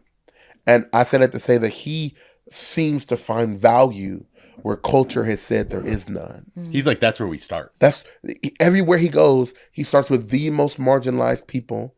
And the one time he didn't, he actually did. I'll tell the story and then we'll be done. He goes to, where is it? Is it? I forgot the city it was in, but he meets a gentleman by the name of Zacchaeus. Zacchaeus is a rich tax collector in the town, but the Bible, and again, the Bible doesn't give us physical descriptions, but it says Zacchaeus is short. So Jesus is coming through town. Zacchaeus can't see because Zacchaeus is short. So it says he climbs up a tree so he can see Jesus. And Jesus walks up to the tree and says, hey, I'm eating at your house today. And the whole town is, he's going to go eat with the tax collector? The guy that's robbing us, the guy that's working for the Romans that have taken us over and are taking our money to pay their war effort, the betrayer, Zacchaeus, you're going to go eat with him? Jesus eats with Zacchaeus. He's so surprised and taken back that a God would come and pay him a visit, that he's transformed by their conversation. And then he says, I know what I need to do. And he goes through the whole town and gives everybody back the money that he's been taking for them times 4. Wow. So I said, the most dangerous thing you can do is have dinner with Jesus, right? So like the way that the sign of Zacchaeus' repentance was reparations. That may be a divisive word, but this is what happens in the Bible. So don't have to argue with me, argue with the Bible, right? So Jesus goes into a town and isn't just about personal salvation, which is what a lot of the American church has rooted it down to. You're saved and now you're great.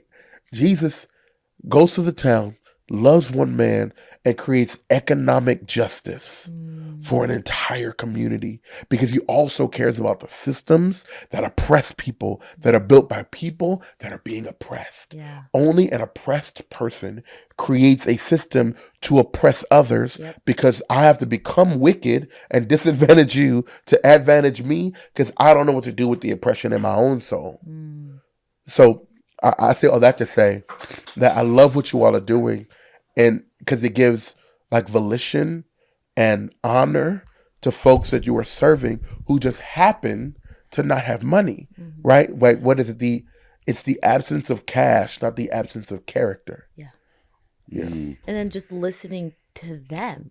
What do you need in this moment? You don't need to check off these boxes and then you get A, B, or C. Right. It's listening to the people because they know what they need. Exactly. They know what the barrier is in front of them, and making sure that they know that someone heard that. Someone cared. Someone took money out of their pocket because they believe in them. Yeah. They want them to succeed. They want them to be okay. Yeah. And I think that sense of feeling like, oh, I deserve that, right? And then just knowing that you are a person of value, that you deserve the love, that and I lost my word. What I think one of the cool things that you guys do is not only you almost start the conversation with, what are you dreaming about? Mm, What are you desiring? What are you chasing? I love that. Now, how can we, Yep. what's your Do you obstacles? need a water bottle? Do you need shoes? Exactly. How do we get you to that place? Because it's like, again, like when the person on the corner is like, I need $1. Mm-hmm. And then someone's like, oh shit, I'll throw him $1. Mm-hmm. They don't always want $1. They've settled for what they It's think like, they can get. Yeah. what do you need? Yeah. Mhm. And like, and what are you, like, what is the next thing? And a lot of the times it's like, oh, well, you know, it does feel weird to give $1. It feels so less impersonal, but it's like, hey, do you want a sandwich inside, a water, Mhm. and a little extra? Like, that is one, more fulfilling to Right. the person providing, but then two, that person goes, whew, I don't have to ask Yeah. 10 people Yeah. to get this sandwich. Well, I think like one, like, I don't know if you know Holiday, but you Yes. Oh yeah, okay. she was the first face we met at the church. Okay, cool. I'm just Immediately like, came up. The I'm like, brightest. you and Holiday would be best friends in the Yeah, world. she's really sweet. Like the HRC, the Hub Resource Center, Yep. like Mhm. all the things they do, it's incredible. Yeah. So I'm just really excited to be in a community with so many incredible people / incredible women. Super honored by that. That's incredible. Yeah, I think the last thing I would say is I want to appreciate the tensions that you all sit in. And churches historically aren't great at sitting in tension. We just pendulum to an extreme, regardless of the religion, I would say. We just pick an extreme and pitch our tent. Hard But, line, yeah. but lived experience is actually way more somewhere in the gray of it. And I think it's in Deuteronomy. God says that that he literally says, like, avoid extremes, right? It's very rare in scripture everywhere is to say, like, and then just run to the other side. Like, no, actually there's nuance and there's story. And like, I just say, like, to for you, the little bit I do know of your story and the beautiful child you have and the home you have and the work you're doing, like, that's so meaningful. Because I think that's going to resonate. I think deeply about Gen X and Gen Y and Gen Alpha, because I think deeply about what is the type of church they're going to need to prosper and to thrive. Yeah. And I don't believe we are pacing well as an ecclesia, as a global church, to becoming who and what they need. You can have whatever opinion you want on Israel and Gaza. However, when a nation's young people pitch tents on their college campuses to advocate for the justice for a wrong that they believe is being committed, regardless of whether you think they're right or wrong, for them to sacrifice their safety, their futures, their degrees, comfortability. their all that, just because they think they're doing the right thing, what type of church would that person go to? You know what I mean? Like, what type of world does that person going to create as they grow and be and become? What nonprofits will they work at? What companies will they start? There is a lean toward altruism and self-sacrifice that is just growing the younger you get. Yep. And if we are too stern and inflexible, it is unfortunate that the generation, like millennials, who are some of the most, like, giving to nonprofit folks that walk the face of the planet, don't see church as a vehicle to fulfill that. Right. And that is our responsibility, our fault, Yeah. not theirs. Yeah. So I'm looking forward to say, these college students, you got whatever opinion you want, they are willing to risk it all for what they believe in. You've mentioned, like, the adventure of faith. And I'm of the opinion that you give people swords, and we give them stones, and we give them armor, but you don't take Goliath from them. People need to find their Goliath. Goliath is the reason David became David. Mhm. And if we eliminate all obstacles for people, they'll never figure out who they are. They'll never figure out how strong they are. They'll never figure out what faith really means. If we take every challenge from, you equip them, you train them, you stand with them. But the avoidance of suffering, I would argue, is the nature of evil. Yes. The nature of evil is the avoidance of suffering. And I will cause suffering for others to avoid it for myself, is, I would argue, the core, the foundation of almost every evil act in history. There's some suffering I wanted to avoid, so I passed it down to someone else. And the Bible says, not money, not position, not title, not culture, not ethnicity, not power, not politics. The only thing in the whole Bible that produces character is suffering. And we have to become more people who biblically suffer well, so it produces a type of character that we are worthy of being leaders in the first place. Mm-hmm. Yeah. I love it. I think there's so many more discussions that we'll probably have. Yeah, man. This is absolutely beautiful. Appreciate you for coming on here. I'm honored, man. I'm honored. And I think your last statement was so powerful. I want people to like just be able to sit in that and just kind of walk through it. And hopefully we can meet you with the continuation of it after baby comes. Yeah. After we get to become better friends and just kind of roll with it from there. But thank you so much for coming on here. I'm honored, man. Thank you so much. I love it. Over and out. God bless you all, and Peace. Skol. I need to know everything, who and the what and the where, I need everything. Trust me, I hear what you're saying, but act like it's new what you're telling me. I'm curious, George, I hop in the Porsche, 5 and a horse, I'm ready for war. I need to know everything, who and the what and the where, I need everything. Trust me, I hear what you're saying, but act like it's new what you're telling me. I'm curious, George, I hop in the Porsche, 5 and a Banter horse, for the I'm ready for people, war. 37 and 37. I believe this is episode 4. The most exciting guest that I have, my lovely wife, Elaf Altoma, the change reaction, Elaf Stead. Isn't it funny that I still think Elaf Altoma? Elaf Stead. Elaf Altoma said. Did you actually switch the middle though? The middle is now Altoma. Oh, you did it? Mm-hmm. Okay.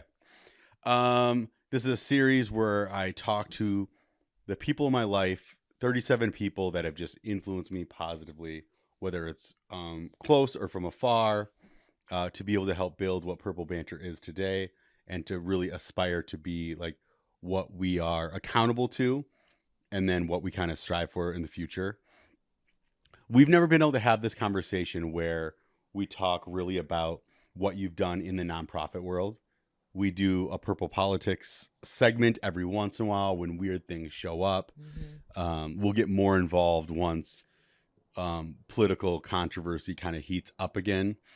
But it's still been heating up. We've had a baby in the last 7 months. So. Yeah, just, Yep, but gave we've birth to built a this whole new life, studio so- and all these things. Took it a little pause. Mm-hmm. We're back in it, though. We're back. So where do we start? Well, I just want to say, like, the experience of, like, becoming a mother and, like, what that does to you, like, is a miracle. Like, it just, like, changes the way you look at the world completely. Mm-hmm. So being able to, like, be a mother first and foremost before all the work I do is, like, just the biggest blessing. And we made a cute baby. Well, I think it is fun what we've been able to do because we definitely met in a time where we were like absorbing ourselves in all different communities, whether it was our friend groups, whether it was groups that we were supporting through our nonprofit Love Wins. But to be able to like focus on ourselves in a way that doesn't feel selfish Mm-hmm. by focusing on our little baby, Yeah. that's been fun. It's been so different than what I'm used to because I feel like I've always been in the space of like giving back, helping, volunteering, like doing the most. Yeah. And I love it. That's like my passion, and that still is my passion, right? But I think having a child and becoming a mother, I don't feel guilty or bad about like pausing and being selfish for her. And just that brain switch of like your priorities, it's a big change. Yeah. Right. But I think it's the biggest blessing, and I do love the work I do. I still have these passions. I still want to create impact in the Yeah. things I do outside of being a mother. But at the end of the day, like being Khaleesi's mom is the most important thing to me.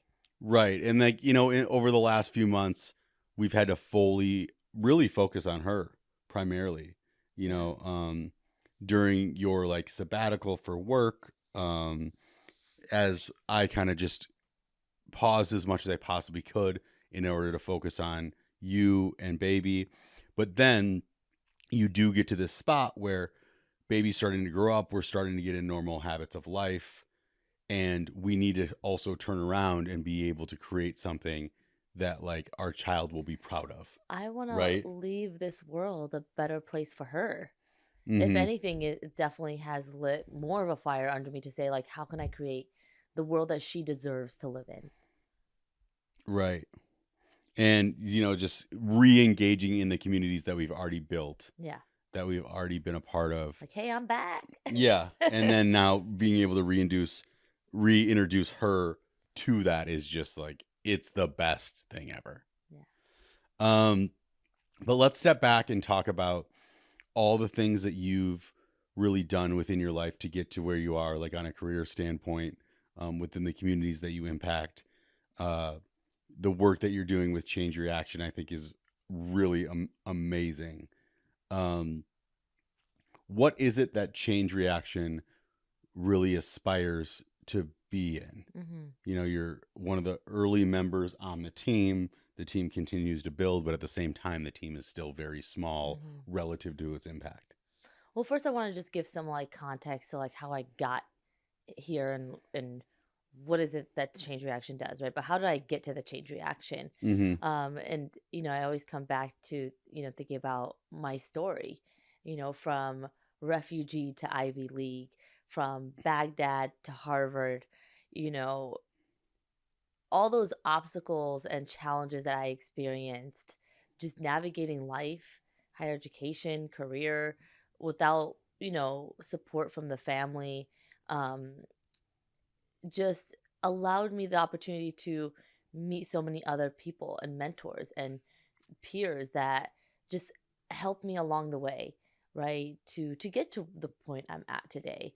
And I think that like overcoming those challenges and like then having these beautiful experiences and people in my life that outweighed those challenges, Mm-hmm. right?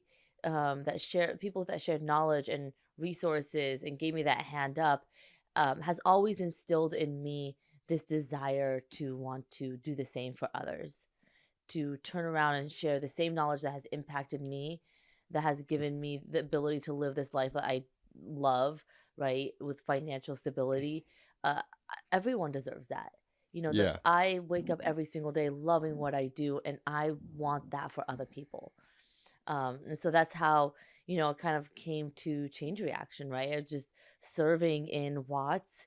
This is after I lost my job during the pandemic at Cal State Dominguez Hills. And, I think at that moment I was like, oh, this is like the worst thing that could have ever happened to me. I love this job. And, kind of figuring out, where do I fit in? Like, how can we serve? And, I think this really helped strengthen our relationship, right? Yeah. Just being able to serve together and being able to kind of get through the pandemic together and not hate each other. Right? I feel like our love just grew, and getting to serve together in Watts, and then just being able to, again, pour resources and knowledge into a space where it could help, and building those relationships with people in the community to say, how can I serve? Like, how can I show up and Yeah. and help, individuals that need that support, right? And I believe that's what caught Change Reaction's eyes, right? When they met me and they wanted to bring me on to their team, it was like, oh, this person is a community builder. This person cares and is passionate about helping others. Mm-hmm. And man, they supercharged me. Yeah. Right? Like, I have always wanted to have impact, and when I became a part of the Change Reaction, it was like someone just gave me the resources to be able to do the things I always dreamed of doing, right? Of really having that direct impact in ways that I just couldn't even imagine, right? So Change Reaction is a direct giving platform that really is a generosity movement. I feel like it's all about generosity. Like what happens when we just show generosity and I really feel like it's an act of love. Like there's so much love in our organization, and it's just like pouring through this generous movement Mm-hmm. of helping take care of the hardworking people of the city. Helping provide emergency grants and opportunity grants, investing and believing in people that they can achieve the life that they desire if someone just believed in them, if someone just helped them out in a moment that they needed that support. And we get to do that every single day. Yeah. And it's just the biggest blessing. What I think's interesting about Change Reaction is that the things that you're saying, actually, here is my wine over there too. Yeah. Love Wins Cup though. Harvard. Baby's sleeping. We're chilling. Yeah. We actually shot this previously. I will send within this. I will do a few reels of our baby episode. We basically try to do an episode while she probably should have been sleeping. Yeah. It was like right before bed. She was not having it. She was like, not today. You think you're gonna do a podcast right now? Mhm. Not today, No. CC. Now, but what I think is so cool about the Change Reaction is all of the things that you are saying, which is like, we want to impact people's lives. We want to fill up their cup. We want to find them in a place of need and help them out of that. I would say most nonprofits have that in their heart, right? But I think that the Change Reaction has found a way to disrupt the space that people desire and actually create change in a quicker way. I can't. What is my dad? My dad always says Change Reaction is like changing lives at the speed of now, or something like that, right? Why do you think the Change Reaction is so effective in the way that you do find people, understand their needs, and at least try to have an incremental space of in an incremental change in their life that is positive? Yeah. Well, first of all, we do this work in partnership with nonprofits, churches, and hospitals. And if it wasn't for those relationships, we wouldn't be able to do the things that we're doing at the scale. Right. Those relationships are critical. And I feel like it's like they're helping us have an impact, and we're helping them make that impact, right? And so we partner with over 250 organizations, and their staff, who we call the change agents, are the people on the ground that have dedicated their lives to doing this work, right? To service up to others, to helping, whether they're social workers, case managers, pastors, doctors, teachers, counselors, right? They're doing this work because they care, and we are just giving them access to resources to actually get to say, yes, I can help you with that, instead of kind of, okay, let's go find and research the resources of what's available for you. Let's help you like fill out the applications. Let's wait 3 months to get a response, right? There's a lot of, again, caseworkers and social workers that are doing that work every day, that are like helping people access the different resources. And what makes us so different is that we have removed the bureaucratic BS that is in the way of getting the resources out to people, right? So what it is those social workers are writing an advocacy statement. They're telling the donors what that individual needs in that moment, rather than a structure that says, well, do they check these boxes off, right? Okay, well, if they check these boxes off, then they can qualify for this. Whereas we are very personable in how we do giving.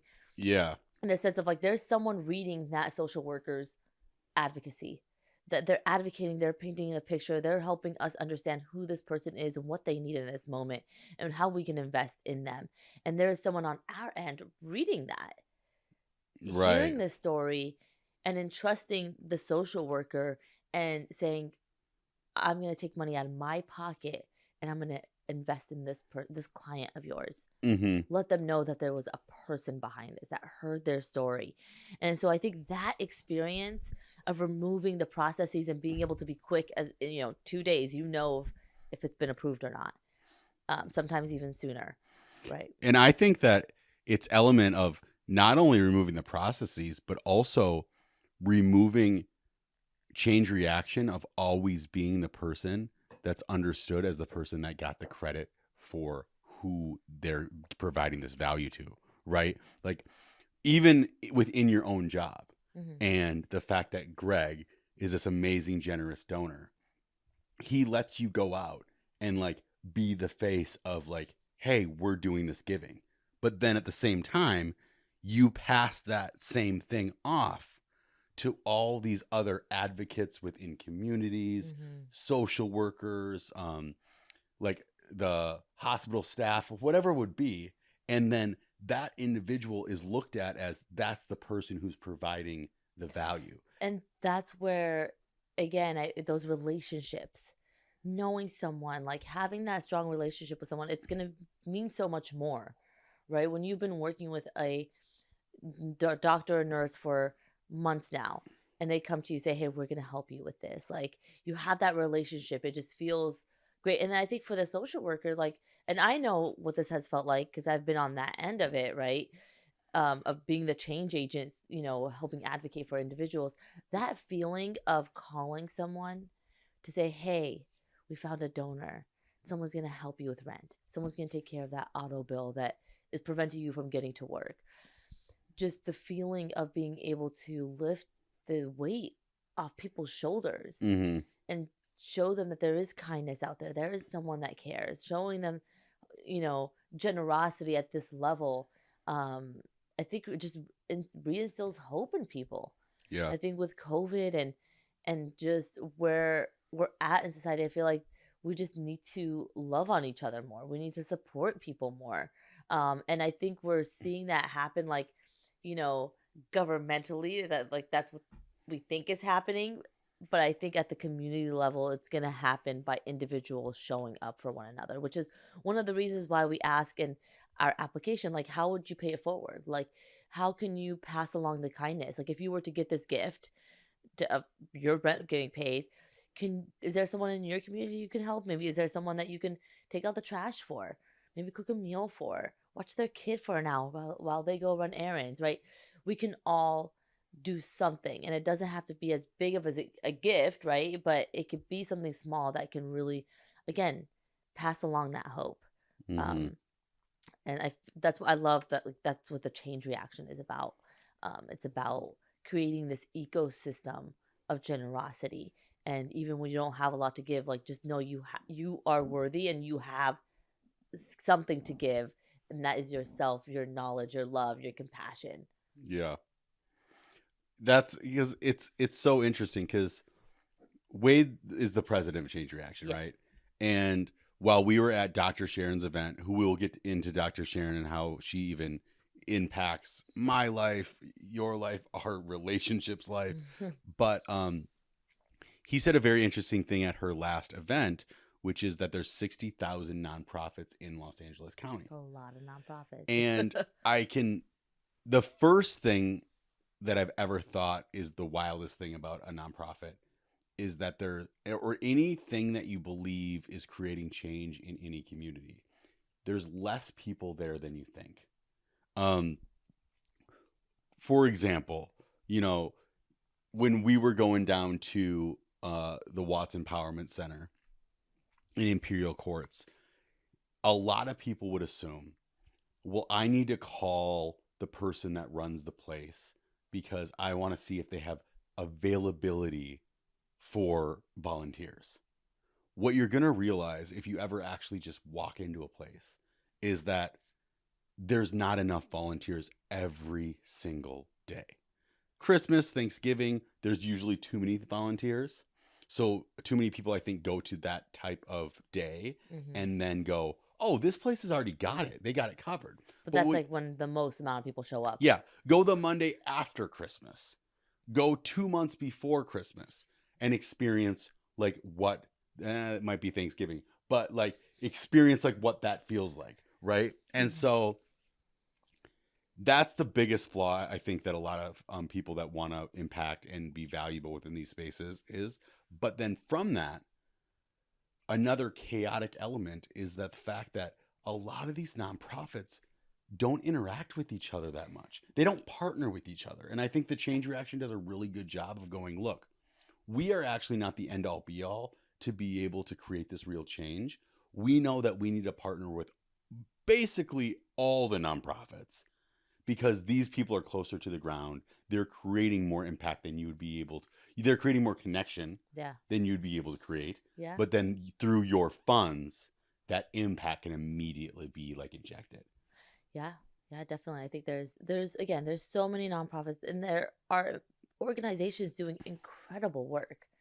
Truly like innovative, incredible work led by leaders that are just so passionate. And again, we are only able to do what we can do in partnership with them. Right. And so that partnership, and I think that goes for other nonprofits too, smaller ones too, like partner with each other, find someone that has a common value or serving the common population and work in unison because you can have more impact that way. Which is why I'm, planning my South LA partner gathering, bringing all my partners in South LA together. And that's going to be my call to action to them. Right. I'm going to say, like, work together, like, collaborate. I want you to take one person out to coffee on me. Because I've seen just those types of introductions and collaboration within my partners that are serving the same area have just been very fruitful. Like people are applying for grants together, people are doing huge projects together, and they're supporting each other because they're all serving a common area, right? And they're all very passionate people, but also they're all our partners. So we have this ability to kind of connect them and link them in a different way. And it's definitely not the nonprofit's fault that that connection isn't made because nonprofits are underfunded. They're doing the best they can every day. Usually the person that's running them is exhausted, overwhelmed, and in debt. But what was very interesting is like through our 1.5 year experience in Watts, how many times we would find these like unbelievable, like very impactful people within like a square mile of each other that had never met. And you're like, wait, what? How have you never met? And it becomes obvious why they never met because they're so invested in what they're doing and they have to stay so. And it might not be necessarily the same thing, and I think this has shown, in some of the introductions I've made, when it came to two of my partners in South LA, they were literally a mile away from each other. But superstars. Each serving their own type of population, but just each rock stars. Yeah. And I made that introduction and it was like, stars were in the air. Like you're meeting like a sibling almost. Yeah, in that it was relationship. Like, wait, I know I've heard of you, but I've never met you. And I've heard of you and your organization, but I've never I don't know you. And so just being able to create that space for them to get to know each other. And now they're like mentors. Like one is mentoring the other and like they're like best buds and they hang out every week now and they're applying for huge grants together. And it was like, thank you. Like you just this introduction, what it's going to allow the impact to have in the community, right? Because of that collaboration. Yeah. It's like two people that went to different schools in a small town and they're like, do you know this person? Do you know? They're like, we work with that person every single day. Yeah. Yes, we love that person, blah, blah, blah. Do you go over there? It's like, yeah, I go to that coffee shop every day. Me too. And but it's so beautiful. And that's, I think, such an important thing for anybody who's like in a nonprofit to also realize. It's the same thing that like if you're like maybe a struggling entrepreneur is thinking, well, while I'm at this networking event, that person doesn't want to meet me. They don't, I'm not valuable to that person or blah, blah, blah. What ends up happening is everybody looks cute, looks successful, looks like they're making it happen, but we need each other. Mm-hmm. And it's very valuable for whoever wants to do it. Reach out and go, hey, let's talk.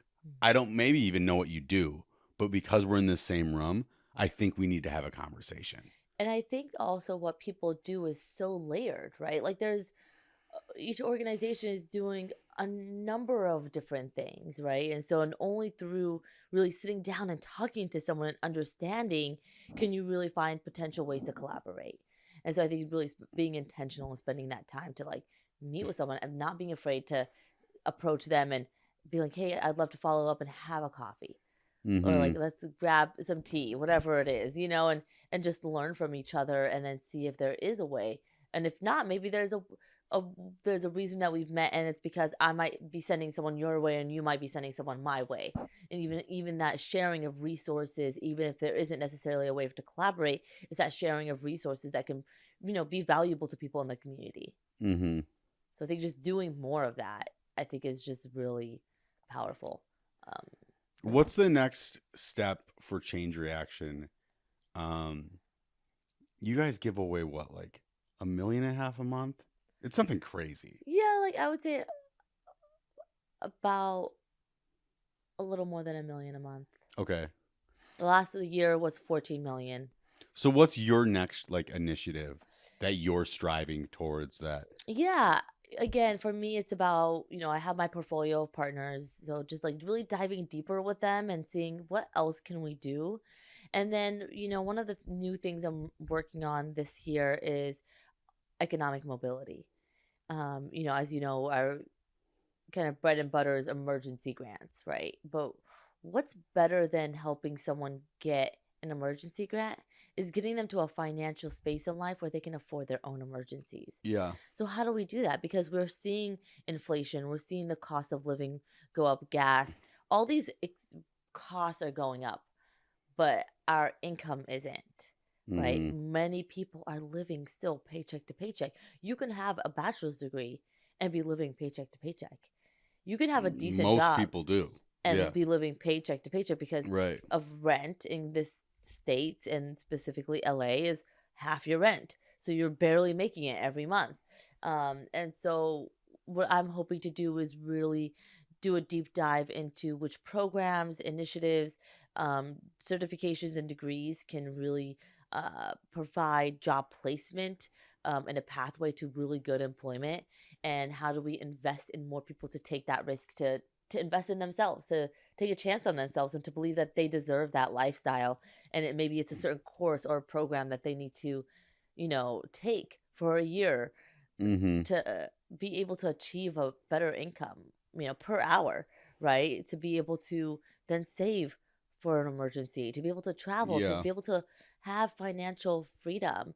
And so I think aside from just the career aspect of it and like this training certification, I think it's also financial education and just knowing how to manage your money, Yeah. having that budget. Well, that's what's I do really appreciate, and I think might be maybe the coolest thing that Change Reaction does is they support the people that support people, and filling up the cup of the individuals that are overflowing into Yes. all Oh, of the other people. It's my favorite thing to do is to take care of and to show gratitude to our change agents.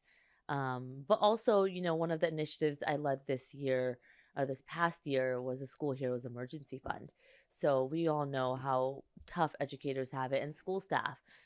We saw them recently, striking and advocating for themselves to get better income. But I think to live in LA and to work in LA there's so many other challenges that occur. And again, I was just talking to a school that had, all the staff were parking on the street and someone just came and like broke into all the cars. And it's like, you're going to work and someone just breaks into your car and, it's going to be extra like $600 to fix the windows. And it's like, you're already spending money buying your school supplies, right? Printing paper and assignments. Maybe you saw a kid that needed lunch and you bought them lunch, and you're constantly taking money out of your pocket to help the ones around you. And we want to be there for them when they need that help. We want to be the ones picking into our pockets to help them in those moments, because if their cup is full, that has a direct impact on those kids that they're serving. And so we started the School Heroes Emergency Fund. We're at 37 schools. We started in Watts at Markham Middle School. And we're at 37 schools now. We've given out 800 grants. There's over 800 staff have received a gift of some kind within a year. And we've distributed over $1 million. Yeah. It's crazy to think that like the amount of burglary and robbery and just like these car smashings and all these thefts, the individual doing that obviously looks at the car and goes, well, this person doesn't really need it as much as I do, or or just F this person because of what life's put me in, right? And So there's a reasonable reason why they believe that it's appropriate for them to do that.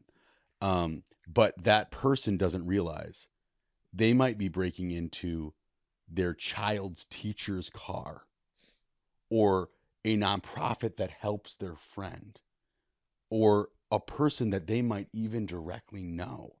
And it's just like, we have to stop thinking that like everybody who's not us is not fighting the fight that they're fighting, and that they're on this thin line, and that it can't all fall away, and that like someone who has something, like even a car, when you don't, is like less or more deserving of it, or less deserving of it than you. And it's a chaotic thing. But now what I kind of want to back up to and think about, was there a time and place 10 years ago that you could ever imagine having the job that you currently have? Oh gosh. Was there like a weird spot in your head that you just like thought that you would, or what? Not at all. I mean, look, when it came to my career, I never really had a clear picture of like, oh, this is the exact thing I wanted to do. I knew I wanted to help people. I was driven by that. I was driven to, go to get my master's by some of the challenges I saw and the lack of knowledge I had and how to address those challenges that I was seeing. So I constantly wanted to learn how to be able to improve my skills to help better serve others. And I was looking at what was in front of me. I was looking at what issues were in front of me and how I can help and support, right? So I never imagined that this would be something. And it's so, I was just thinking about this word, serendipitous. Serendipitous. Like the chances of something happening in a certain moment at the right time. And I feel like everything that's happened to me there was these different moments of maybe a little bit of luck, maybe a little bit of serendipity, a lot of preparation, and putting myself in those spaces and saying yes, yes, yes. And I think I just kept doing that. I didn't know what the end goal was going to be, but I knew I had this desire to help, and I wanted to look at what was around me and how I can create impact in front of me.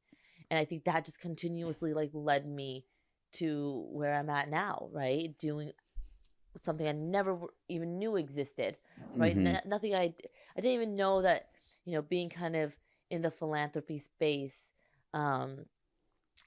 would be where I would end up.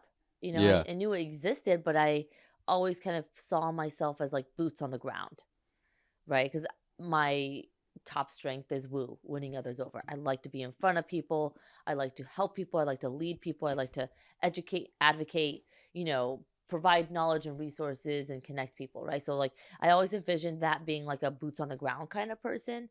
And just in Watts, boots on the ground every single day, just doing it. Well, you got this job by being that. By being that person. Yeah. So I just feel so thankful that Wade and Greg and Jody Perlman really gave me this opportunity, because really they're entrusting me with their resources to say, hey, like, how can you help us create the impact that you're seeing is the need, right? And to be given that opportunity to share resources with communities, I think is just so different than what I thought a nonprofit space that I would be in, right? Like of always asking for money and, counting pennies, trying to be able to serve others, right?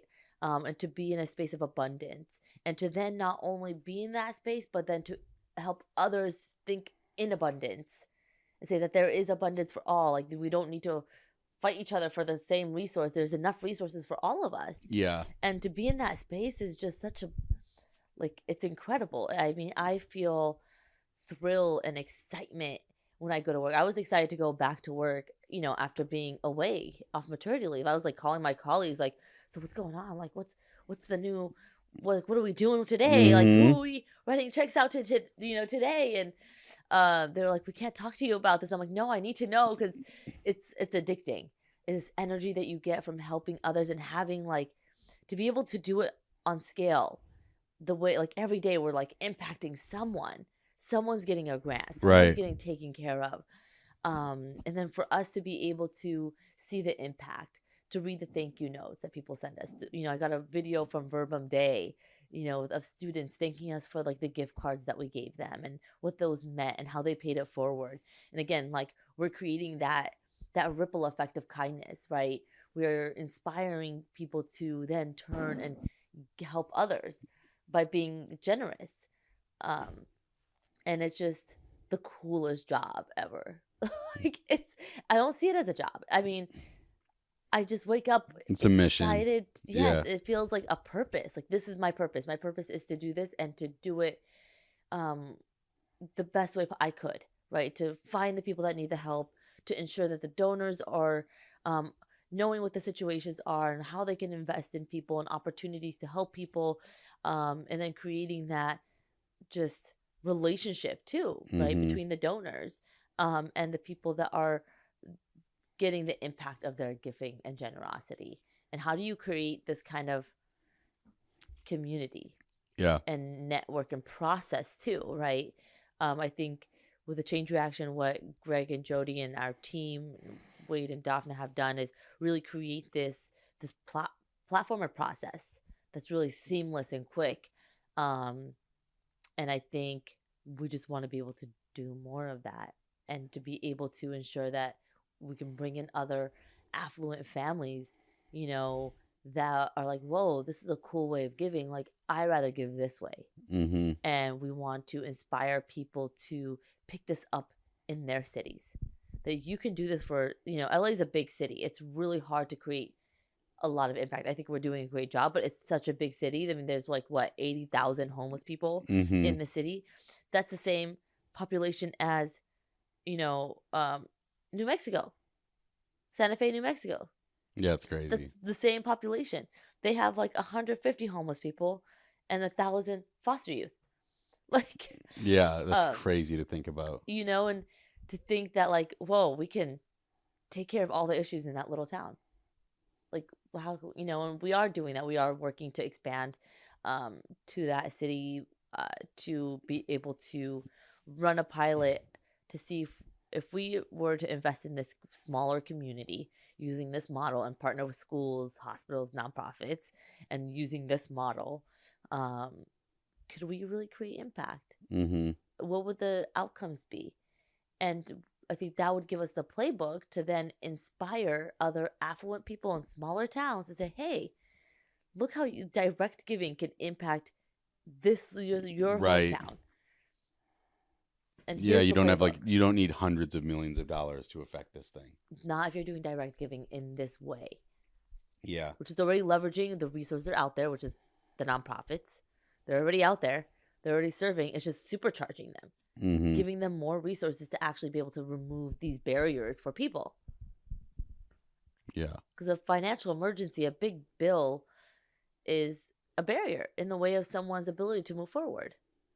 And it can almost feel like overwhelming. And I think, many times it can snowball, right? Oh, like your car broke down. Next thing you know, you lose your job. Then you lose your house. Then it's like now you're homeless. And it's all because you couldn't ever fix your car. Mhm. If we can prevent that. Yeah. And now what I think is so cool about what you do is that you're impacting a lot of children living a life that you lived in a lot of ways, right? Like you speak of saying, I'm refugee to the Ivy League, like born in Baghdad, lived in Dearborn, Michigan for a second, grew up in Buena Park. There's a lot of kids that would share your lived experience right now that would maybe be like 10 years old and would go, well, this woman in front of me has got this because she's brilliant and beautiful and she made it happen, but that can't be me, right? Like that's impossible. Like growing up in Buena Park, I'm not meeting my grades. I could never go to Harvard, right? But you've broke down all of those barriers within your own life. Like, I guess what I'm trying to think about is one, who were the people that inspired you to believe in yourself enough to make those decisions that were that? And then what allowed you in your own space, in your own mentality to say, I can actually like go to college. I can apply to a Harvard. Like, how do you think you got to that mentality to get to where you're at within the context of like now you're impacting the kids that you grew up as within those similar experiences? Yeah, I think we all have self-doubt, not all of us, but I think, a majority of people have that. Did you have self-doubt? Oh, 100%. I had constantly had self-doubt in myself and my abilities, and if I was smart enough, if I was good enough at things, can I afford to do this? Constantly thinking about the barriers. But I think what I did is I just kept showing up. I kept shooting my shot. You know what I mean? I kept just showing up. I kept saying yes. Yes, even if I didn't really know what I was getting myself And did into. that start in high school, middle school? Like when do you feel like you said, I'm gonna just keep on saying yes? Definitely like middle school and high school. And again, I think a lot of that has to do with my experiences of going back to Iraq when I was 12 years old before middle school, and kind of seeing the contrast of the reality I was living in and like what could have been if I would have stayed in Iraq, if my mom never helped us escape, right? And I think Right. seeing that and seeing the lack of opportunities and just the a very different livelihood that women had there, it just kind of like opened my eyes like to what I did have access to, the resources I have. And so I think that flipped a switch in like, oh, I have these opportunities here, like, and and my mom was a huge played a huge role in just telling me that education was Right. key. Like, she's like, you have to go get your education. Now, did she know what that meant? No. She knew education. Did she know, okay, college was it, and oh, here's how you apply to college? Mm-hmm. No. But what I did is I just took advantage of the resources that would teach me how to get to where I wanted. Mm-hmm. So I was in Avid, which was like a program that helped first generation students go to college and apply to college. Someone was there helping me apply to the different universities, helping But yeah, me. you still have to like ask to be a part of it though. Even if Yeah. you hear that thing's available, it's you still have this weird thing, but that's not for me. And Not that's really. You know and what I that's where mean? I just was. I think I was just in that mentality of like saying yes to things. And for me, it also was, like getting involved in student government. That was me just trying to get out of the house. It was me trying to be like, man, my mom doesn't let me go out. Like, the only thing she'll support is educational things.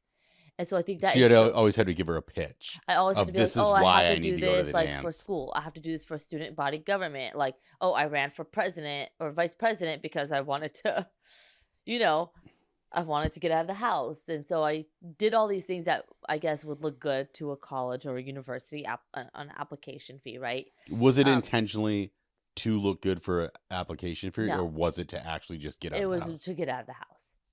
Gotcha. Okay. I just wanted to get out of the house, and I was like, cool, like, yes, I want to do this. Oh, cool, I can go like talk to people, like, and hang out and go set up for prom, like, so yeah, sign me up, like, and I had to because it was a part of a class, and so I think like I just started saying yes to these opportunities to do school Mm-hmm. stuff, and I liked it, I enjoyed doing those things, and it also got me out the house, and so I kind of just like fell into. So some of it wasn't overall intentional in the same I mean, way that I it got became. most spirited in high school.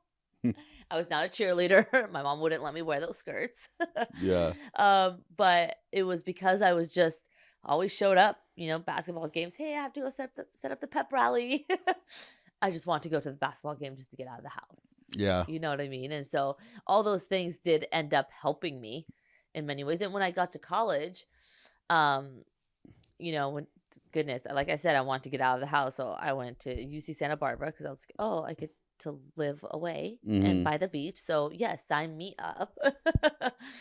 And even then, like I remember, like there was a meeting for the Democratic Process Party, and I didn't even know what any of this meant. Like I felt like I was just saying yes to things, and I didn't really fully comprehend the situation. I was just like, cool, like people are going there. I want to meet people. I want to like just be in front of people. They're like, hey, do you want to like run for something? I'm like, sure. Like, don't really know what I'm running for. um, you know, it lost, but then the person who won got caught cheating. So then I got put into student body like council. In college. Yeah, in college. Okay. And gosh, that was awful. But, you know, it was an experience, and it did shape, you know, me understanding about advocacy more and what Yeah. that looks like, and bureaucracy, and understanding how that all works Yeah. a little bit I more. hated student government in I college. like It was I think I got kicked out. They were just like, dude, we get that you don't care. Like, yeah.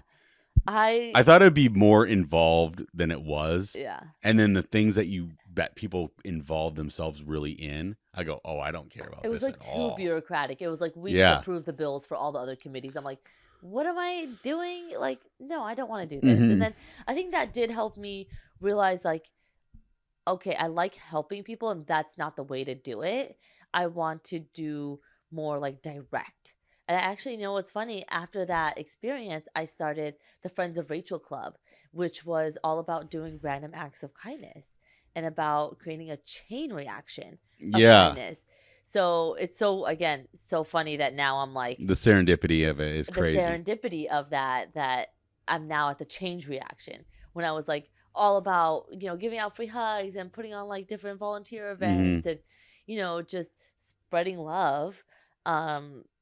And it was it was about the chain reaction, and now I'm like, yeah. It is weird to think, but because like early in our relationship, one of the first people that you met probably outside of the guys that I worked with that were my best friends, was Dr. Sharon, because I was helping out at this after school program that Dr. Sharon ran.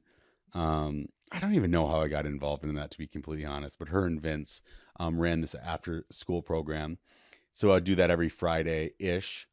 And then they were having like a fundraising event. And I, you know, through our conversations, I knew that you had all this empathy, that you cared about nonprofits and all this. So, you know, I was like this tech bro building this business. I'm like, I got to figure out a way that this girl can like me and know that like I care and all this stuff. So I'm like, so then I knew that if I introduced you to Dr. Sharon and she proved to you that like she's a good friend of mine, then you'd be like, oh, he has like really great people around him. Yeah. And then COVID happens, blah, blah, blah. You know, we once a month we would work at we would like serve breakfast at the Downtown's Women's Center. They kicked us out, and then we spiral affected. You know, the interesting thing about us ending up in Watts was, one, our desire to like care. It's also our pushback in the way that everyone's telling us to do this, and we're like, well, no, we're gonna stay outside. But if we're gonna stay outside, we're gonna figure out a way to be like valuable in it. And then through that experience, Dr. Sharon ends up being the person that brings change reaction to the center, that she's like, you're looking for this girl. This is the girl that's supposed to be the person who runs. It's funny because we brought Dr. Sharon into that space, and then she just, you know, coordinated all these donors to come through. And that was how I met Wade. And he kind of talked to me and walked around with me. I talked to him about what I was doing. And that's when, you know, he invited me to become a community change agent. Where I got to start, you know, using their proprietary platform, you know, to be able to submit and advocate for people. And through that, they were like, "Oh, she's doing this. This is what she's up to." The art of showing up is real. You know, it's because then it's not. It's one, you have to show up not ill-willed, but if you show up with like a specific intention that has like a direct through line of hopefully being valuable to other people and creating change, it's unbelievable what like showing up with faith like truly does like provide for you in life. It's crazy. God shows the way. Having faith in yourself is one of the hardest things, but it's one of the most important things. And like, you know, I'm very big on like there's signs in front of you that are like guiding you a certain way. You know, when I decided to go to Harvard, I wasn't like, oh, I want to go to Harvard. I was, planning to go to Boston to visit a friend of mine, and my sister was like, "Hey, you should go visit Harvard. Like, you should go get your master's." Mm-hmm. And I was like, "No, me go to Harvard? Like, you're out of your mind. Like, that's not gonna happen." And she's like, "Just look into it." So I started researching their programs, and I fell in love with the prevention science and practice program. I was like, "Is there other stuff around me that is similar?" And I'm like researching and looking, and nothing really spoke to me the way this program did. And I was like, you know what? Let me just call them. Let me just see if, this one Saturday that I'm going to be there in October, if they're maybe available to meet with me, I can maybe, see if someone wants to chat with me there. And I emailed them and they're like, hey, this happens to be a diversity recruitment event. It's like you can meet professors, students, and like get a tour of the campus. I'm like, what are the odds that like the few hours I'm available and in the area, like it happened to be this event. And So so you're not even again, trying to go to the school. You're just like kind of interested.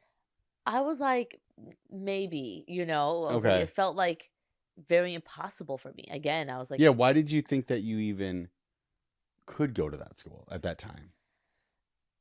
I mean, I did have my friend Franz, who had gotten accepted to Carnegie Mellon, and he was one of my really good friends, and he's just such a smart guy, and he was just kind of inspired me. He's like, also came from a very difficult background in the Philippines and immigrated here, and me and him have really bonded about some of our just past experiences and the Mm-hmm. challenges we've experienced, growing up in poverty in America. And he's always shown me like that anything is possible. Got it. So he's like, just you can make these calls. These schools want you. Yeah, and then he played a huge role in really helping me apply and like how to apply, how to like tailor my like my personal statement. And so he played a big role. My sister was like, dude, do it. She planted the seed, and then Franz kind of helped water it a little bit. Right. But even, to be honest, I didn't apply right away because I was like, it's not for me. Like, how am I gonna get up and move across the country and all these different things? And I remember talking to my friend Jennifer, and we were both living in Santa Barbara at the time. And, she was telling me about how she has a cousin, a aunt in Boston. She's like, yeah, my aunt, she just had a divorce, and, she's been wanting me to like move out there. And she's like, she has a lot of space. She has a big house. And she now, one of her daughters went to college, and now she has even more space. And I was like, oh, that's interesting. Like that you have available housing in Boston Mm-hmm. randomly. She's like, yeah, but like I've always wanted to go out there and like try it out. I was like, me too. I've thought about going to Harvard, and so I was like, okay, this is too good to be true. Like I don't know if I'm ready yet. And then my friend Pan, who lives out in Boston, who I went to go visit, Yeah. I was chatting with him. He's like, you should totally apply. He's like, if you need to like move out here, like and work, my parents' restaurant. I was like, okay, so I have housing figured out and a job lined up to figure things out. And me and my friend want to move, should move with me. Yeah. Like your I was best like, friend there's wants to move with you. like, Like, what are we talking like, about? what do we like? All the doors were opening Come up, and if I on. wasn't gonna walk through, I was gonna be a dumb butt Yeah. for it. And so I applied, and I actually decided to move out to Boston even before I got my acceptance letter. So 30 days before I was ready to move in April, um, I put in my 30-day, I put in a 30-day notice at my job because I wanted to give them a heads up, but, put in my 30-day notice at my apartment.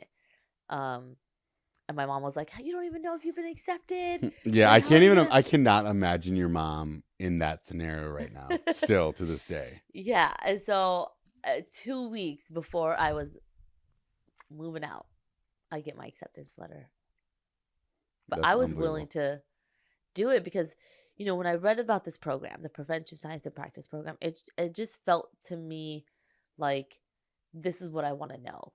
This is what's going to help me have a deeper understanding of how to create impact.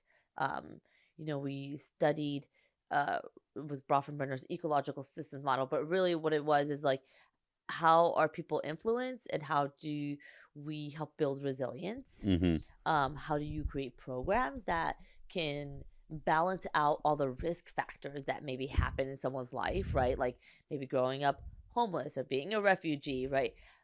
These experiences are going to happen in people's lives. We can't prevent them from happening. Now, can we create initiatives, programming, workshops, mentorship that can balance that out? Like I told you, I had mentors that shared knowledge with me, that helped me along the way, that I wouldn't be where I am today if it weren't Yeah. for them. And so even though I had a lot of barriers of growing up poor, of like, on food stamps and Section 8 housing, and, having that language barriers, there's all these risk factors, but I had a very loving mom who created a stable home environment for me, who fed me and ensured there was a roof over my head and food in my stomach. I had her love and her encouragement. And so that outweighs those obstacles. Mm-hmm. And then you have, different people that came into my life that were like, you could do that. Yeah. You can achieve that. Here, let me show you how you do that. And it's one of the biggest lies that people tell themselves, and communities tell themselves, that the world doesn't want them. You're a refugee from Iraq. The world doesn't want you. You put on your letter of admission, I'm a refugee from Iraq. But Harvard wanted that. No, exactly. They go, well, yes, we've been looking for you. Yeah. What are we think talking? that, but then they're like all these things that like the media tries to persuade people with is they don't want you because of this, blah blah blah. All these like little outlying environments. They don't want you because they're you grew up impoverished. They don't want you because you grew up in this community. Because you have this identity. And it's like, Stop actually, that's it. exactly what They go, want. dude, we have a job that's literally specifically for you. We just haven't been able to fill it because we haven't met you yet. Yeah. And there's so many times in the world that like, I understand why people get to the position in life where they feel unwanted because of interactions they've had, because of vicious things that they've heard on the internet, because of horrible acts that happen continually within the world. But I truly believe, like deep down in most people's hearts, one, love wins. That's why our nonprofit says it. But like at the same time, most people, most organizations are like, they do want you. Yeah. They do care about you. And all you have to do sometimes is ask. You just like, have to hey, ask. Would you be cool if I come to this job? Would you care if I go to your school? And they're like, yeah, get into this place. It's about showing up in the places you want to be and not asking if you can show up. Mm-hmm. It's about showing up and saying, how can I help? Yeah. And I always, as a career coach, I would always tell students, like you need to be volunteering, you need to be showing up, you need to be helping, you need to be, because all of those experiences, whether it was a good experience or bad, you're learning about yourself. You're learning about who you are and what you desire and what you love. And the more experiences that you have, the quicker you're going to get to finding that aha moment. Mm-hmm. That's like, oh, I love this. Whoa, I didn't even know this was out there, because you said yes and you showed up. Yeah. Yeah, it's so funny. Yeah, I mean, another person in our life, like Justin Mayo, that runs the Watts Empowerment Center, he's just a prime example of like showing up. And we showed up in his facility. I think like 3 days in, I'm like, we have the keys. I'm like, he left. I almost called you Khaleesi. I'm like, he left. He gave me the keys. Like in the sense that he was just like, dude, if you're willing to show up every single day, which you've proven the last like 2 or 3 days. Yeah. If you just keep on showing up, like, yeah, absolutely. Yeah. Justin and like Yang in that space are just unbelievable powerhouses that need more people to surround those spaces. And I know that there's thousands of other people like them, probably sadly even in LA County, millions in the world, that just need more people that care to walk into the spot and say like, hey, I'm here. Mm-hmm. And I know that there's a lot of people out there that feel unwanted, feel like they don't have enough, or whether feel it's that, time, energy. And I think there's also people that just don't have the capacity. And so just show up for your community, show up for your family, show up for your children. If you don't have the capacity to serve others outside of your situation, that's okay too. But look at who's in front of you and show up for them. Right. And I think if we could even just do that, like we can make the world a better place. And then like God kind of shows up for you. Well, not kind of, totally shows up for you in those environments too. Because once you choose to put like that foot forward, there's so many little blessings that come along the way to say, oh, not only did you think you chose that path, but I actually chose this path for you. You were talking about like believing in yourself. And I think that, Tobias shared a quote, who's one of my best friends. He shared a quote like the last week, and he said, believe in the dreams that God put on your heart. And I believe that's what I think what I heard when you were saying believe in yourself, which is like believe in like the thing that you have deep in you, that you're like, this is what I'm supposed to do.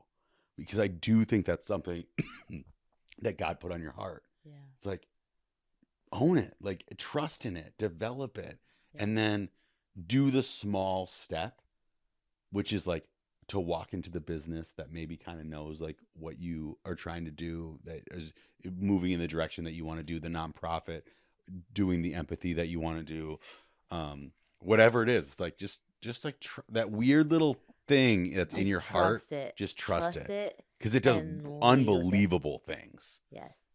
Yes. I do feel that in the times I've just shown up and I've said yes and I've been willing to help and give and support and take time to help someone, take time to like motivate someone, I do feel that God returns that to me 10 times. You go on a journey, and then that journey changes too. Like we've found, like within our own relationship, our journey's changed multiple times in the last 5 years. We're parents now. We're parents We now. have a whole baby Mm-hmm. that's 7 months I old. think she's still sleeping. I have it right You here. got her. But that was perfect. I love her. Oh my gosh, I love her so much. She just like motivates me to want to be like the best version of myself for her. And that I feel like does affect the work I want to do at Change Your Actions. I'm like, I want to be Cece's mom. Like Cece's mom's got to be like on it, you know? Isn't it just tragic that the world tells you, and I don't know what I even mean by the world, but whatever. But like don't have kids. Like, I feel like almost women right now in society have more pressure on like find your job first before you have a child, like all these types of things. It's all I would say to anybody, you'll never have enough money at the time that you want to have a kid.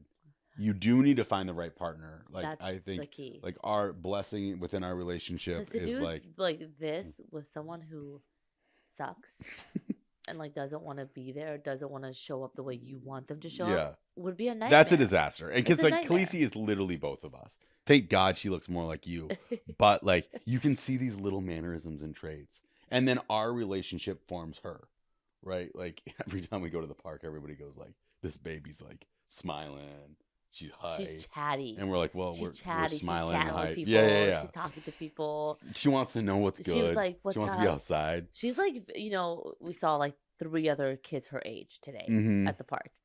Did you see any of them that had any facial like expressions? No, I mean they were like acting like their parents. We were chatting with some people at the park, trying to get some like. We were trying to be friendly. They were cool We though. have to build They community. seem sweet. We are the people that move first though, and that's okay. So I don't have any problem with people that don't. Yeah. Because like it's fun to be the individual that says, "Hey, I want to be your friend." Yeah, and I And told her that- about the library program. She was very like, I think she might Yeah, show up. they to could that. be our friends for a long time. We don't know. But again, all I say is like, the world says don't have kids. Have kids. It's worth it. It's dope. It's just Try like, to get married before you do. I feel like, We are not. We're it not going makes on our you- honeymoon until 2 years after. but you know what? We're- We're going on it, and we're- that's okay. We're going to Spain, Ibiza. Our baby will be a year old. We go on our honeymoon. That's That'll be so okay, funny. as long as we go. Yeah. But what do you want to leave people with? It's in our last conversation. It doesn't have to be most Yeah, important I thing. think just have faith in yourself, like believe that you deserve that happy life and that it's available to you when you show up and you say yes, and to show up for the people around you, because I feel like when you just show kindness and compassion to people, I feel like you get that support and love in return. And again, I think that can actually help you achieve whatever it is that you desire.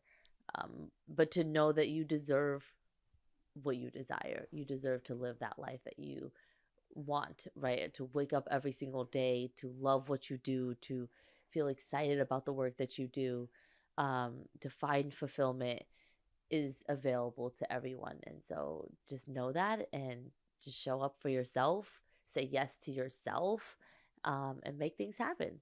Yep. And if you ever meet a random white conservative at a gay bar Bear night. on bear night, he might actually like make really great kids with you one day. And that's all, folks. Over and out. God bless you all. Thank you so much. This is 30 and 30. The best guest I could ever possibly have. I My love beautiful you. wifey, Elof Stead. And we're just gonna keep it rolling. Episode 4, getting this out just in time. And that's it. God bless you all. Bye. I need to know everything, who and the what and the where, I need everything. Trust me, I hear what you're saying, but act like it's new what you're telling me. I'm curious, George, I hop in the Porsche, it's 5 and a horse, I'm ready for war. And so it's just funny, like these full circle moments. When people like we talk about these full circle moments, it's like little circles amongst little circles amongst little circles that just keep circling each other. You know? Yeah, like every once in a while you break out of your own orbit that you got caught in for like a long period. And you're like, oh, I actually am like, I am in a little bit different of an orbit. Yeah, but it's just like, like that was one of the first spots to do Juice Spot. Yeah, And that's crazy. and now to turn around and be like, let's do like a mini Kippies inside Parcel. Like if Mhm. you think about it, like nothing that I'm doing in Minneapolis would have been possible if it wasn't for us taking the leap of faith to do startups Yeah. in California in general. Like Honestly, all like as an entrepreneur, like you could literally, in a weird way, just move to any city, ideally a New York, an LA, maybe a London, right out of school, your first 2 years, leave, put it on Instagram for people know that you're out there like experiencing things, come back, and whatever you start would at least have, and as long as you had the right amount of experiences out there, people would have some level of more credibility of what you're yeah, doing. yeah. And so for me, that'd be maybe going to Italy and learn how to make the best pasta ever for like a year. Right. Come back being like, yep, we got drinks on tap, and it's just like whatever pasta we decide to make today. So are you Mhm. in?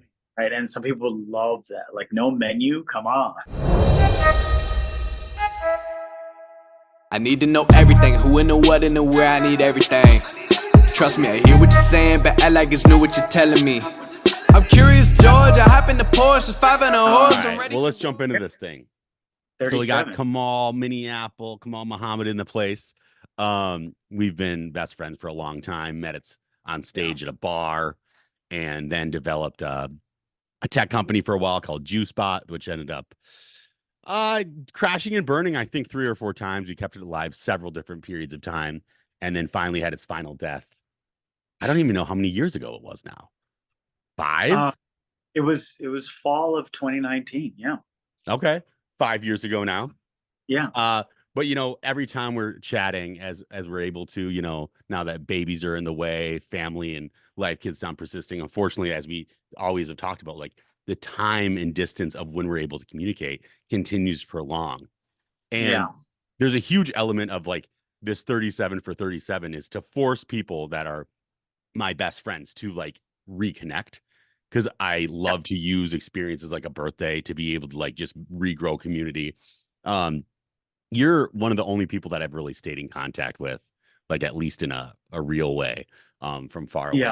But And there's something about our universes are even if they're on different planes, they're running parallel to each other. And yeah, like we talk all the time where, we kind of have that sort of springboard of, coming out of the ashes of 2019 and using that springboard. And so I'll have people, I run into be like, oh, how is LJ doing? Or they'll see some of the work that you've been doing with, different varying levels of celebrities out in and you kind of see a little bit of like that surprise in their eyes. And I'm like, bro, he's been doing this, in the sense of like doing the micro builds along the way. And Mhm. so to me now, like if you called me tomorrow and said you were in the room with the president, or you were doing a podcast with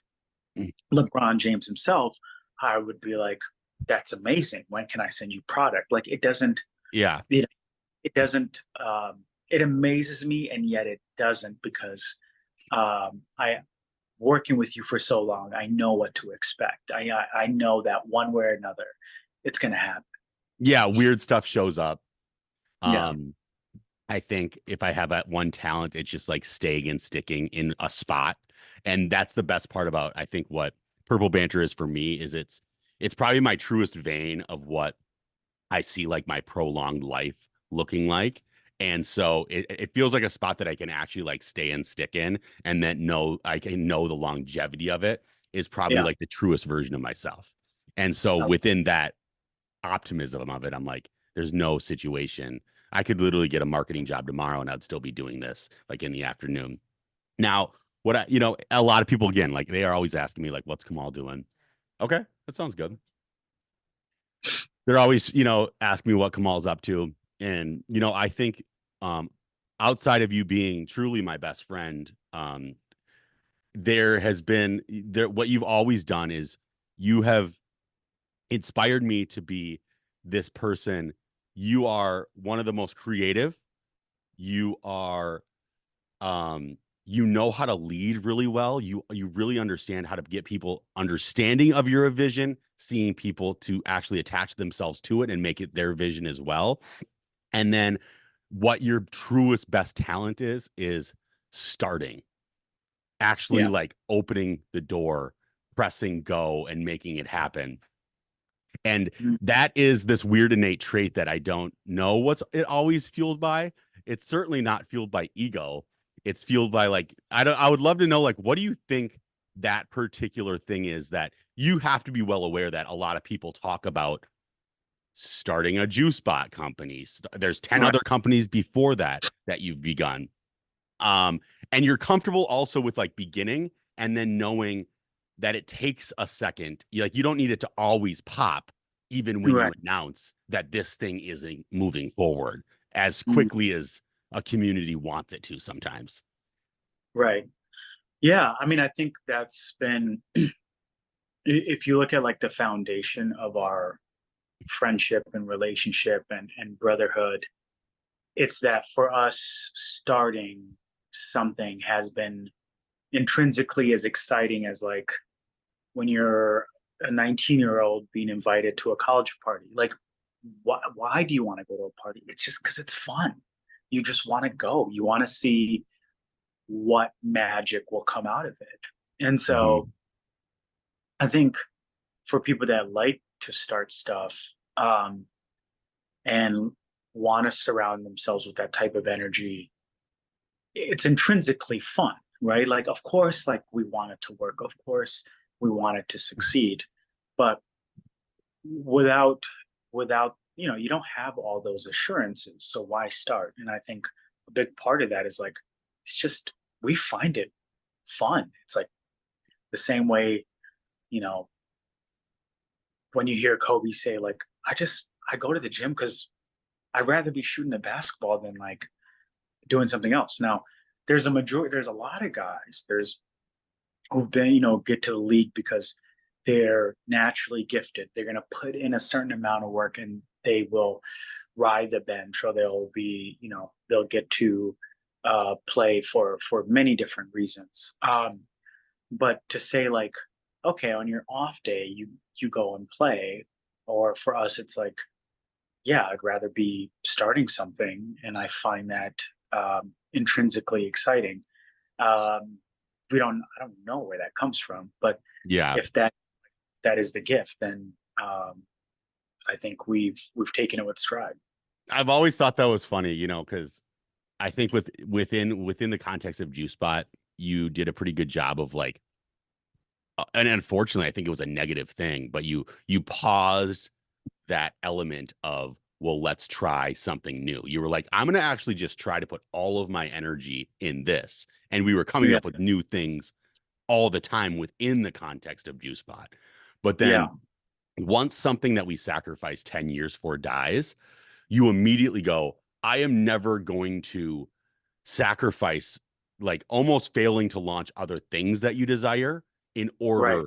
to have this thing also work first. Because Right. it was a bunch of, once this takes off, it'll open the door to all these things that then we can, I would have been doing media it after. I always thought like I thought I was going to start Purple Banter with like $30 million. Yeah. And I got to start it with $3,000. And then that immediately went away once I bought one camera. So basically started with zero. And then, but you've now started, you have just had such an incredible journey from going home, working within your family business, growing that into like a franchise. I mean, Ali Mama, to seeing like what that food truck was doing. And then you like, you know, while I'm playing around and you're starting to even like be willing to like sit down and do purple politics with me, Right. you're sitting and like grill, you're, you know, boiling and figuring out how to like make fried chicken and going Right. over to like different fried chicken shops and making it at the house and have everybody try it as you do. Like you're coming up with new foods all the time and everyone in the room is going to try it, to then going home and be like, telling RF like, bro, I think we have to like strip all the food trucks and they all need to turn into Nashville Coupe. And Right. that sounds easy to say now, Right. but to At the make that pivot then was chaotic.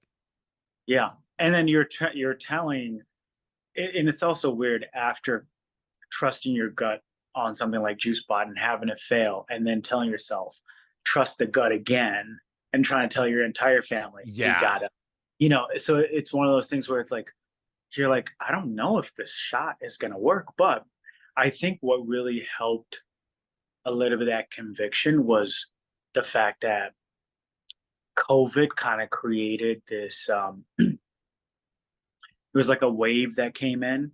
And so it was like, well, we know that this other concept is just not going to work because of COVID. So it makes it easier to take a little bit of that shot too. So a part of it is luck. A part of it is, you know, being in the right place at the right time. But you still have to take the shot. You still have to be like, I think this is going to work.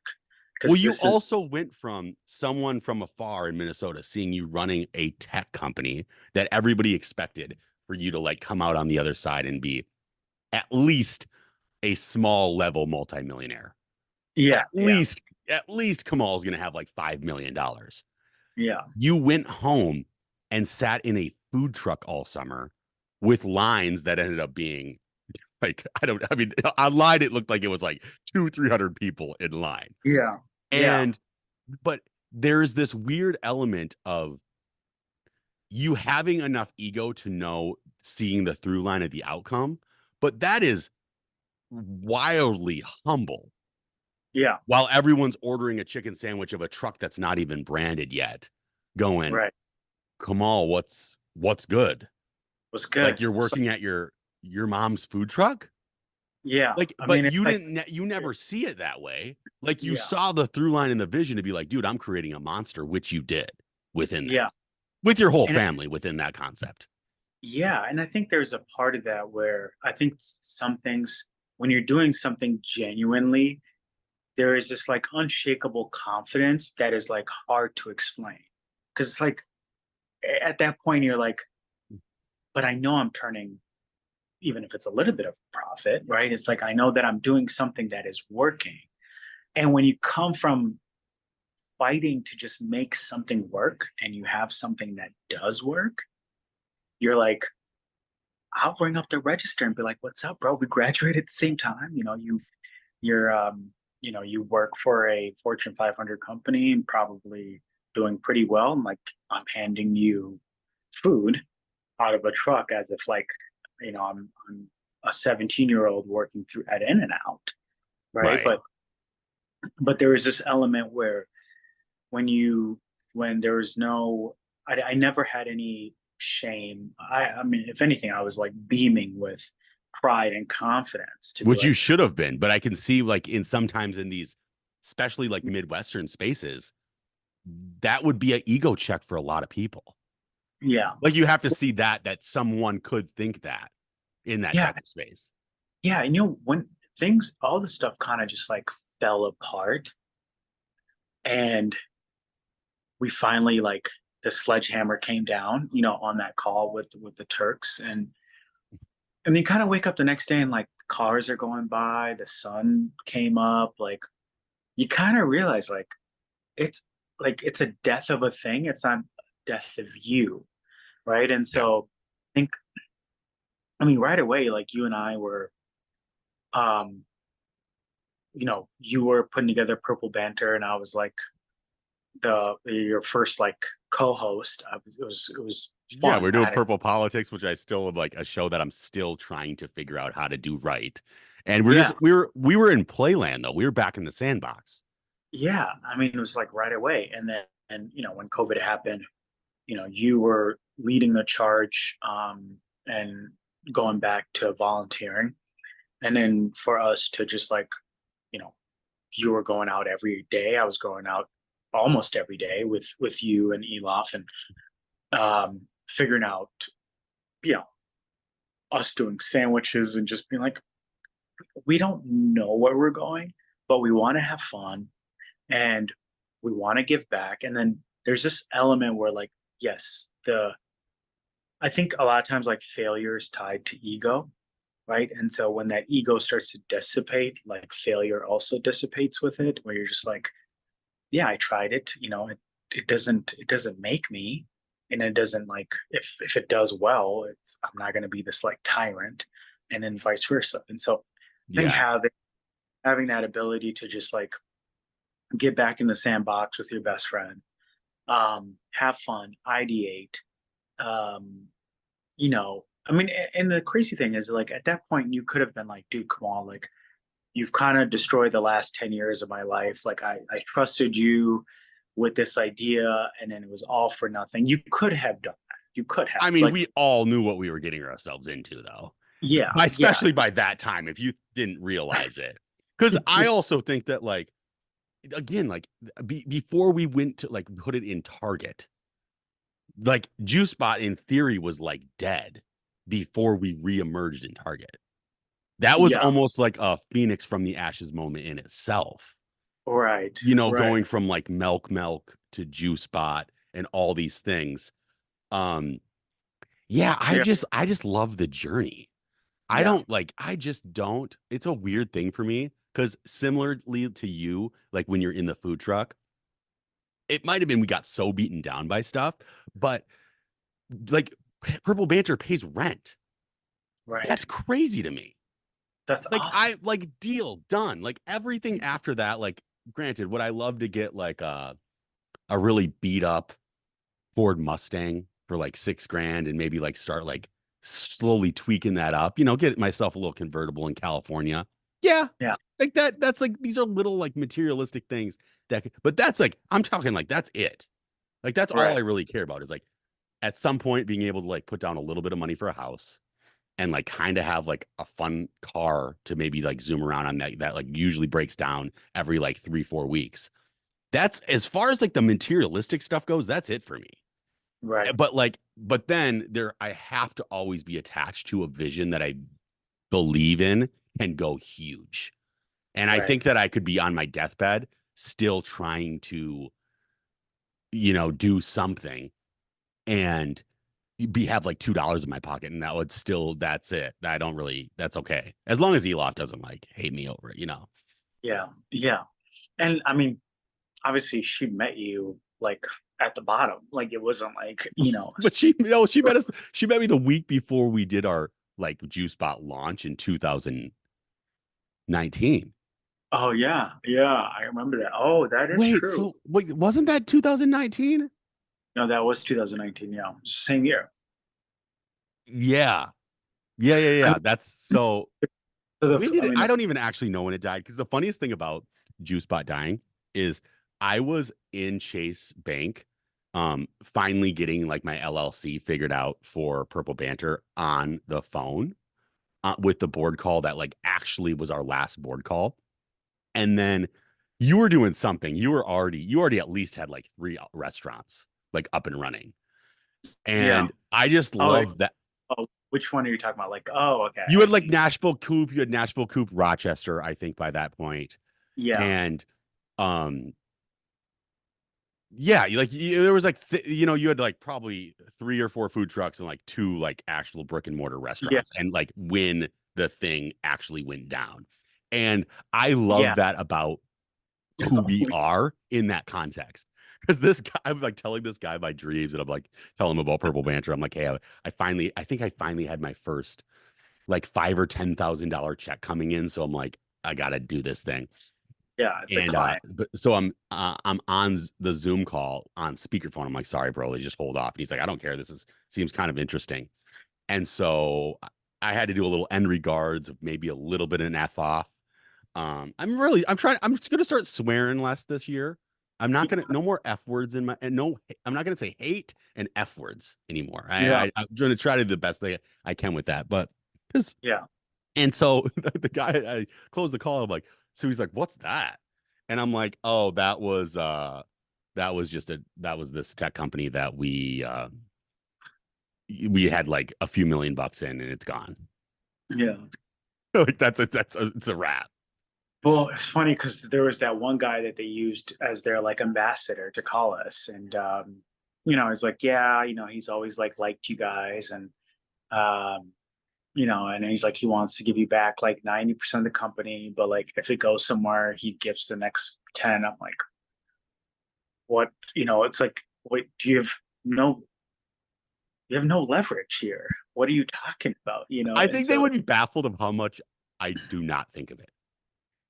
yeah, Like I it's can tell you, like when I see you, I think of it. And I like it's fun to like recall some things, but other than yeah. that, I literally like never think of It's not the product that we think about or like them. It's just like those the funny little fact that, stories of the era. yeah, the fact that like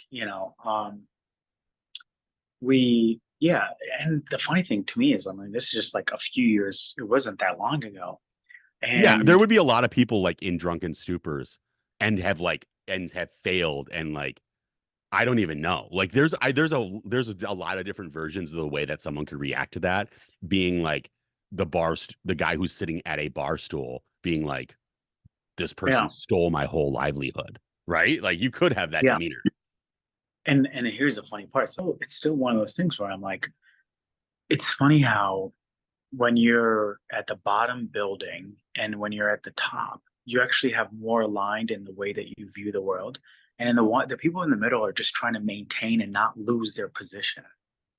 And so I think what I wish for you and me is that as we continue to build, that, and we get to a certain place where it's like, wow, it's starting to get comfortable to not let off the gas. Like some people are like, I made $1 to $2 million. I really got to protect it. I'm like, that's when you double down, right? That is how somebody who has nothing thinks. And that's how a billionaire thinks. Right. It's like getting lost in the middle of the shuffle. But it's funny because, we were doing grilled cheese on campus, Yeah. So it's one of those things that's starting to come to go there to like, if the numbers make sense and like they're willing to put enough of a investment into it, then it might be like, oh, you should be thinking about your culinary director the same way you think about Caruso, or like like if somebody comes on campus, the food is just as much as like a closing statement as like 100%. Like you go into the dining hall and you go, wow. There's a dining hall in a school right over here that they have like Subway and Sbarro, and it's a high school. yeah, You know what I mean? And you're like, whoa, that's nicer than our colleges, like by far. exactly. And obviously you could do way more. They should treat the dining hall at St. Thomas the same way the Twins and Vikings treat the dining hall in their spaces. Like, why not? Like One, yeah, local flavors and all these types of things. Like it has to be collaborative. yeah, 1000%. And then now, you have ideas that work. You have students, because I'm like, how much money do you think you guys are losing to people eating off campus every year? You know, versus like that, all that income should stay on campus and it should be exciting. That helps you recruit students and keep the money with the student. That helps you recruit athletes. That's going to help you recruit faculty members to stay. Right. And so, you know, if it works out, I think there's going to be, you know, enough to at least be like, hey, can we like do a story out of this? Can we get something? Because I think what's another thing that I think would be exciting, especially because your reach is going deep roots in within like Southern California. But I do think at some point I would love to see a satellite of Purple Banter in the Twin Cities because I think it'll have its own little catapult. Yeah, well, I mean, And Minneapolis that's is such an interesting place because it's now unfortunately well known through George Floyd, but I hope that over time it is really well known through its rebirth because yeah, that's truly like what's taking place in most of that space. It still has still like there's a lot of people like yourself that have put in the weight on your shoulders to carry the ball to like what Minneapolis looks like in the next generation, but there's a good group of people that are like overseeing it well, and mhm. such a vibrant city. I love Minneapolis's politics. I love that it's happens to be like wildly radically liberal, but at the same time, everybody's parents voted for Trump. And so I love that differentiating element of opinion. It's Um, very purple. It's more purple than people realize it. It's like it's yeah, if there's space, it's where it is purple. It's funny, like obviously there's a lot of purple symbols in Minneapolis, but if there's something, if there is a place where you could call purple, it's definitely the Twin Cities. yeah. No, I definitely want to somehow figure out a way to like partner with someone the right way up there and be able to just like continue to tell stories and have someone like really on the ground in that space.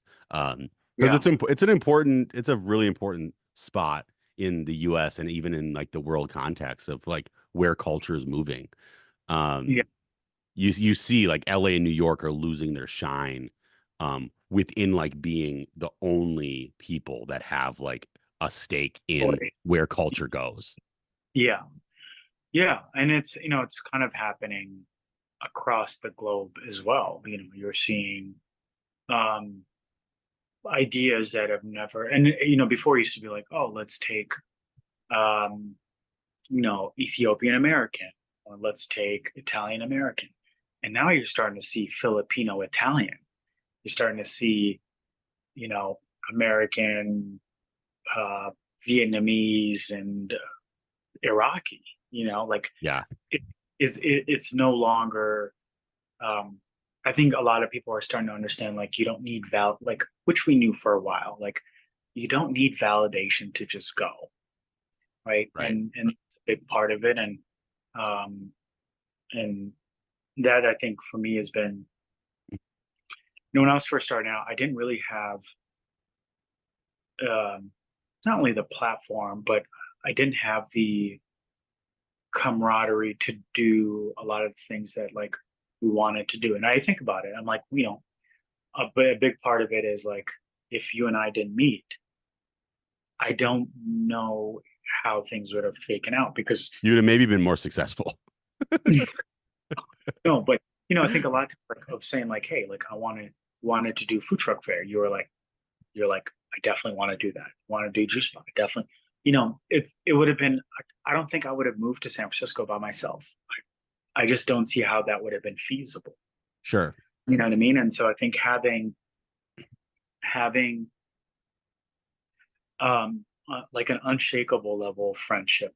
And I think one thing a lot of people don't know about us is like we didn't agree on everything, not only from ideas, but like we didn't agree on. Well, I wanted to move to LA. You wanted to move to San Francisco. Yeah, But you ended up figuring out you got a relationship sort of with Blue Bottle. And like the yeah, founder was like kind of talking to you, like, and so that's why we moved there. you know, and Yeah, all, and for all the other variety of, I mean, it came to a group decision at the end of the day of like, yeah, yeah, tech is San Francisco. Like this is yeah, where it's happening. And thank God we did that because it yeah, definitely accelerated us. yeah. I mean, every little thing, like, it shakes out one way or another, and like you change one thing left or right, like maybe you don't meet Elof, right? Maybe Right. How you would get I to have? do how what we're doing today. So it's like, I mean, the dots are connecting backwards, but I think that's been sort of the theme of our friendship is like looking back, we could be like, I don't regret any of it, good, bad, Yeah. like that we've gone through. Um, and I think having that foundation of like unshakable friendship and saying anything that we do above here is going to be based on the business does well, great. Doesn't change our friendship. The business sucks, doesn't change our friendship. You Right. know, and I think I do hope, for um my siblings, family, future kids, Khaleesi, that they get to experience that level of genuine friendship. That's like, Hmm. and that's the thing. It's like, to add on to that, like we didn't agree on everything. Like we had maybe had sometimes opposing, and why would we? Like we came from two different backgrounds. Like you grew up in Rochester, grew up in, Minneapolis and parts of East Africa. So like it wouldn't have made sense to be like every single point we would see exactly eye to eye. Yeah. Ironically, though, if like let's say you know, I was stuck in a hole, or if I like ended up in jail and somebody's like, "Who are you gonna call?" I'm like, "I'm calling LJ." Yeah. You know what We'll I mean? get you out. Because exactly, because it was one of those things where like, And I'll have fun doing it. yeah, and like you're not gonna like I mean, you'll give me shit about it in a fun way, but like there's not gonna be any judgment there. And so like I think having sort of like um a type of relationship that is not bound to time, is not bound to a certain disagreement or agreement, but just saying like, push comes to shove, like this is the person that I know that has my back, even if we don't agree on like some things that we consider fundamental, Well, we've been right? like yelling at each other over politics like a pretty good amount, especially like when we lived in San Francisco. It was so, yeah. I mean, I remember the first time I would not be married to Eli if it wasn't for our friendship because yeah, you yeah, dealt with the most naive version of myself, right? So you dealt with me through those gap years of kind of wake up into the reality. There's all these like different political, cultural, social situations going on. And I am never scared of my opinion, but that doesn't mean I think my opinion's always right. yeah, And um we would always just, I mean, our friendship continues to be that, which is like, what's going on yeah, today? How do we think about it? All these different things. And I think we've over time understood we've gotten actually way closer in each other's opinions over exactly, time. But yeah, I think we definitely started like way more over here, and now yeah, we're both like right over here. yeah. Uh, And it's not like and it's not despite of it or because of it. It's just like, I think we still in the beginning being that much apart, like it was still like very genuine friendship. You know what I oh mean? And yeah, yeah. That wasn't. I mean, nothing was going anywhere. If, like just because we disagreed on something.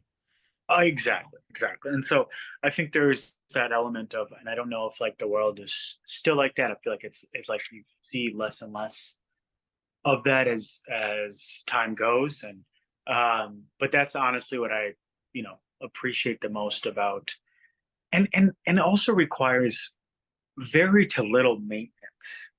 You know what I mean? Like, you Mm, maybe you have a lot going on in your life. Like, well, I can hang out with you tomorrow, and it wouldn't be like I didn't see you for, yeah, you know, it'll, there's no, it's not, it doesn't require that. Some people are just like, oh, dude, like, are you my friend anymore? Like, we haven't talked in like 2 or 3 weeks. that's the Like, worst. yeah, like you're changing, and it's like, dude, I'm just kind of head down because I gotta get up at, early in the morning. I gotta work 12-hour days, and some days maybe I'll get a little break and I'll get to work from home. But like for the most part, it's just like putting out fires, and that's just like what I'm doing. It's like I hope you're doing something in life that is like taking up your energy and time to like do that kind of stuff too. Mhm. And if you're not doing that, it's like we kind of don't really have a lot in common anyway. So like, Yeah. where's the friendship? I always loved it like in the heat of battle when like it'd be like a crazy day, there'd be a lot of messes, there'd be little failures and heated moments. Because heated moments Yeah, weren't even like directed necessarily like towards each other, because that yeah, wasn't our but friendship wasn't like we rarely butted heads. But when we yeah, did, like it was real. And yeah, but we'd always be going through messes all the time. And you would see individuals around us that maybe didn't understand like the dynamics of a relationship be like, okay, so now it's like 7 p.m. on like a Friday. Like, where, like, is this going to get weird? Does everyone go to separate bedrooms? And then we would all be like, well, so where are we going next? Like, where are we going for exactly. dinner? And Yeah, and I remember a few times they'd be like, wait, so are we not going to address this? And it's like, no, we already, we addressed the whole thing. You saw yeah, we addressed it. There's like, there's an interesting way of going from like, it could have a very difficult Friday night of like staying up late and fighting over shit, and then on Saturday morning it's like, well, where are we getting breakfast, dude? yeah. And a big part of that is just like, I think everyone was just honest about how they felt, and like, I never had this feeling of thinking like, oh, what is LJ thinking right now, or thinking about me, or whatever. It was like there was no like malicious, um, Right. to it. It was always like, dude, that's a horrible fucking idea, Yeah, and yeah, like, yeah. and like, I, but that had nothing to do with our, and so I think being able to, I think not even say separate the two, but just to know like that was just a part of it. It's like we could, but I wasn't like gonna go and talk to, another person, and be like, dude, this LJ guy. It was never that. It's like, if I have something to say to you, I'm saying it to you, and vice versa. We didn't like, That's an it was interesting never, conversation to have. Like, as you as like CEO of our brand, and then myself and Eric as being like your two partners in crime that would be looked at as understoodly as your friends, but also kind of like the next in line characters or whatever you want to call it with on the hierarchy of those things. It's yeah, weird how every once in a while, and I think we need to speak about this as founders, that people try to like chip you off. There was so many times that people would try to yeah, grab Kamal and be like, hey, I'm going to kind of like somehow like control him in a way, or somehow like get him to speak poorly about the rest of the group, or I want you to speak poorly about him, so like we go over here and separate him and isolate yeah, him. Those are weird dynamics. I think it comes a little bit more when you're young entrepreneurs, when you got like only everyone in the room's like under 25. But those right, are very odd dynamics that like that's where a friendship allows you to not even have to like deal with the weird interactions like that. But that used to happen like yeah. all the time. The first five Well, years of Juice Pot, that happened all the time. yeah, and it's and then you see it when, I mean, I think one of the things that there was a lot of things that led up to 2019, when all things came crashing for our side first. Um, but to kind of speak on it on record, it's like we just said no to wiring them $500,000. It's like, well, LJ, why don't you do it? Eric, why don't you do it? And it's like, come on, it's like, you guys can do whatever you want. You can fire us if you want to, but like, we're not sending you $500,000 Yeah, I mean, for they were to gas machine. me, and only personally, because I only want this to land on me, but they were very clearly embezzling money. And in my eyes, from what I understand, that I felt like I was seeing, and there's a very, very, very fine line of conspiracy theory in that. Yeah, But um, it is wild to think that it literally was one no was the reason that everything fell apart. But that, could you imagine what that one yes could have been? That one yes could have been a disaster. right. But there was a time where like literally they called us and they said, if you don't send $500,000, you will be fired. And we knew very clearly that that $500,000 was going from their bank account to our bank account to back to an There, entity of their yeah, bank account. yeah, And we're like, that seems that's not even gray anymore. That's getting to be right. pretty black and white of what's happening here. Yeah, the Um, of interest is just Yeah, and we also it would have gotten in the way of the success of even our own product. Like we'd have been like somehow losing $500 in this watch that we'd have never even been attached to, but also Yeah. attached to legally. And that's what's going to happen when you are. I always think I don't really believe that the individual that was sending us the money was actually a billionaire. I think he was a billionaire in like rupees or whatever. But Right. like, it's weird when a billionaire in theory steals something from you to think that like there's something that valuable. The only thing I'm most bothered by is they didn't do anything with it. Yeah. At least if Yeah. you're going to steal my car, drive it. Take it on a police chase. Do something fun. Let me Don't see you on just Cops crash tonight. it before you get to the highway.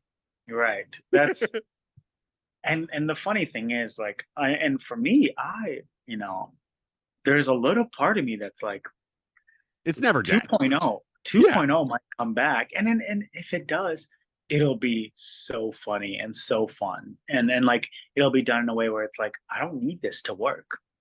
And there's something about when you don't need something to work and you're just doing it, it kind of works. Yeah, You know? it's more fun. Because there was Yeah. different eras where like we were just the looser that you are, you see this in athletes all the time where like, Joe Montana's looking in the back of the end zone. He's like, is that John Candy right before the final drive that he wins the Super Bowl? Yeah. If you prepared the right way, when you're in the battle of it, you have to stay loose. And specifically, we forget about that in business, is like just those creativity elements, taking a chance on weird colors like pink when everybody says it can't be pink, and then flipping it back to black just because it's the color of the year. Like, right. All of those things are what make businesses exciting for communities, which make it super fun. And in the boardroom, they come off super risky, but that's why people like Elon Musk are just absolutely like reckless and brilliant at the same time, because he's a version of that we've never even seen before. And you have to appreciate at least the product, even though the Tesla truck comes out and apparently like it's designed all shitty and all these types of things. But I'm like, he just reminds me of like JuiceBot with like $1 billion. Yeah. Well, you got it. Yeah. But just with like more billions, but it's the same kind of thing. Just 100 billion. Yeah. But just do it. Yeah. And then if it fails, it's like, obviously no one wants a recall, but I think having that spirit and, no, I love it. And I'm so excited for your birthday. I'm excited that God has given you another year to just grow and celebrate. And seeing you as a dad is, every phase that I've seen you in, it just becomes more and more special. And like now seeing you in this phase of, you've always preached love. You've always been somebody who's very thoughtful, and you've done that even like when we were, young, when you didn't have to, from doing vision to, all the work that you've done that you don't even talk about. Seeing you in this phase is like my favorite phase for you. Sure. And I think it's just, you're working for yourself. You married the love of your life. She's dope. I definitely like outpunted and kicked my coverage with that. And then we got a baby. It's like what, you really got to wake up, even if you got like a lot of things stressful or things in your way. I think at least that first 60 seconds to be like, it worked out for me. Yeah. I definitely feel like I'm in a period right now. And I appreciate everything you're saying. And I do agree that like I'm in this weird, very fun window of still building from the ground up. Still haven't in theory made it. Still have to talk about rent every once in a while. But it's the best blessed period. And then knowing that like now my only really duty is to just make sure like my baby and my wife are like living a comfortable, safe, and sometimes exciting life. It's just so much. It's really wild when you find the individual that you truly love and that like you want to wake up slow with on Sunday mornings, and you want to stay up late with on Friday nights, and you want to work together throughout the week to be able to create something of value, and you want to fight about news articles in the afternoon. That then when you create like a child together, and now that like partnership becomes a family, it's the coolest thing. And so That's- all of the world that tells us, well, the world's going to be worse with more kids, and the world's not ready for more kids. It's not. Stop it, dude. The Yeah. world needs more families. Don't let this fear of tomorrow take away the most blessed future you could possibly have. It's The so worth it, dude. It's the best. Yeah. And I think seeing you is, inspiring. I think you being the first in the line, I mean, Well, James got out and ahead of us that's way true. early, but That's true. He had a jump, and he sat in the heat for a few months and was like, I think I'm just going to get married. That's the story for another time. But no, that's really exciting. So yeah, man, I think, your birthday coming up, I am going to try to see if we can do something, whether that's like sending you a little birthday gift, or seeing if I can convince Allie to just do a little 48-hour trip with me down there June to come 1st, we're having our party at Club CC. Club CC, like downtown. No, Club C. I'm in Club CC. Oh, Club CC. It's been a few months. Yeah, we got a disco ball in here now. I think you two do a good job of decorating. It's definitely a verge of both of us. It's kind of fun. Yeah. But yeah, man, I appreciate you, bro. I love you, and get on with your day. You got way more better things to do than this. So, but I appreciate you, and just onward and upward. Yeah. Much love, LJ. Happy birthday. Love you, bro. Love you. See ya.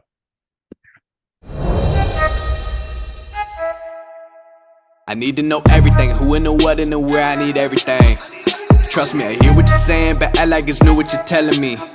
I'm curious, George, I hop in the Porsche, it's 5 and a horse, I'm ready for war. I think you're supposed to say like Got unalived. click-clacked. He got, you know what I mean? He got. He got.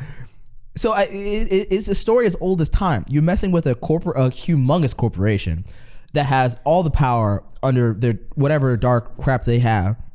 You talk shit about them, mind you, that have information that will put them damn near out of business against their highest competitor, Airbus. That's a European company that has the resources to control everything, every airplane.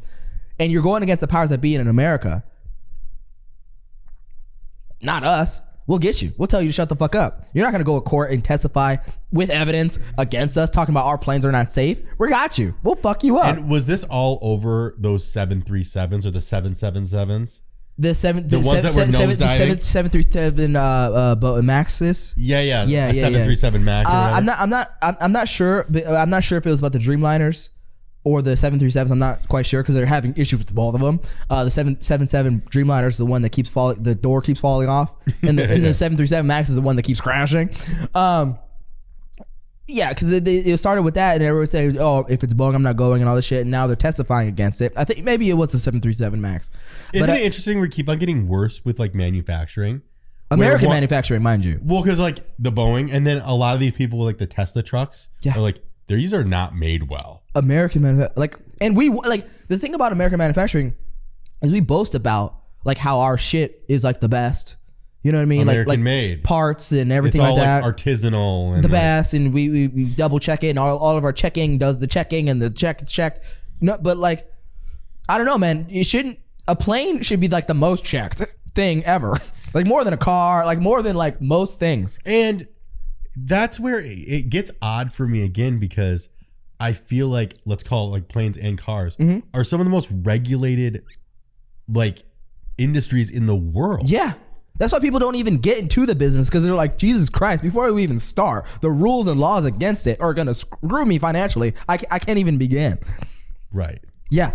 So basically they're getting caught for falsifying how well the plane was testing. Yeah. And like probably like using cheap parts and like, not doing all the checks together to whatever, and then like they're gonna testify against it, saying that this part was these parts of the plane was cheaply made and this plane is unsafe.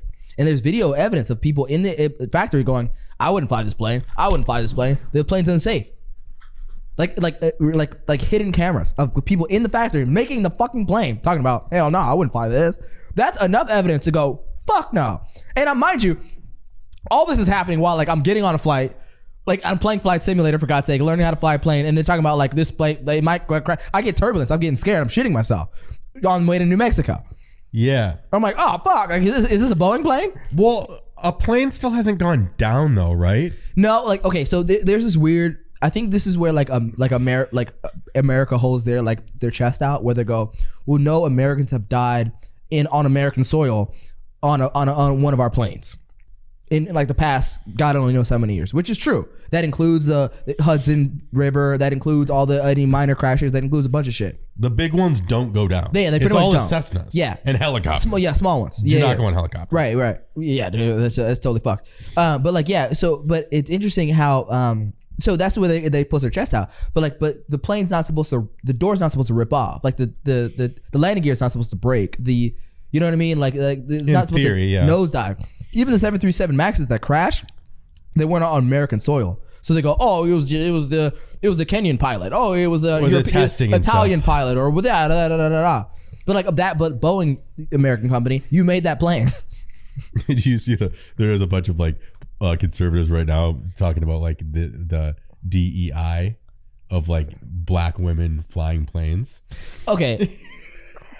But let's not get off of the first tangent though. Okay, because like that's a whole nother thing. Like I just, it blows my mind when people go, oh, woke, and then it's just like a woman flying a plane. They go, it's woke. I'm like, no, it's just like a woman who trying to fly a plane. You know how hard it is to like get there in that position to start. Yeah. No, that woman has been wanting to fly a plane for a long time.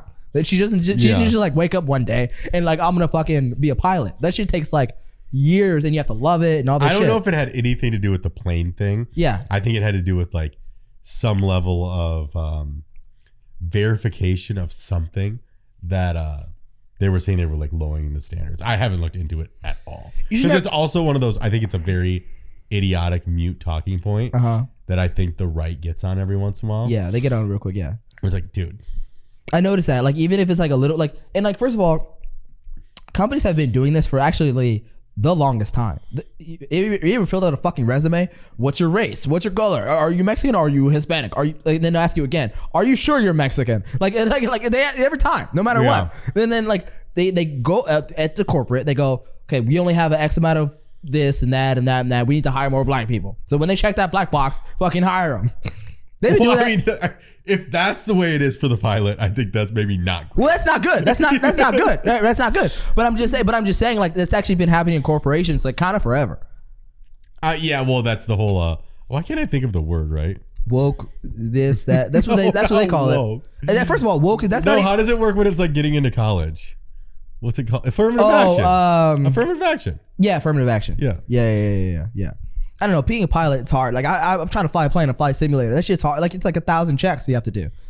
I'm like, fuck, I can't remember this. You know, and every plane's different. Fuck this. You know, from an A320 to an A310 is like a fucking world different.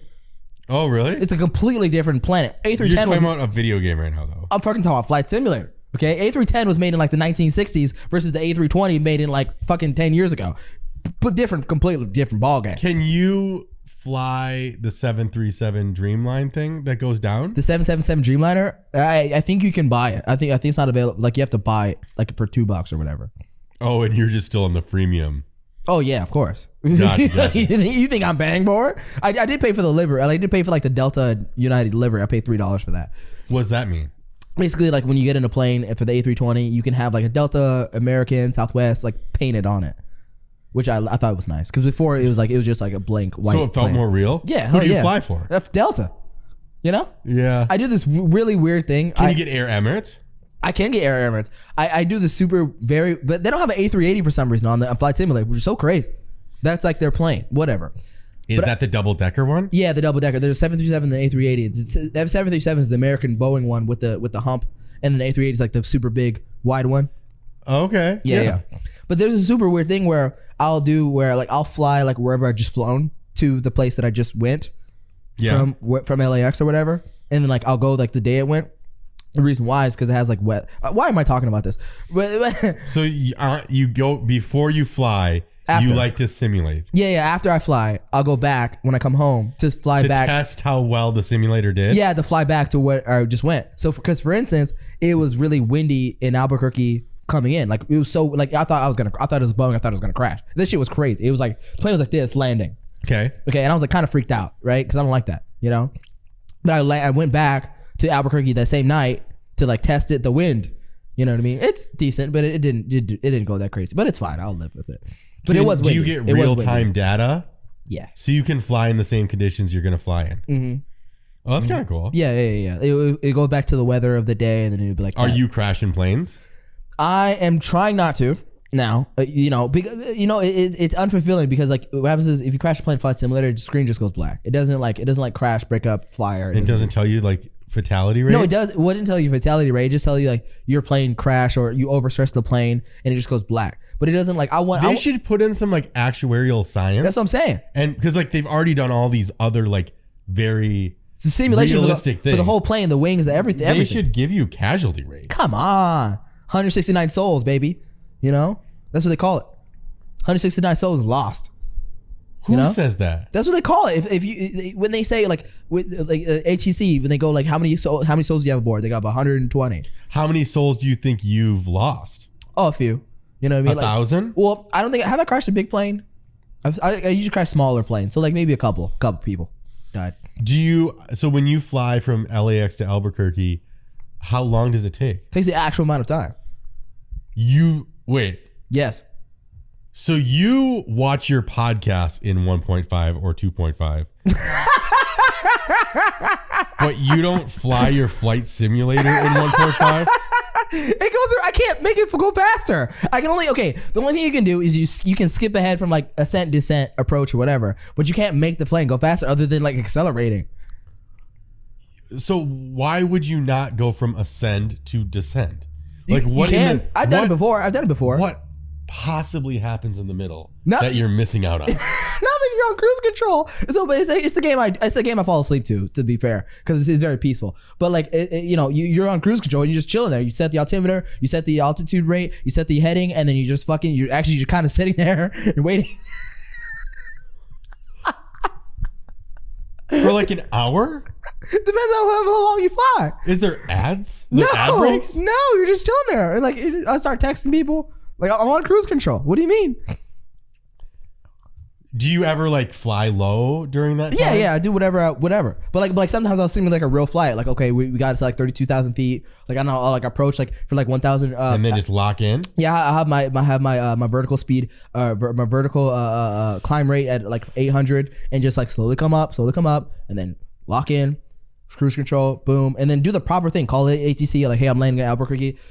Squawk 3240, and then they'd be like, squawk back, acknowledge, and they're like, all right, and then like, is this like Fortnite? Do multiple people play at the same time? Yeah. So you see like you literally the planes that are in the sky are like other people, so you can like see them. You're like, oh, what's up, homie? But you can't talk to them, but like, yeah. Oh, they don't even let you like pass. No, they don't let you talk to them. That's weird. Yeah, you have to like go to like a private Discord and like have like a private thing to like talk to people. You should get on that Discord if you have an hour of time to burn. Yeah, right. What's the longest flight you've taken? Honestly, like probably like an hour and a half. I haven't gone that far. Like probably like maybe an hour and a half tops. Because like after like it's like Jesus Christ. Usually my on average are like 15, 20, 30 minutes tops. What? So you usually just flying from like LA to Vegas kind of stuff? Wherever. You can fly anywhere. LA to San Diego. Anywhere in the world. Anywhere in the world. So I think I was just doing Canary Islands the other day. Where are the Canary Islands? Well, I think it was called the Canary Islands, but whatever islands are right off Morocco, but they're technically Spanish islands, but it's hard to see. But like they're right there, and then I decided like, oh, I'm like, what's that? And I started flying around the islands. For me, you know what it is? It's kind of like a meditation. Well, meditation is sure. It's very peaceful, nice to teach you how to fly as well. But it's also like a crazy version of like Google Maps. So like you like discover shit like slowly. Like flying around. It's like I was finding a spot that I'd never seen before. Like I found some like mid-African Dominican or Democratic Republic of Congo river, and I'm like, what's that? And I just follow the river. I follow the mountain range or something. Then you don't care about your passengers. Yeah, no, fuck them. You know what I Okay. mean? Yeah, they can suck a dick. But like, but if you do something too crazy, the plane would be like, yeah, like you overstretched the plane, it ripped apart. Like you can't, like you can't. Then you have to restart the shit, and it's annoying. Yeah. Can you get in like a Cessna and like really fly around, or Hell like yeah. a little jet? Hell yeah, I do it all the time. Little jets are the best. You know, and I'll do this weird thing where What's your favorite little jet? G5, G6? Like what? The Cessna Textron Citation. That's very nice. It's like a private jet. You probably seen it before many times. It's a private jet. You have the holy shit. Little neighbors are playing. You're all right. That scared the fuck out of me. And it shouldn't, because I hear gunshots all the time and fireworks all the time where I live. It's kids playing soccer. I know, but like I'm thinking it's gunshots, fireworks. No, we're in. Or someone drops Orange something from the 12th floor on the ground. Yeah, it's a little different in Orange That's, County. you know, it's little children playing soccer. I'm like, just put your guns out. What was I saying? Yeah, the Textron Citation, the TBM. What's it called? The Daher TBM 690, whatever the plane is called. The Beechcraft. The Beechcraft King Air, and then they have the Beechcraft something else. The little one, which I kind of want to buy now. I don't know. I've gotten so much into that. Like, it makes me like want to get into like private aviation, like get my pilot's license and shit. Like, I'm dead serious. You should do that. Like, I'm very dead serious. Like, that's something I want to do. Like Bill Burr style, where like you're doing your comedy, you're doing your thing, and you get a helicopter's license. Like, I kind of want to get my pilot's license. I think Gear Down does that stuff. Yeah, he 100% does. Where he like shows people the ropes of how to do it. Dude, I'm like like I don't know. Like, I'm like, that's like, because that's like my like kind of like my thing a little bit. Because I already like driving as is. I like, you know, I would love to like race and stuff. And like flying a plane, man, like that sounds fun. You can't do any drugs though. No, which sucks. So you got to clean. Yeah, you got to be like. You're clean now, but. No, I'm not drinking, but I am smoking a little bit too much weed, and I need to chill with that too. Can pilots not smoke any weed? I don't think so. Definitely not commercial, because they would. I think that 90% sure they drug test you. I actually am more like a 99.9% sure they drug test you. I do think a commercial pilot probably shouldn't be on anything. No, but what's weird, because like the drinking culture in pilots is like kind of crazy. Like, so like the likelihood of you having like a hungover pilot is like kind of decent. Right, that makes sense. So it's like, and that's way worse. Kinda, you know what I mean? Like the being hungover is not too much different in the head than if you're like high, because you're not like operating at full capacity. The only difference about alcohol and weed to me is I think that weed smokers are more like do it all day. Sure. Where like alcohol's a little bit more like when you get home.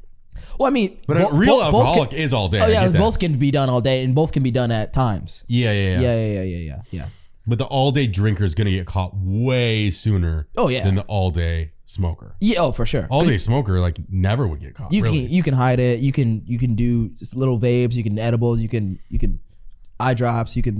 But drunker, yeah, you're just gonna end up being drunk. Eye drop somewhere. weed? No, eye drops to clear your retinas. Oh yeah.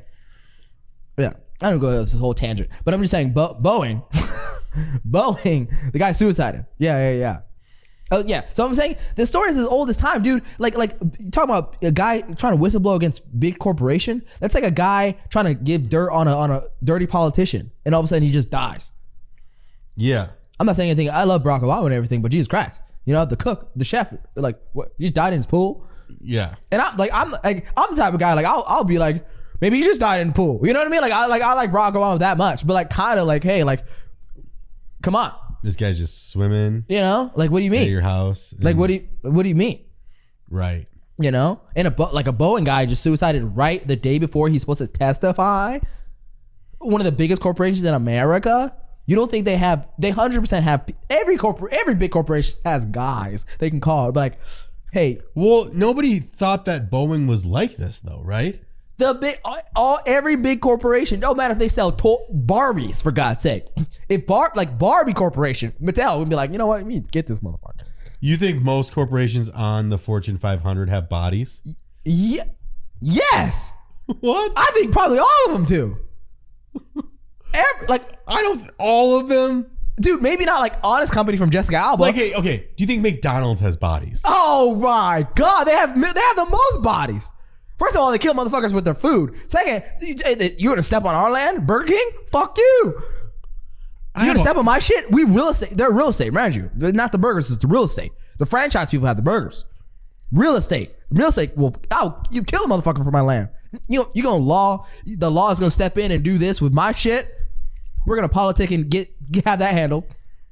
Probably politicians too, like low level politicians that don't sign the shit to get their land approved. Well, fuck you.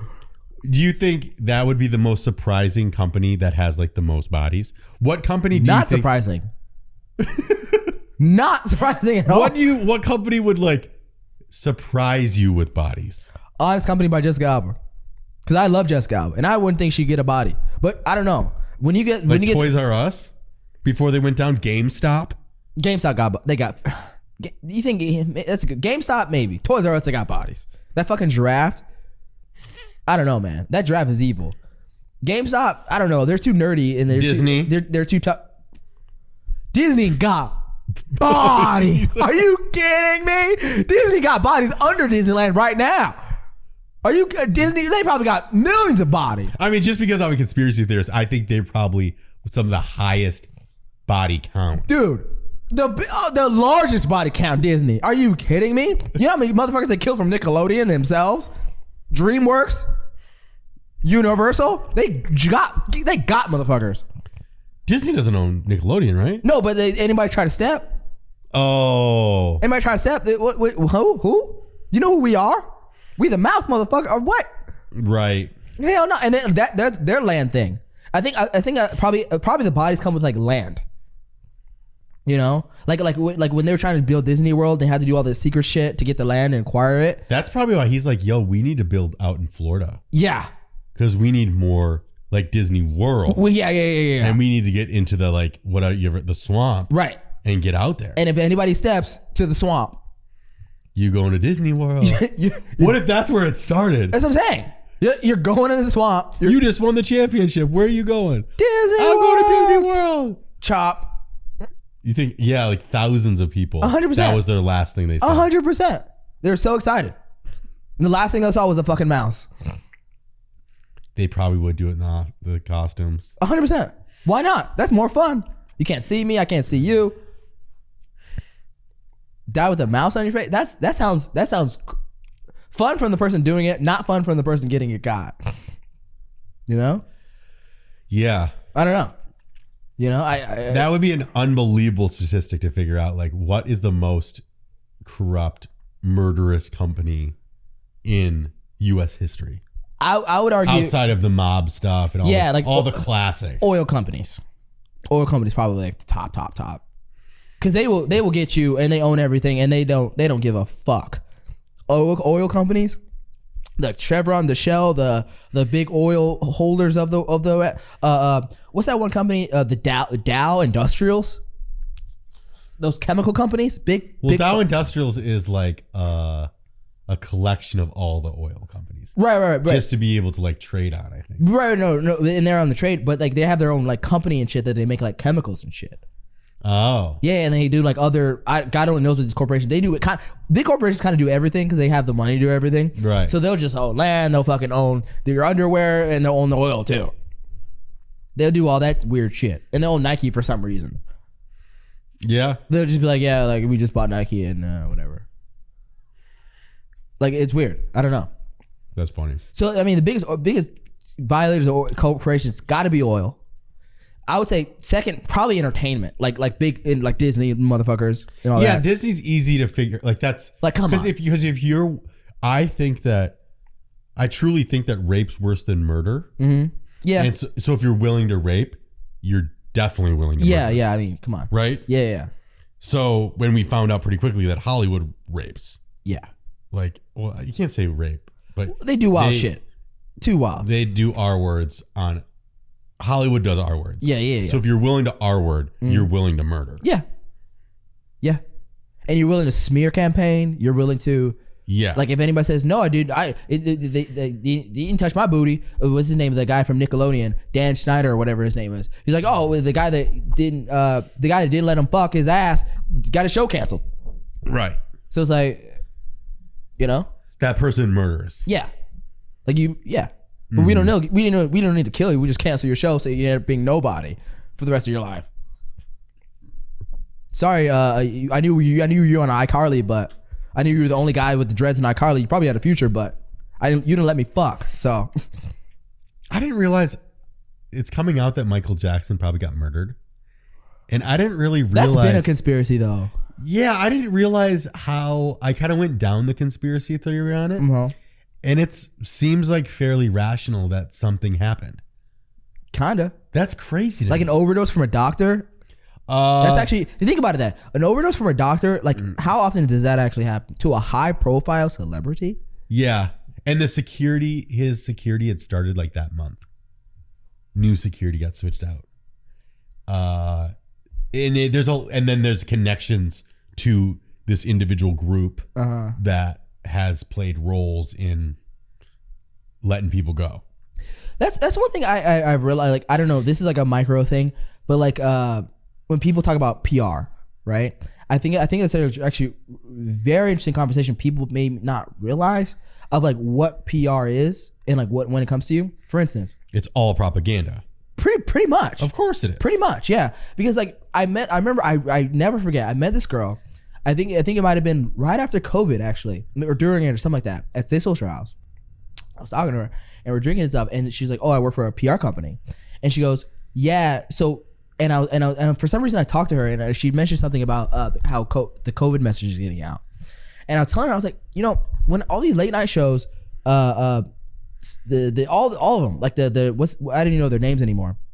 But all those guys kind of say the same thing in the beginning of their shows. It's almost the same monologue over and over and over again. Like It almost doesn't sound that much different. Oh, less than late night. You're even talking like a Channel 10, Channel 11. That too. Like that's when it gets very scripted. That too, for sure. But then they're like owned by the same people, and you can say that, okay. And then the other writers, like the Kimmels, say it in a better way. Right. They say it's the same press thing, release. Same thing. But like that's what I was asking. I was like, why? Because I didn't know about press PR at the time. And I was like, why all these late night show hosts say like damn near the same exact narrative, same thing? They go, oh yeah, like we sent that script, we sent that to them so they can like do that. Like we sent that to all of the late night shows, so like they can make sure we press this, don't press that. You know, if anti-vaxxers, press them, and then like don't worry about the other people, whatever. If someone doing that, do that. Like they tell them what to say and how to say it. Damn near, and that's PR. And that's something that's kind of like in the shadows a little bit, you know. But then it is truly the way it works. Yeah, which is you write what you want them to say, and then you have them play off of it. Right. And hopefully it catches fire and goes like to a bunch of, because like everyone, like let's say, like, well, for example, like we're launching a podcast with Lamar and Caitlin. Hell yeah. So when we're doing that PR press run, that catches fire pretty quickly. Yeah. And everyone picks up that press run. Yeah. Now, if me and you did a press release on this show, we would be in the same stack, but it wouldn't get as picked up. Yeah. Because they would just be like, TMZ would still get it. Right. But they would go, who is irrelevant? Who is King Cam? Who is LJ? But a big name. If I'm they all Kanye go, West. oh, cool. So then when they pick up your paper, because you matter to them, yeah, they go, what do you want me to say? And then they run it. Now you don't really have any of control at all of what they say. No, yeah. But let's say they didn't really know what to say. They kind of have like a script to a sense. Generally, yeah. Of like, okay, this is what it is. It's like the back of a book cover. Yeah. Tell me what the book's about. Yeah, pretty much. And what's weird about it with a lot of stuff when like big studies come out, like FDA stuff and like that stuff's so heavily scripted that like that's when you get the person literally sitting up front being like, this is this. And then you watch the same thing in Minnesota and you see it in North Carolina. Yeah. And the same person saying the same thing. Exact thing. Yeah. That's when it's wild. That's where it gets really interesting really quick. Yeah. But no matter what. As much as it matters even for medicine and all these types of things like FDA and big pharma, they're still doing this on levels within social culture. Yeah.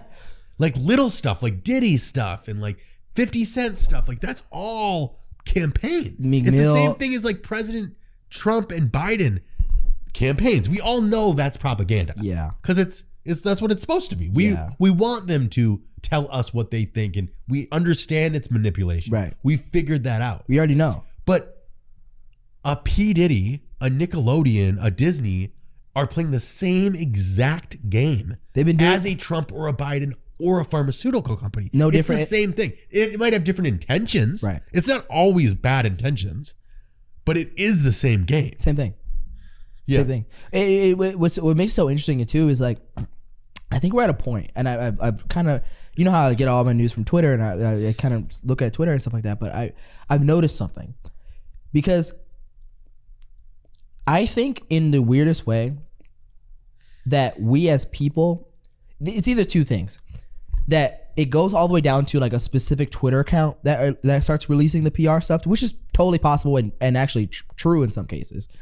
With down to a Twitter account that starts tweeting things and like, oh, like essentially the PR gets to like a famous Twitter person. And so how it would work with like our press run with Caitlyn and Lamar. Mm-hmm. TMZ got it first. Right. And the reason you give it to them first, you can pick like it's a handful of people that honestly you can get it first from. That matter. Yeah. That would even matter, right? Right. So then when they get it first, everybody else is going TMZ reported. Yeah. And it all is based off of that. Yeah. So if that's how the media game works, it's the first basically is the source. Yeah. Pretty much. Yeah, pretty much. And everyone's going to apply that to their article, and they're going to address the source. And so now when it gets into TikTok and it gets into Twitter, the source can literally be Cam Study. Anyone. And then you're like, everyone keeps on addressing the source. Yes. And back in the day when it's NBC, ABC, CBS, there's a level of like journalistic accountability, credibility, and professionalism. So that source has levels of credibility. Yeah. Now the rabbit hole with the source gets pretty dicey. Dude, it gets super dicey. And it's kind of what's happens with the anger guy, reaction guy, but like I'll get into that in a second. But like basically it comes like the source is just some person. And if it goes viral or it just blows up the tweet, everyone kind of believes it, no matter if it's true or not. I think, now, if you're smart, you look in the comments immediately, right? Because usually within top 5 comments, you're gonna get no, and then you're gonna hopefully be able to learn the other side. Yes, but also sometimes it's, oh yeah, he did that shit. Oh yeah, they did that shit. Well, 95% of it is like gonna affirm what was saw. Yeah. In the first, and it's funny because it's always like, what was saw in the first 3 seconds, not the last 10. Yeah. Right. Sometimes it's like you'll see the top comment be something that everyone's liking, and the third comment will be, "Did you not watch till the end?" Right. You know what I mean? 100%, or even the fifth or the. But like, I find it super interesting where like it's like, but what I'm trying to say is like the PR campaign that's gone from like corporation to, you know, to big news sources, to the people, to down to TMZ or whatever, has actually kind of gone down to like any random person that can tweet a viral tweet. And if you can kind of believe it, and it will spread like fire. You know? And now it can start from a tweet now and end up a news article. Usually it's the other way around, where it starts a news article and then ends up as a tweet. Sometimes it's the opposite. Start as a news article. So it starts as a tweet and ends up as a news article. Yes. So there's elements where I think Twitter does right, where when it comes from the particular person, it's actually a more valid source. Sure. It gets messy because it's a 50-50 thing. Instead of like the news reporting on someone, the direct source is saying, when it comes to an NFL trade, when Aaron Rodgers says, "I just got traded," yeah, or likes a post that says, "I just got traded," or like Aaron Rodgers gets traded to blah blah blah, and Aaron Rodgers likes that, go, "Oh, that actually happened." You're right. I mean, it's tough because like you know, that's obviously, you know, real and you believe it and stuff like that. But I'm just saying like the things that are, you know, may not be real, and how like things like we've gotten to a place where like we as people that are not even with these corporations or with these people are almost doing our own PR against one another. That makes it. Does that make sense? We're almost like putting out like negative PR with one another, against each other, knowing that these things can be manipulated, not real, all this stuff. But like we as people will like believe it if it goes like if it spreads fire. I don't know if I'm making sense right now. Well, it's because I think because our country is so polarized, generally politically. Mm-hmm. Let's say when it comes to like businesses, large corporations, 50% is going to say I'm on the side of the corporation. So what the corporation says, they basically come like vigilantes for that group, and they're like, we will do your fighting. Mercenaries, not vigilantes. They'll be mercenaries. When the other people become vigilantes and they're like, we're taking this group down on behalf of whoever. Right. And sometimes you go, why are people fighting so hard for like Boeing? Well, like what are we talking about? Right. Like, so let Boeing like either defend itself or not. Right. But I don't need you in the comments being, well, Boeing's this, that, and so great. Right. Like, shut up. Right. We don't need you saying that. Yeah, exactly. They need to defend it. But we're almost at a place where like somebody will in the comments will defend it, and then we'll go like, well, no, they're fine. Like people will like believe the comment almost, or the subtweet or whatever the fuck you want to call it. Right. Because like in Boeing's case, right, you can make an argument saying Boeing is the last great aviation company in America. If it goes down, that we're going to lose thousands upon thousands, millions upon millions of jobs. We're going to lose all these planes to European corporations. We're not going to have. It's too big to fail. It's too big to fail. It's GMC. It's going to be a humongous problem if we lose Boeing. So sometimes, homie, got to get God. So one guy versus all of this. Yeah, I mean that's where that just can't happen. Right. But that is where people justify it. Yeah, that's what I'm saying. That's where they justify it. And I can see, unfortunately, I can see where that makes sense. But like where an evil person can rationalize it. Right. Where what I would say is, they just have to go through their due process and figure out what they were doing and still get got for what they deserve. But then I do think our country kind of has to like figure out how to deal with the liability of that. Right. We need to do more like checks and balances to our own large corporations. That like we don't like companies get too big and they're lobbyists and they're in Washington doing all this shit. And if anything goes wrong, it's just like whatever. So what gets confusing was my last business was this company called JuiceBot. It was a raw, organic, and pasteurized juice kiosk. It was like a red box for juice. Yeah. And I don't know if probably most people have heard of it if you've listened to this. But we were the first FDA approved device to ever get passed to be able to sell unpasteurized beverage in an unattended retail format. We wrote the law of how to do it. Yeah. So we we did 100 meetings with different, there's different regulatory bodies that then basically get it approved by the FDA. And then you also have to go state by state and get approved that way. Right. And so when you're on the state level, you're literally talking to different state level senators and all that stuff to get the bill approved. So what I'm trying to explain is that when you're talking about levels of innovation,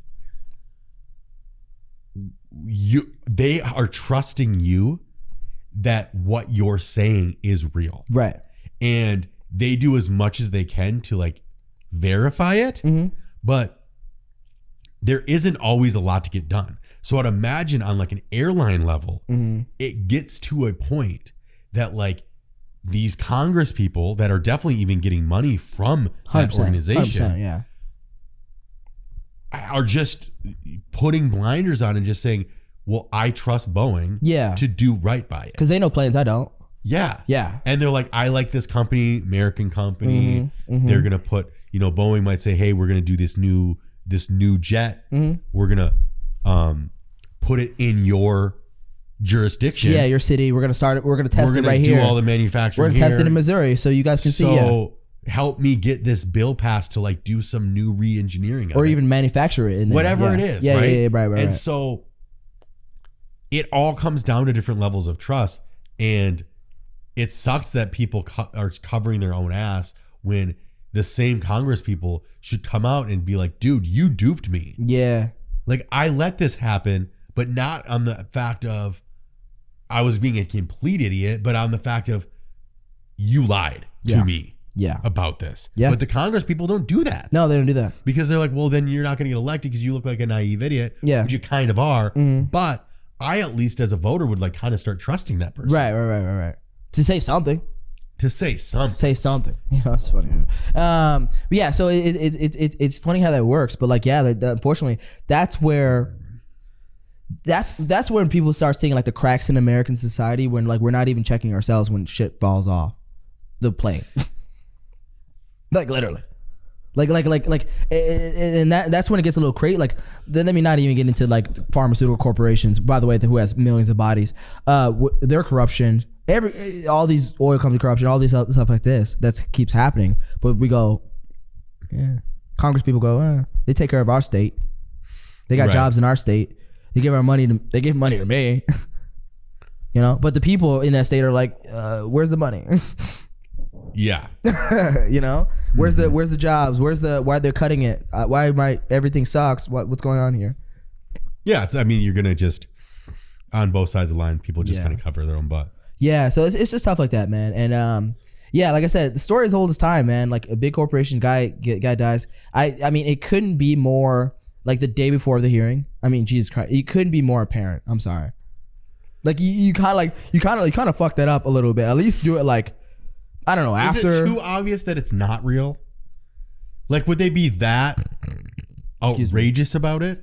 That they would even let that happen? The day before. And the guy's like literally like, if something happens to me, he was on the news. If something happens to me, no suicide. Like day before you're testifying against something that can really, because in court, right? You can play like, oh, the hidden cam video was like, that was just hidden cam video. And the lawyer would be like, in that situation, you don't really know if they're employees and that, some bullshit, right? But testifying against your like right hand of God, like usually that's the part that like goes through in court. And like, that was the guy that would be like, no, I worked in these planes. I saw what happened. I saw the checks. I asked the manager. And then like, they were just like, oh, just let it go. Yeah, because we trust that if you get a lot of people in the same room and there's like a moral consciousness. Yeah. And if you just ask everybody what happened, hopefully 90% of the people have some level of moral compass and they're going to give you the truth. Right. So then the 10 people that were lying, we all go, oh, got it. So yeah. Those were the 10 liars and 90 people were like, yo, that person was not it. Right. So it was just a little like, it's just bad. Like regardless, like you say, okay, if it's that bad of timing or whatever, but I'm like, what, you think they're going to do it afterwards? No, they got to do it before. Yeah. You just think they would do it like more before. Like way before. Yeah. Like, I don't know, 2 weeks. It seems like sloppy. Yeah. And maybe but I guess like procrastinators are like hitmen are procrastinators. Yeah, because they don't want to do it. I don't know. Maybe they just don't feel like it sometimes. I don't know. Maybe it's not. Maybe I don't know. He saw a Christian church one day on his pass by to get the guy, and he's like, I don't know if I should do it maybe tomorrow. And then I don't know. Yeah, just like can you imagine just like being the guy that needs to wake the hitman up and being, hey. We talked about this. Today you got to get Joanne or whatever. But then again, you're talking about a hitman. Yeah. And I guess sometimes... They get sad too. Yeah. They get depressed. They need some coffee. You know what I mean? They might not sleep very well. A little extra money. Probably a contract negotiation. For Boeing? And you're like, you only give me $750,000? I want $3 million. What do you mean? Yeah. Big shit. If you were to kill someone for Boeing, how much money would you... $5 million at minimum. You know, is it easy? Is it hard? Is it high profile? If it's high profile, if they're gonna come after me, what do you mean? I have to take the risk. Yeah. You know, I have to take the risk. And then I wonder what the cost of like that goes. Like, you know, how much money like do you have to? Depends on why. Yeah. You know, for instance, like I would love to pay someone to beat this one girl up that I know. All I gotta do is pay a crackhead $20 and some crack. That's all I need, just to give her a couple punches to the face or whatever. Something in me kind of wants to do it, but I'm not gonna do it. Maybe we'll see. You know, but like depends on the cost, because I know that's actually kind of a low risk move, because No one's coming to save anybody in downtown LA. Not by a crackhead because she sells drugs. Those guys don't even go to jail. They don't go to jail. She sells drugs too. Boyfriend and sells drugs too. It won't even matter. Yeah. Like nothing will happen to me. You know? But the risk of a crackhead doing it, dude, who cares? $20 is some crack. That's fine. I wonder how long you go to jail for a hit as like an assault. Like if you paid from a crackhead, $20. Yeah. If like you paid someone to punch someone in the face, not like anything more, no baseball bat, nothing crazy, yeah, nothing crazy, or maybe even your contract was more about like punch him in the gut, right, whatever. I wonder how long you go to. First of all, to get caught with that is actually like pretty like but let's just say you do. How right? long do you think you go to? And do you think you go to jail for like a summer? In this case, like who is who and everything, and like where and everything. Awake, at best. So just through processing. At best, like I would say, even maybe a night or two, maybe even a night. I'd probably be out a couple of hours. Yeah. In my case, in that case, in the area's case, and like who's dealing has guns and drugs in their house, and I don't. Yeah. Come on. It just matters how many people testify against you. Please. And then if someone's going to testify against you, what you have to do to them, and it piles. You think they're going to show up? Piles and you think piles. they're going to? You know what I'm saying? I'm saying in my case specifically, I can do it scot-free. Yeah. Like I could, but I'm saying like even if the $20 for the hit. Yeah. Let's say that another crackhead's going to testify against you, which is crazy, but okay. It's just another $20. Like $20. Okay, you know what I mean? Okay, so listen. By $60, like now the rabbit hole keeps on going. All right, so homie, this is what I'm gonna do. All right, you're gonna go to the comps. I get it. You know, you wanna three hots and a cot, okay? But I can give you 3 hots and some crack, okay? Like, and I'll send you a hotel room. Fine, I'll give you a hotel room, whatever. $120. Save me from a hit. That's great. Matter of fact, and now that you cost me $100, I need you to hit her a couple times more. Yeah. Now that you pissed me off. Yeah. You know? That's funny. And I would never kill nobody, but you know, someone that I know deserves maybe a punch to the face. Maybe 2 punches. Yeah, mild assault. A mild assault. It's fine. You know what I mean? Whatever. Just to know, because I think some people with me, they think, you know, this is me personally talking now. I think like there's this weird thing where like I don't know, you know how many times I've been to Starbucks, right? And I'm next in line, and like all of a sudden when I get like I'm ready to I get to the counter and order, all of a sudden the fucking lady or whatever has something to do. She's like, oh, I forgot to fucking bake the bread. And she starts like walking away, starts baking. Like I'm like, bitch, I want a coffee right now. This happened the other day. Like this lady's just sitting there counting money. I'm like you just took the last person's order. I'm standing her in front of you, and then the other lady goes, looks that way and goes, next. I'm like, bitch, I'm right here. Oh, she next someone behind you? Look to the behind me. Go next. I'm a scream. I'm like, and I only want a cup of hot water because I already bought my tea. This happened at Starbucks? This is a Starbucks in the airport. Well, thank God it's in like a municipality. There might be a good discrimination case for you. Do you know how many fucking lawsuits that like I should and are? What do you think you're up to in total value of lawsuits that you haven't like ignored? They haven't having it, dude. That like are looming. You know, like all the people that owe you money. Because right now, you have over right now, this is already like probably like 100,000. Like you see the 10,000 to 100,000 lawsuit with the choking. Okay, and then we got some other shit. Choking, but yeah, if the choking happened at a Starbucks, you're in for a million. I got a new house. I got a brand new house. Like $5 million. I'm trying to get a new apartment so I don't have this one bitch looking into mine. That's what I'm trying to do. I'm trying to get the fuck out. I'm trying to move to the west side or some shit. Something. So how many discrimination lawsuits do you think you could have potentially? I could have been a millionaire. If, by the way, that car accident, if that motherfucker didn't die, I could have sued him for more, but he fucking died. And by the way, good. No, dude. Yes. You can't say that. Oh yeah, because you know why? Because when I got in a car accident, not a single